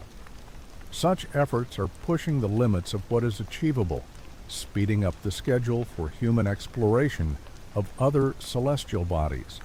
Moreover, the participation of private companies encourages a competitive and collaborative space economy, driving innovation throughout the industry. With initiatives like SpaceX's Starlink project, which aims to provide global satellite internet, and Blue Origin's efforts to develop space tourism and lunar landers, the field of space exploration is rapidly expanding. These ventures not only improve technological capabilities, but also generate public interest and investment in space activities. Private companies are changing space exploration from a government-run enterprise into a dynamic and multifaceted industry, pushing progress through innovation, efficiency, and visionary projects that bring humanity closer to becoming an interplanetary species. Space tourism is expected to grow quickly in the coming decades, fueled by technological advancements, greater private sector participation, and a rising public desire to experience space firsthand. The first steps into space tourism have already started, with companies like SpaceX, Blue Origin, and Virgin Galactic at the forefront. These companies have each created unique ways to make space more available. Virgin Galactic, for example, provides suborbital flights that let people experience several minutes of weightlessness and amazing views of Earth from the edge of space. Blue Origin's New Shepard rocket offers a similar experience, with a fully automated system designed to take tourists to the Kármán line, the boundary of space. In the future, space tourism is likely to go beyond short suborbital trips to include longer and more immersive experiences. Within the next few decades, orbital tourism could become a reality, with private companies offering stays on space stations or in habitats. These space hotels could give guests the chance to live and work in microgravity, do scientific experiments, and enjoy spectacular views of Earth from orbit. Companies like Axiom Space are already planning commercial modules for the International Space Station, which could later become standalone space habitats. Additionally, ambitious projects like SpaceX's Starship plan to take tourists on trips around the moon, providing a truly out-of-this-world experience. As technology improves and the cost of launching and maintaining a human presence in space falls, space tourism could eventually reach the lunar or even Martian surfaces. Future developments might see the building of bases or colonies, offering travelers the chance to explore extraterrestrial landscapes and take part in the early stages of space colonization. This progress will likely be supported by innovations in life support systems, habitat construction, and in situ resource utilization (ISRU), ensuring that such ventures are both safe and sustainable. Ultimately, the growth of space tourism will not only open new frontiers for human exploration and recreation, but also drive technological innovations and foster a greater global interest in space science, bringing humanity closer to its dream of becoming a multiplanetary species. Asteroid mining offers a tempting array of possible advantages, offset by considerable risks that need to be managed carefully. On the plus side, asteroids are full of valuable resources, including metals like iron, nickel, and cobalt, as well as precious metals such as platinum and gold. These materials are vital for various industries on Earth, especially in electronics and renewable energy. Mining asteroids could lessen the demand on Earth's resources and decrease the environmental harm from terrestrial mining.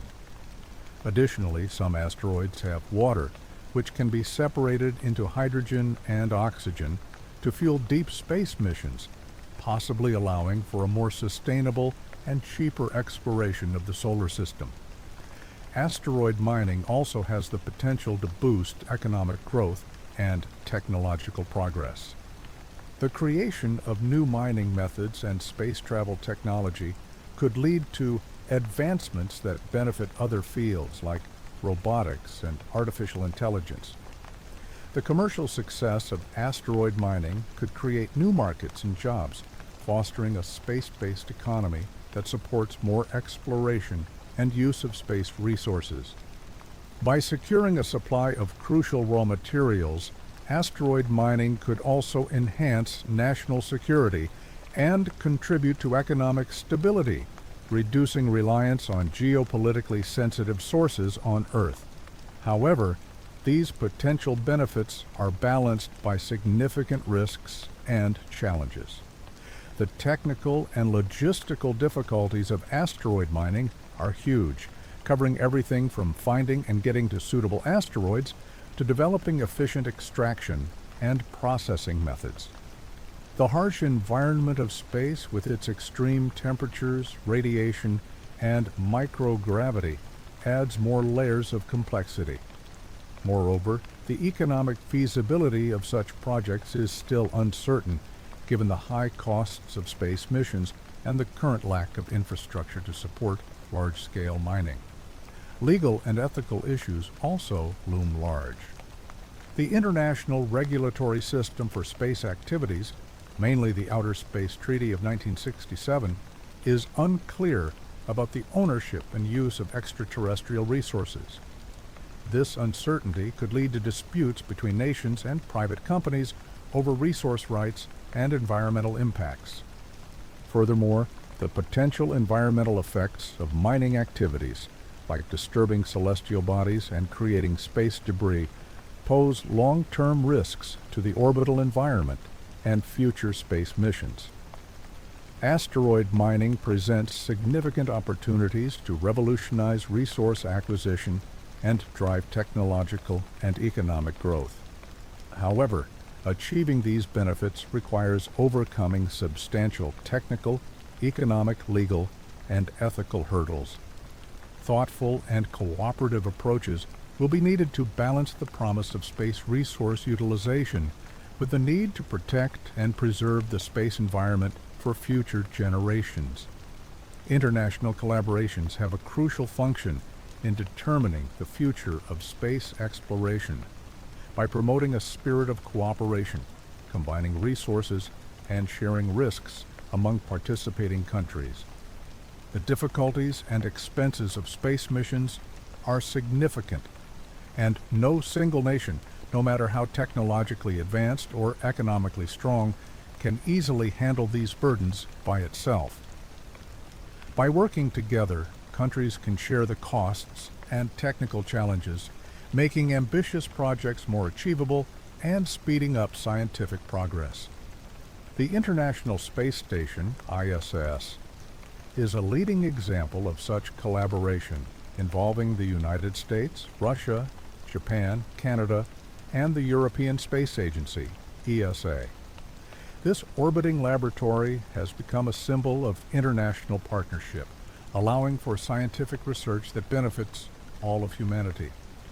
Beyond the ISS, collaborative missions like the James Webb Space Telescope, developed jointly by NASA, ESA, and the Canadian Space Agency, show how shared efforts can lead to groundbreaking discoveries. These partnerships allow for the sharing of knowledge, skills, and technology, improving the overall capabilities of the global space community. International collaboration also extends to planetary exploration, as seen in missions like ExoMars, a joint project by ESA and Roscosmos aimed at searching for signs of life on Mars. Such missions benefit from the diverse expertise and perspectives that each contributing nation provides, leading to more solid planning, data analysis, and problem-solving abilities. Moreover, international collaborations help to build and strengthen geopolitical relationships. The cooperation needed for joint missions encourages trust and can be a platform for diplomacy, reducing tensions between countries. This cooperative approach also promotes the idea of space as a shared domain, where the achievements and benefits of exploration are available to all. The Artemis Accords, led by NASA, exemplify this spirit by creating a framework for international collaboration on lunar exploration, aiming for the sustainable, peaceful, and transparent use of the Moon's resources. However, challenges still exist. The different priorities, regulations, and policies of participating nations can lead to complex negotiations and coordination difficulties. Intellectual property rights, data sharing, and the division of roles and responsibilities need careful management. Despite these challenges, the benefits of international collaboration in space exploration far exceed the difficulties. By working together, nations can achieve much more than they could on their own, pushing the boundaries of human knowledge, exploring new frontiers, and ensuring that the exploration and use of space are done in a way that benefits all of humanity. Meteor showers are celestial phenomena that enthrall viewers with their spectacular displays of shooting stars, and some of the most impressive ones happen every year. The Perseids, which are visible each August, are among the most renowned and consistent meteor showers, known for their bright, swift meteors and high activity levels, often creating up to 60 meteors per hour at their peak. Coming from the debris of Comet Swift-Tuttle, the Perseids have fascinated stargazers for centuries, producing a stunning night sky performance that frequently includes fireballs, exceptionally bright meteors that are noticeable even among the brilliance of their companions. Another significant meteor shower is the Geminids, which adorn the December skies. Unlike many other meteor showers that come from comets, the Geminids are associated with a rocky asteroid named 3200 Phaethon.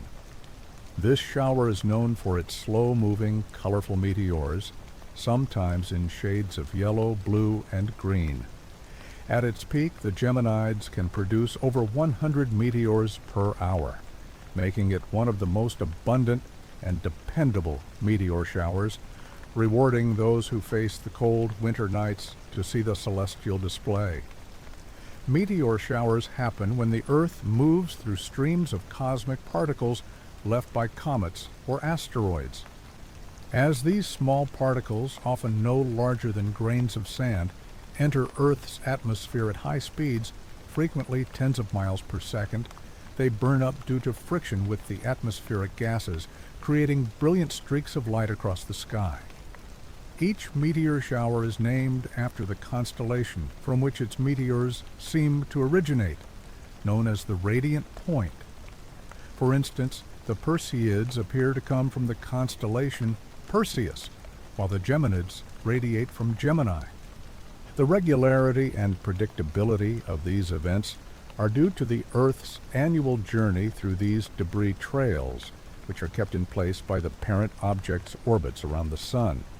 This cosmic arrangement ensures that year after year, these spectacular meteor showers offer a reliable and awe-inspiring sight, connecting us to the vast and dynamic universe beyond our planet. Auroras, also known as the Northern and Southern Lights, are among the most captivating natural phenomena seen in Earth's polar areas. These breathtaking light displays happen when charged particles from the Sun, mainly electrons and protons, interact with Earth's magnetic field and atmosphere. The Sun constantly sends out a stream of charged particles called the solar wind. When this solar wind reaches Earth, most of the particles are deflected by the planet's magnetosphere, but some are directed towards the polar regions where the magnetic field lines come together. The beautiful displays of light in auroras are a result of these charged particles colliding with atoms and molecules in Earth's upper atmosphere, mostly in the thermosphere, at altitudes between 60 and 300 miles. When these energetic particles hit the atmospheric gases, mainly oxygen and nitrogen, they excite these atoms and molecules, making them emit light as they go back to their ground state. The specific colors seen in auroras depend on the type of gas and its altitude. Oxygen, for example, can produce green or red light, with green being more common at lower altitudes between 60 and 150 miles, and red appearing at higher altitudes above 150 miles. Nitrogen, on the other hand, usually emits blue or purplish-red light. The overall dynamics that create auroras are affected by solar activity such as solar flares and coronal mass ejections, CMEs, which can strengthen the solar wind and send even more charged particles into Earth's magnetosphere. During times of high solar activity, like those associated with the solar cycle's peak, auroras are more frequent and can be seen at lower latitudes than usual. The resulting light shows can be both spectacular and unpredictable, with displays sometimes looking like gently waving curtains, spirals, or even explosive bursts of light that can change quickly in intensity and color. Auroras serve as a vivid reminder of the complex and dynamic interactions between the Sun and the Earth, and they highlight the broader connection within our solar system. Observers in places like Scandinavia, Canada, Alaska, and Antarctica often have the privilege of witnessing these natural light shows, which continue to inspire wonder and scientific investigation. Cosmic events like eclipses and transits provide some of the most awe-inspiring sights visible from Earth, attracting the attention of both amateur stargazers and professional astronomers. Solar eclipses are especially noteworthy, happening when the moon moves between the Earth and the Sun, throwing a shadow on our planet. There are different kinds of solar eclipses: total, partial, and annular. A total solar eclipse, where the moon completely hides the Sun, is a rare and stunning event that can turn day into darkness and show the Sun's ethereal corona. These dramatic events offer unique chances for scientific research, particularly about the solar atmosphere, and help to advance our understanding of solar phenomena.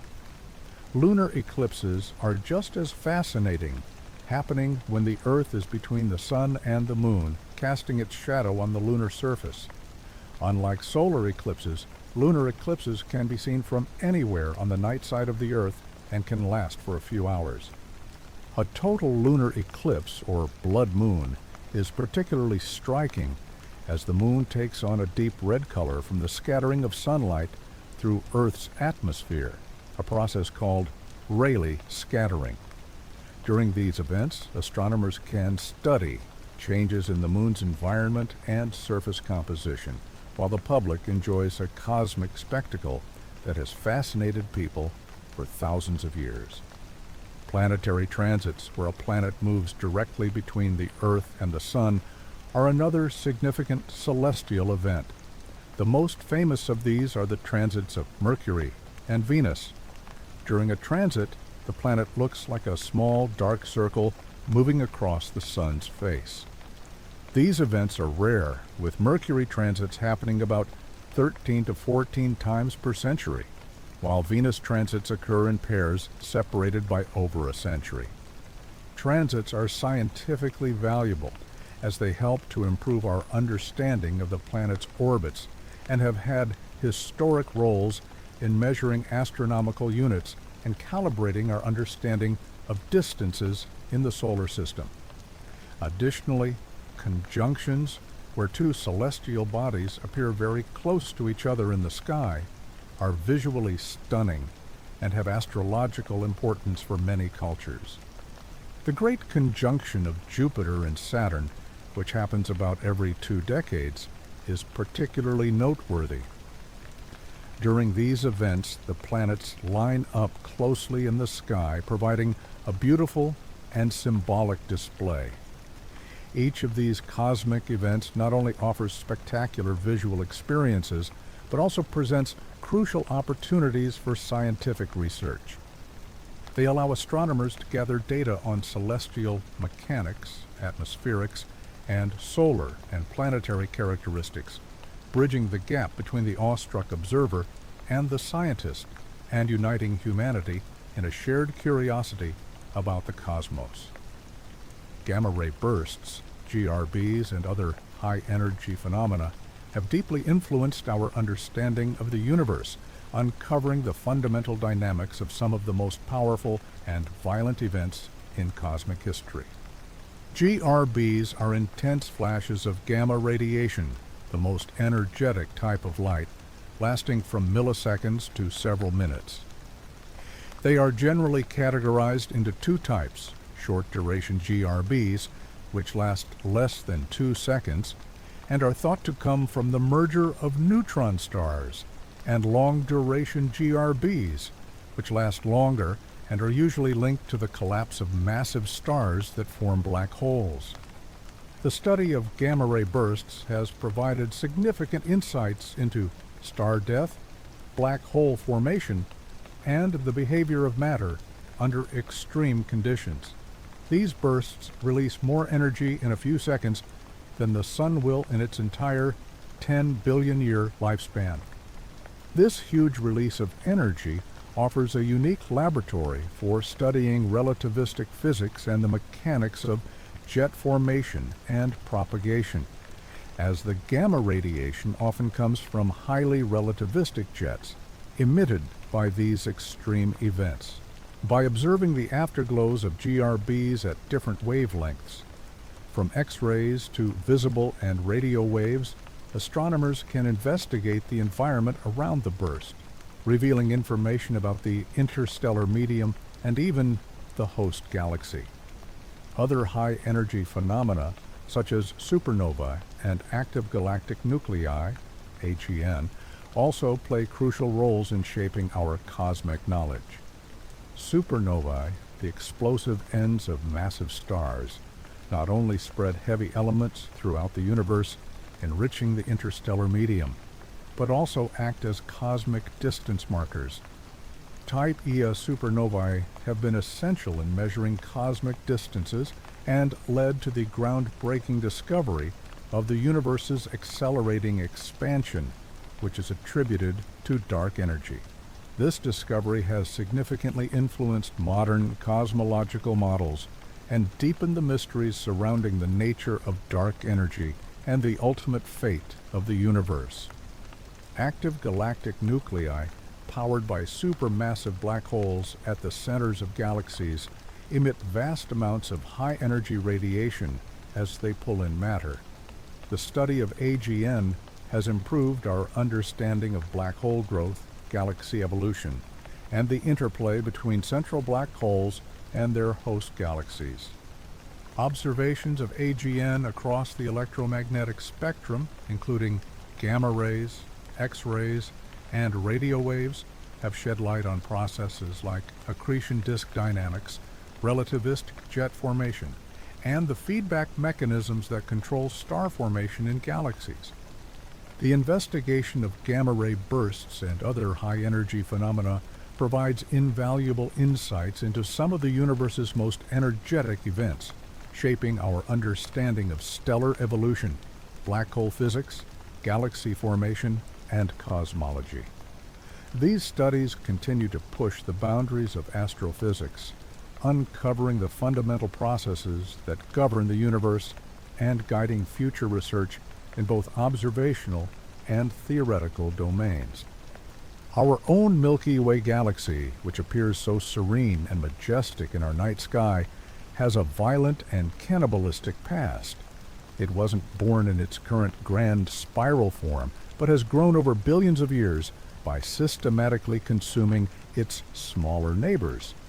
The universe is filled with dwarf galaxies, small collections of a few billion stars, and the Milky Way's immense gravity has been pulling these unfortunate galaxies in and tearing them apart for eons. The evidence for this galactic cannibalism is written all across the sky in the form of vast, faint stellar streams. These are the ghostly remnants of dwarf galaxies that have been shredded by our galaxy's tidal forces. The stars of the doomed galaxy are pulled out into long, looping ribbons that continue to orbit the Milky Way's core for billions of years before they eventually disperse and mix in with the general population of stars. The most famous of these is the Sagittarius Stream, a massive looping trail of stars that wraps around the entire galaxy, marking the death throes of the Sagittarius dwarf spheroidal galaxy, which is still in the process of being assimilated. By mapping these streams, astronomers can reconstruct the merger history of the Milky Way, revealing the brutal, chaotic, and ongoing process of cosmic construction that built the magnificent home galaxy we inhabit today. Just as our galaxy has a violent past, it has an equally dramatic future. Our nearest large galactic neighbor, the Andromeda Galaxy, is currently hurtling towards us at a speed of nearly 250,000 miles per hour. This is not a near miss. The two galaxies are on a direct collision course, destined to merge in one of the most significant events in our local cosmic history. This colossal encounter is predicted to begin in about 4.5 billion years. It's important to understand that this will be a merger, not a collision in the conventional sense. The distances between individual stars are so immense that direct stellar impacts will be exceedingly rare. Instead, the two galaxies will pass through each other like ghosts, but their immense mutual gravity will throw stars out of their orbits, disrupt the elegant spiral arms, and trigger a massive burst of new star formation as their vast clouds of gas and dust are compressed.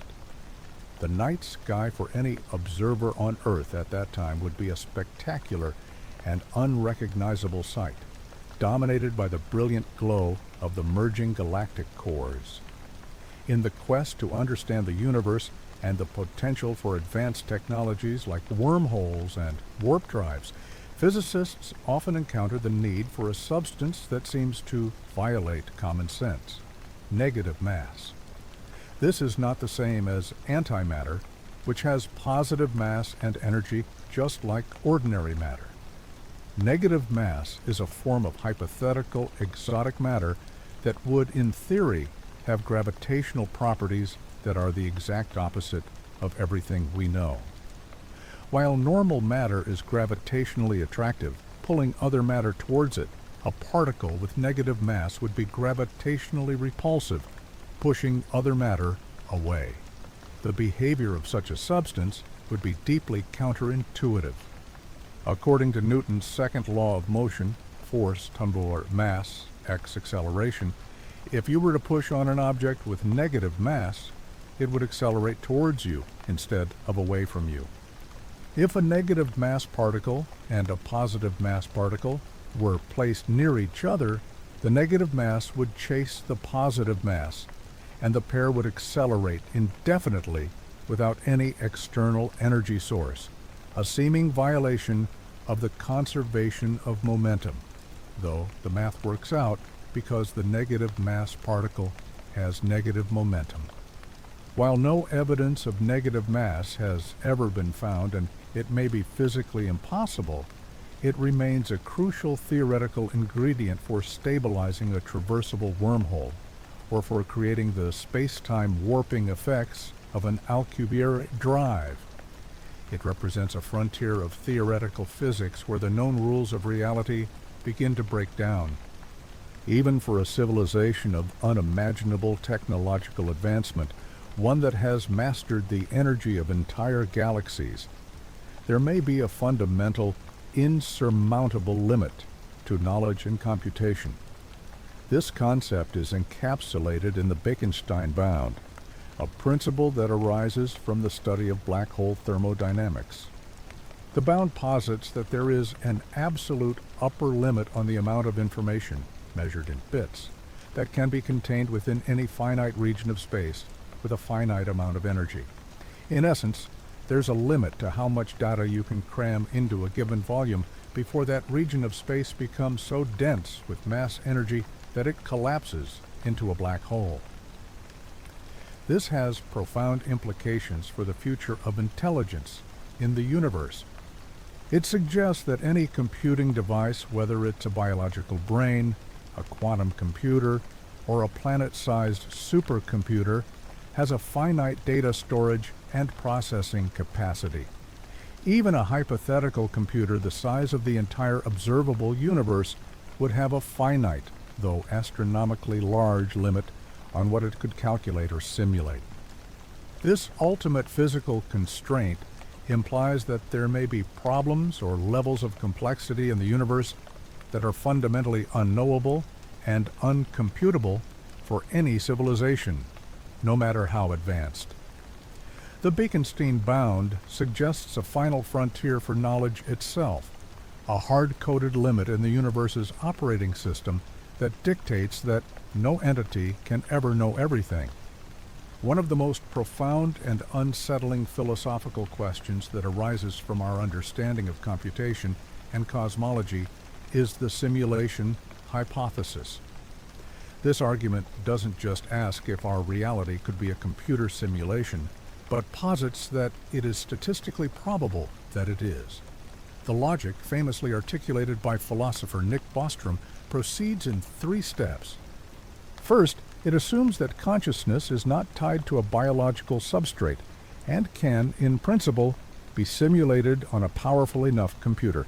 Second, it assumes that at least some civilizations in the universe will survive to reach a post-human stage of technological maturity where they possess such immense computing power.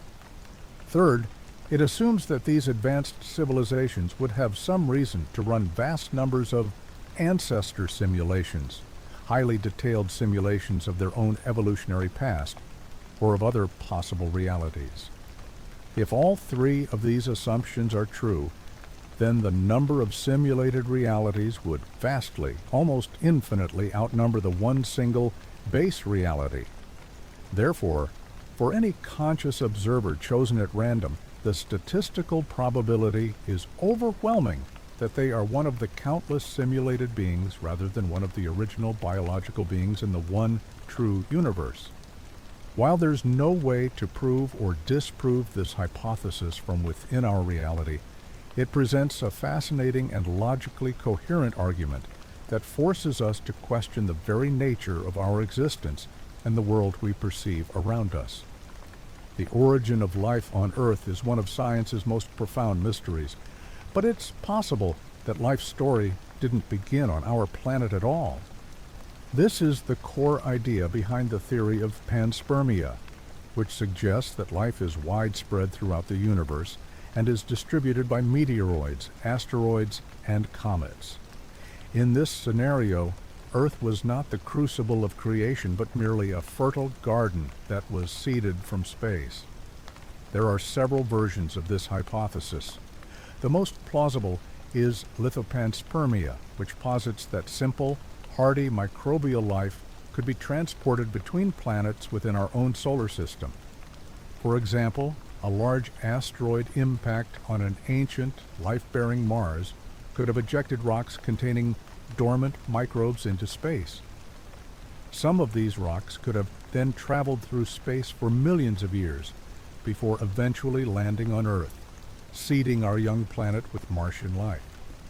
We know that some microbes, like tardigrades, are incredibly resilient and can survive the vacuum, temperature extremes, and radiation of space for extended periods.